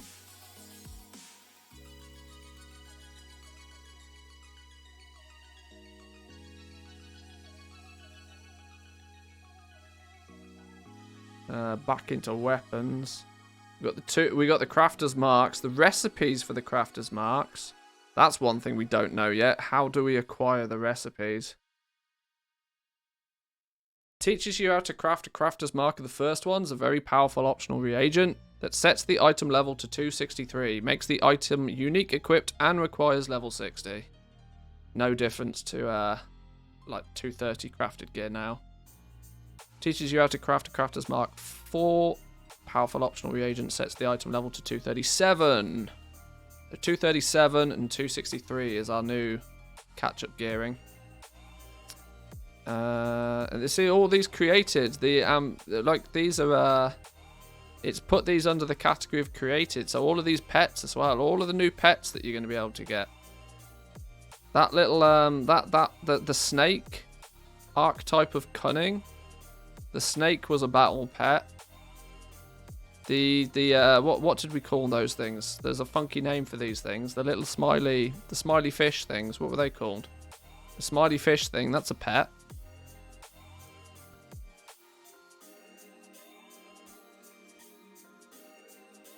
Axolots, yeah.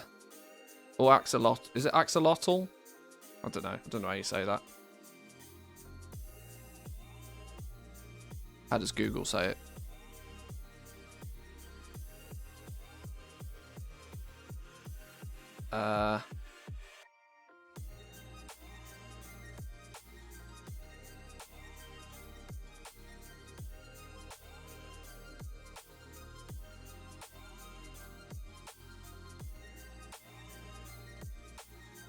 No, you're dumb.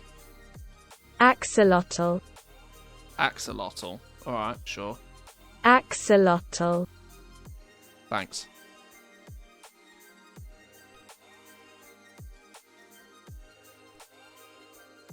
Smiley fish thing? That's what it is. It's a smiley fish. Have you not seen them? Straight up smiley fishes. Telling me that's not a smiley fish? It's absolutely a smiley fish.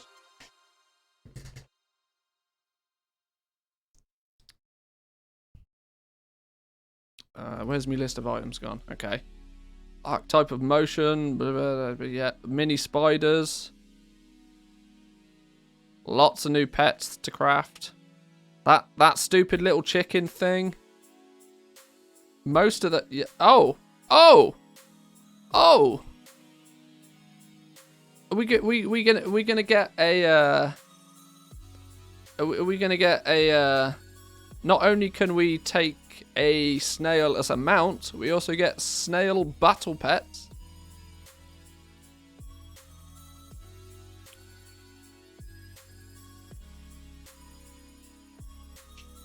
Protoform synthesis. Bauble of pure innovation.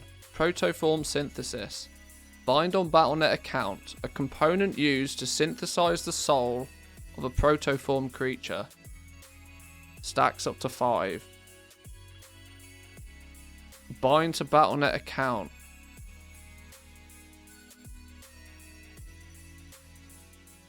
Am I the only one that's really scared that they're going to sell these in the store?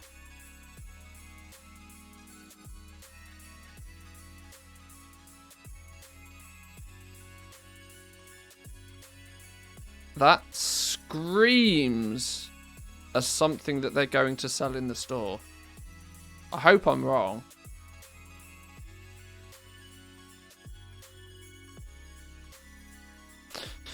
Okay. Cosmic Proto Weave. Here we go. Optional reagent.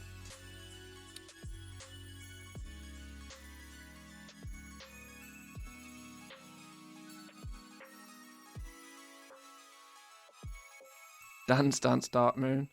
Design Devour Essence Stone. These are the new dual crafting optional reagents.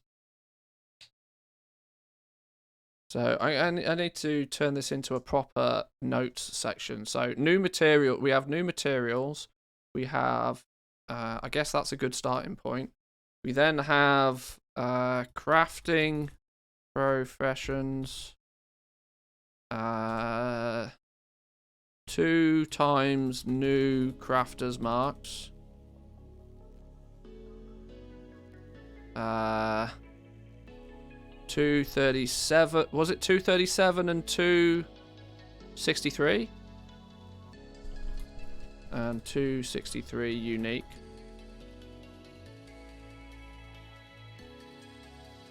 $237 and $263 unique. Lego crafting. Oh,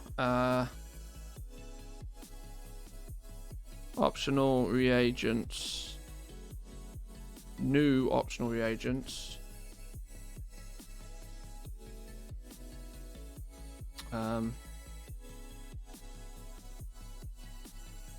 New optional reagents. Lego crafting. 1 new rank. 1 new rank. Vestige of the Eternal. Vestige of the Eternal. Is plus 3 ranks. So, do we know? We don't know what a base rank 7 is going to be yet, do we? We might find out. We might find the new base items here. We might find out what the new rank is.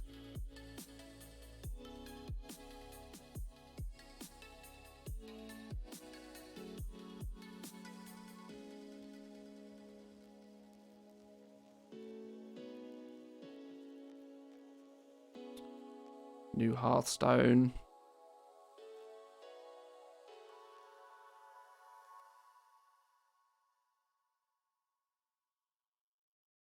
Eternal Rage Sphere. Bind on Battle.net account. A component used to synthesize the soul of a protoform creature. Stacks up to 5. Yeah, we've seen a few of these now. Enchanting formulas. Teaches you how to craft a cosmic proto weave. That's the how to craft the optional reagent. Magically regulated autonomous core. This is also an optional reagent.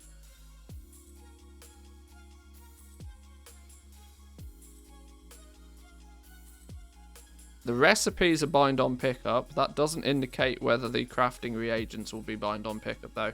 We don't know. What's a flipper fish? Created junk. Odd. First flower is the new flower. A rare and beautiful flower prototype thrives in deadly locations within the land of the first one.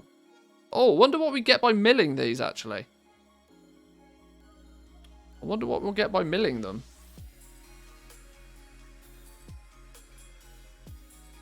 We don't know what we get by prospecting the new Ogre either. Maybe it will make itself apparent.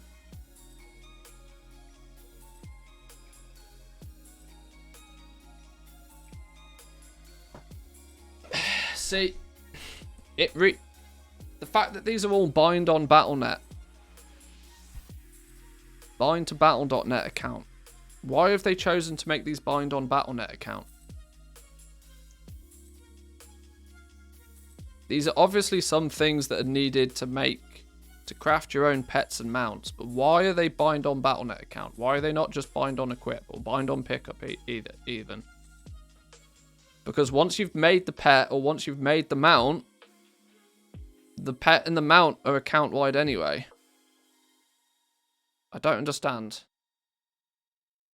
But there's definitely a craft your own pet mount thingy. That's definitely a thing.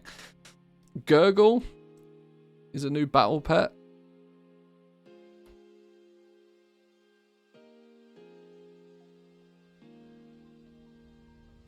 Infusion, corpse purification, crafting reagent, an optional reagent. I think that's the scribe one.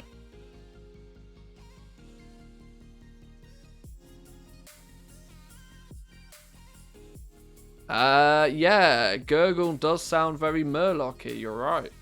You're right. Very Murloc-y.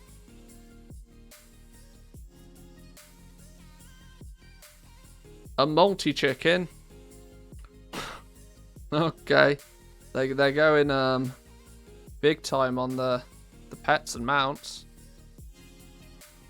Precursor Placoderm. This is the new fish. Egmatic fish only surfaces occasionally to feed in groups, making it rare to catch outside of these circumstances. Progenium ore, Pog ore, prospectable, can be mined from deposits and elementals found in the most rugged and dangerous areas of Zereth Mortis. Pog Pelt, or Proto Pelt, sorry. Proto Tickles. Is that what the squid? The squid is called Proto Tickles. They really have run out of ideas for names, haven't they? Proto Tickles. Oh god. Have you seen the Black Friday sale items in the store now? As far as WoW's concerned, it's just cheap copies at Shadowlands, right? Oh, and the trans. I had a rant about the transmog in the first 10 minutes of the stream today. I've done my rant on the new store stuff. It's not happening again, Crunchy, don't worry. I've said my piece. Pungent bobfish. There's lots of random items that don't seem to have much use yet. Schematics, look. Bind on pickup, unique, begins a quest. So you're probably going to, presumably, I imagine you will loot this by killing something or doing something in Zereth Mortis, which will give you the ability to then craft that pet or mount. Because these are bind on pickup. You need to get the schematic to know how to make the thing. Then you need the glimmer of something to probably learn how to then make it.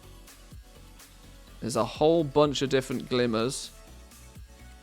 So you got to get, there's definitely, I genuinely think they could be turning this into a brand new profession. Like a fully fledged profession.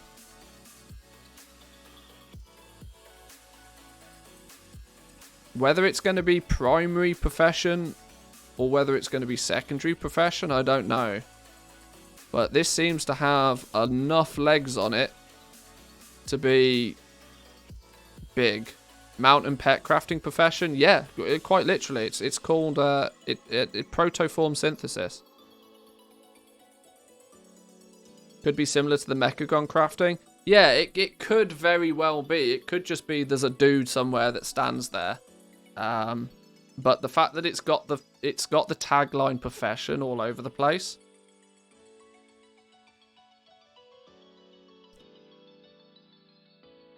Rip engineering.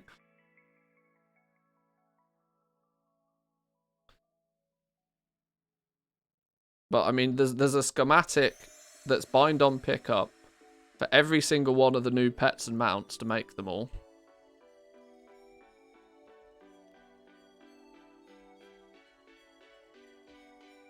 Air sail extensions. This is an optional reagent. Loads of optional reagents. I should probably start jotting down what these are and what they do.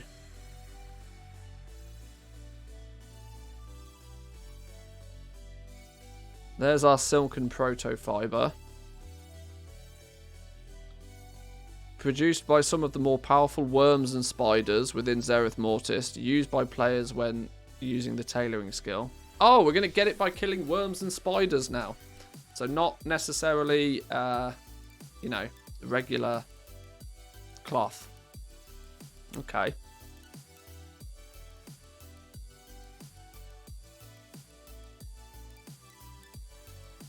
Tame Prime. Speak words of power, allowing it to be tamed. The scroll contains a few words of power in the language of the first ones.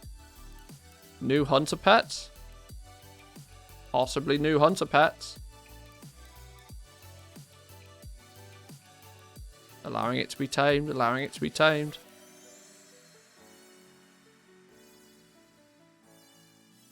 Ain't wasting any time on this stuff. To be honest, this is Datamine stuff that might have been developed 3 years ago and just happens to be in the push now.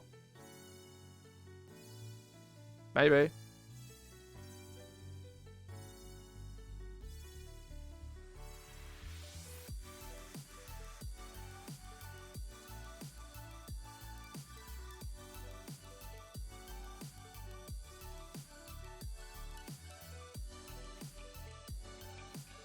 Mystical lattice used to synthesize a cervid.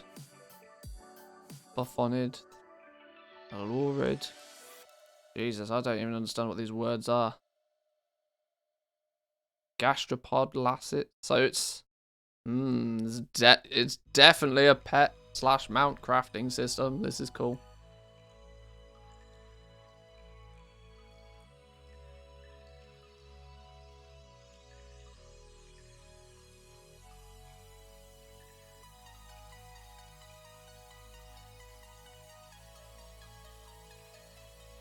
Yeah, so this empty kettle of the stone soup is going to be our new version of a feast.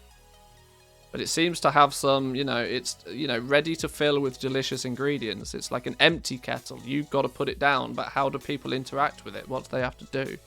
Is it just a channel thing? Everybody's just got to click on it? I don't know.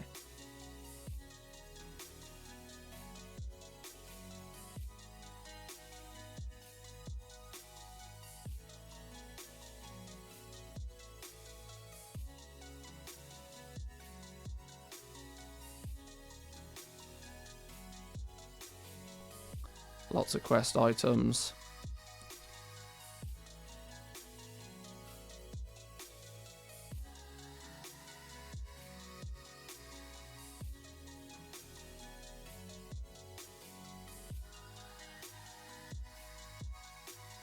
And these are all random quest items, so don't tend to pay. Oh, here's the empty kettle.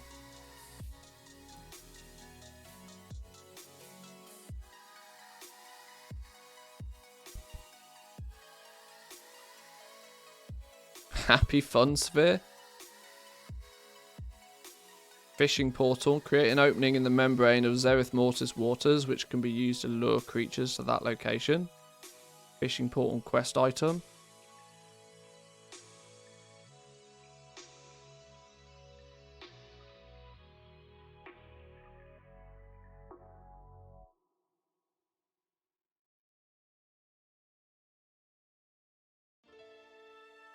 Patch looks big. Will it keep people for more than a month or two? At this point, it looks big. Everything looks big when you don't know all of the answers. It's things tend to shrink pretty quickly when you know more about them. It's daunting right now because we're looking at just a big old list of items that are being implemented. But in reality, this isn't huge. This is a little what could easily end up being nothing more than like a bit of a mini game to craft pets and mounts.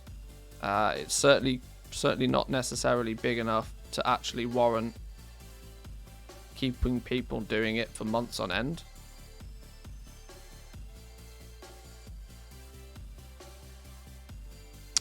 It's very interesting to see that we're getting, because all the profession stuff usually is some of the last stuff to hit the PTRs. Yeah, it seems to be some of the first stuff we're getting, like, the new materials and stuff. We usually don't know about those till quite near the end of development.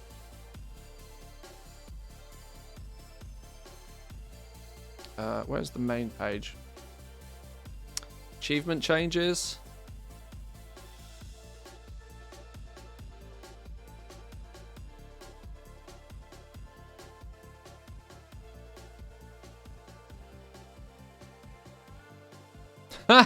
Quests 9.2 content skip unlock. They're planning ahead.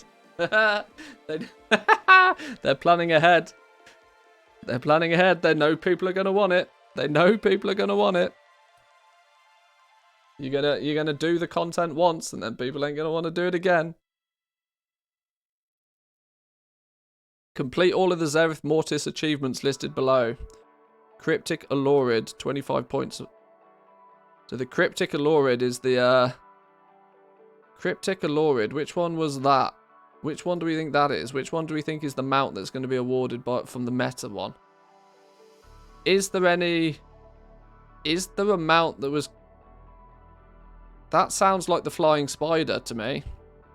Anybody else think that's the Flying Spider?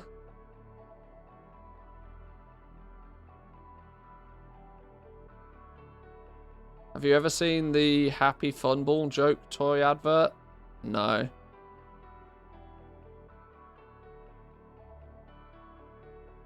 I reckon the Cryptic Alurid, you know, I reckon that's that Flying Spider.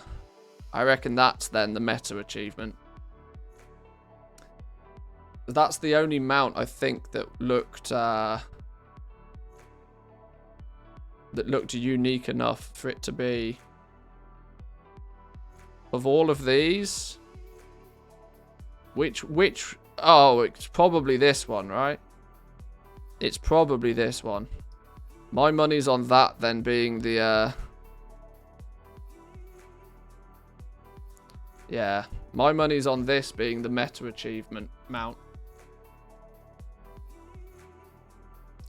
Is that a Cryptic Alurid, do we think? Or is the Cryptic Alurid... Is there anything else that it could be, though? It could be this. It could be this. It could be the jellyfish. Can we go...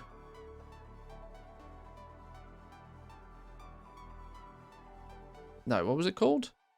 Have I spelt that wrong? Oh, I have. CRY.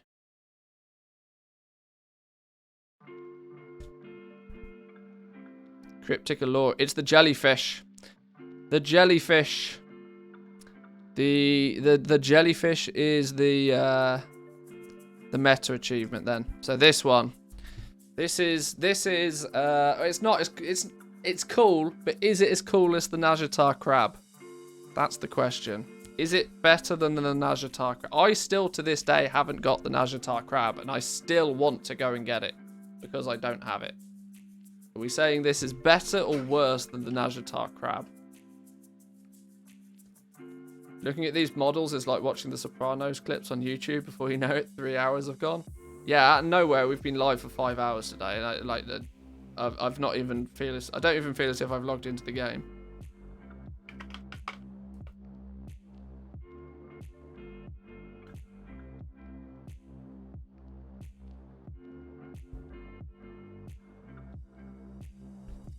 I think I prefer the crab, you know.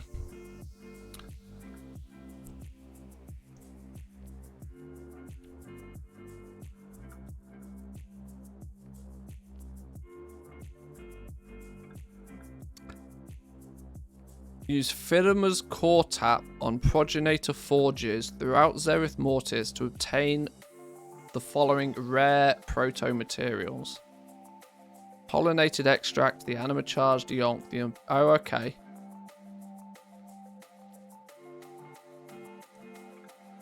There's no crab recolor. It's true.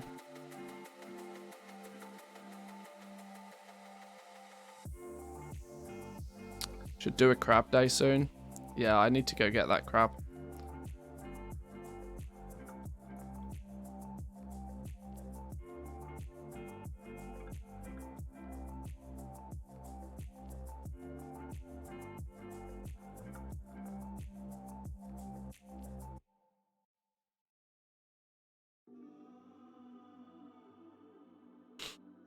Okay, I think we've about come as far as we need. Oh, this is one thing that should be worth noting for my little notes.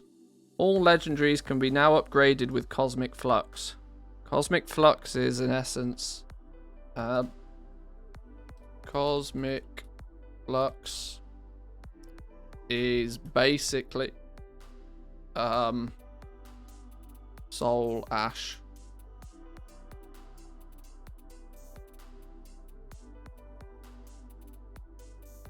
Is your Soul Ash / Soul Cinders. But with the benefit that it, you know, comes from doing a bunch of stuff.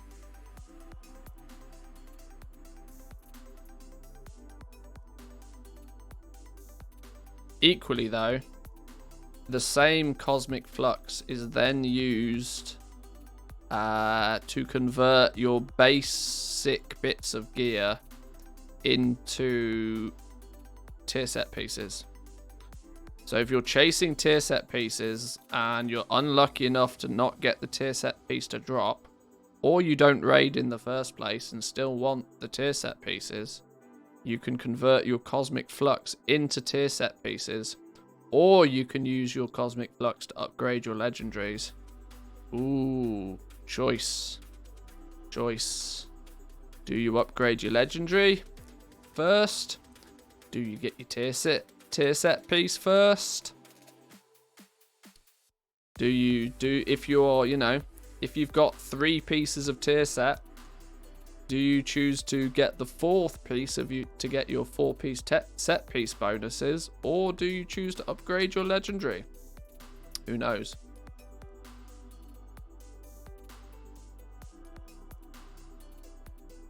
Easiest way to get alts geared up at the moment to the point where they can actually kill mobs in 9.2. Probably bare minimum renown farm and then world quests. Honestly, bare minimum renown farm. Once you get renown 70 plus, I think, world drop stuff is like 213, 220 even. And then sprinkle in a little bit of rift farming, and then just upgrade all your gear to 233. Or yeah, buy a mythic boost with a drop funnel. drop a million two. Was it like 1.2 million gold for that, something like that nowadays?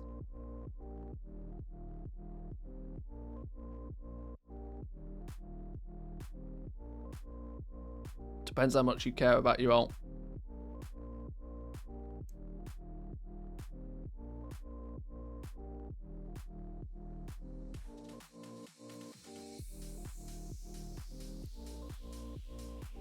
Mythics 8 to 10 with funnels. Oh shit, the bed. Okay.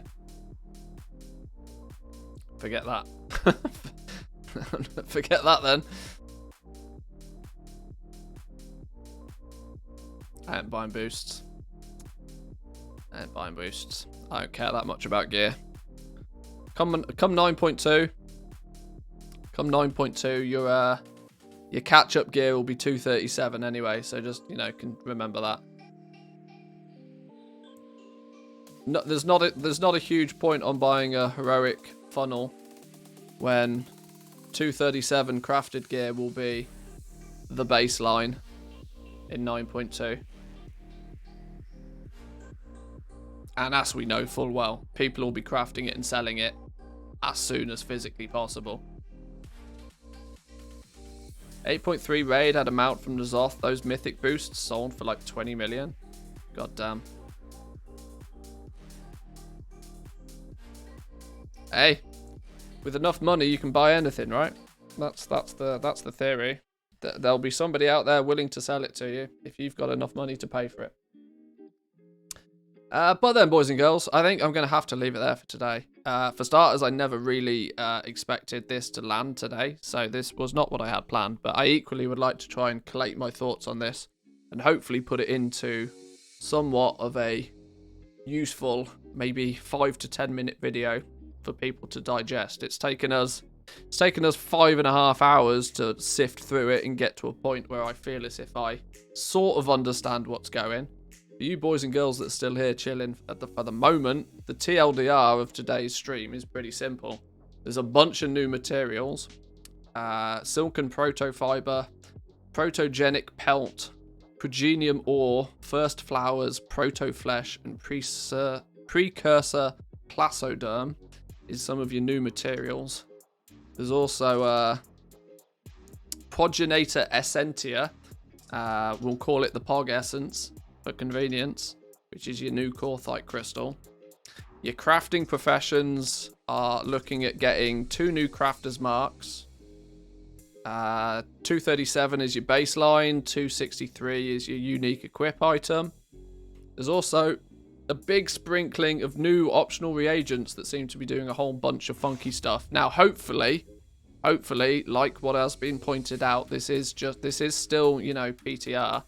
It's data mined PTR at that. It's not even PTR, so it's even, you know, less likely to be true. But hopefully these optional reagents are actually going to make it into the game this time. They're doing a bunch of funky things like speed boost increased and, you know, chance to do AoE. A bunch of funky things. Each profession is going to get 1 or 2 of them by the looks of things. So could present the opportunity for some very specialized professions in terms of, you know, if the optional reagents become bind on pickup, you may then want to have like a blacksmith. Only a blacksmith paired with an alchemist could make plate gear that also increases the duration of your flasks and food buff. There could be, you know, you might have to utilize both of your primary professions to be able to make one thing. As a way to, you know, funnel specialization. Or the optional reagents will just be all bind on equip and you can trade them freely between yourselves or sell them on the auction. We don't know yet. But new optional reagents are a thing. 2 new crafters marks. For legendary crafting, there is only 1 new rank by the looks of things. It is made by or at least it appears to be a similar system as what we've expected in patch 9.1. You're going to make a Vestige of Eternals, which will increase a base legendary item by 3 ranks instead of 2 like we're used to currently.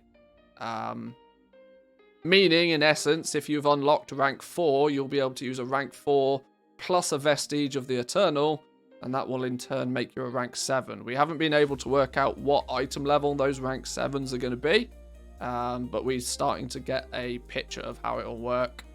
The Vestige of Eternals comes from learning the Tome of Eternal. A lot of this will sound very familiar to you if you've crafted legendaries in patch 9.1. How we go about getting those things yet, though, we don't know. There is going to be a new currency called Cosmic Flux, which is, consider it your Soul Ash, Soul Cinders of patch 9.2. But Cosmic Flux is going to be acquired for more than just Torghast. They've already said it will come from raid bosses, it will come from PvP, it will come from Mythic Plus, it will come from Torghast. The likelihood will be it will be, you know, somewhat farmable. It probably won't be the bottleneck. But well, it is. Cosmic Flux is used for more than just crafting legendaries, though. That's one of the significant differences. Soul Ash and Soul Cinders, it's only really used for legendaries. This Cosmic Flux is going to be used for some other stuff as well, namely upgrading normal pieces of gear into tier set pieces. So it's going to be very valuable to those that care about gear. But that's basically a quick TLDR of what's going on in 9.2. Apart from the fact I should probably throw on to this, one big thing to add is that there's a new profession. Unsure, we don't know if this new profession is going to be a standalone profession, something that you learn from a trainer, or whether it's going to be like the crafting system in Mechagon, for example, where there's a crafter dude and you find schematics and you give him the schematic and he crafts it for you as long as you've got the reagents. Either way, there's a new profession that is going to makes pets and mounts. So far, there's probably 15 to 20 different both companion pets and mounts that is going to be made using this. What was it called? It had some funky name, didn't it? I can't remember what its funky name was. What was its funky name?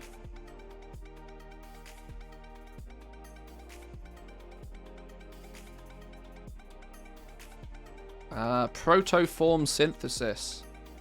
Protoform synthesis.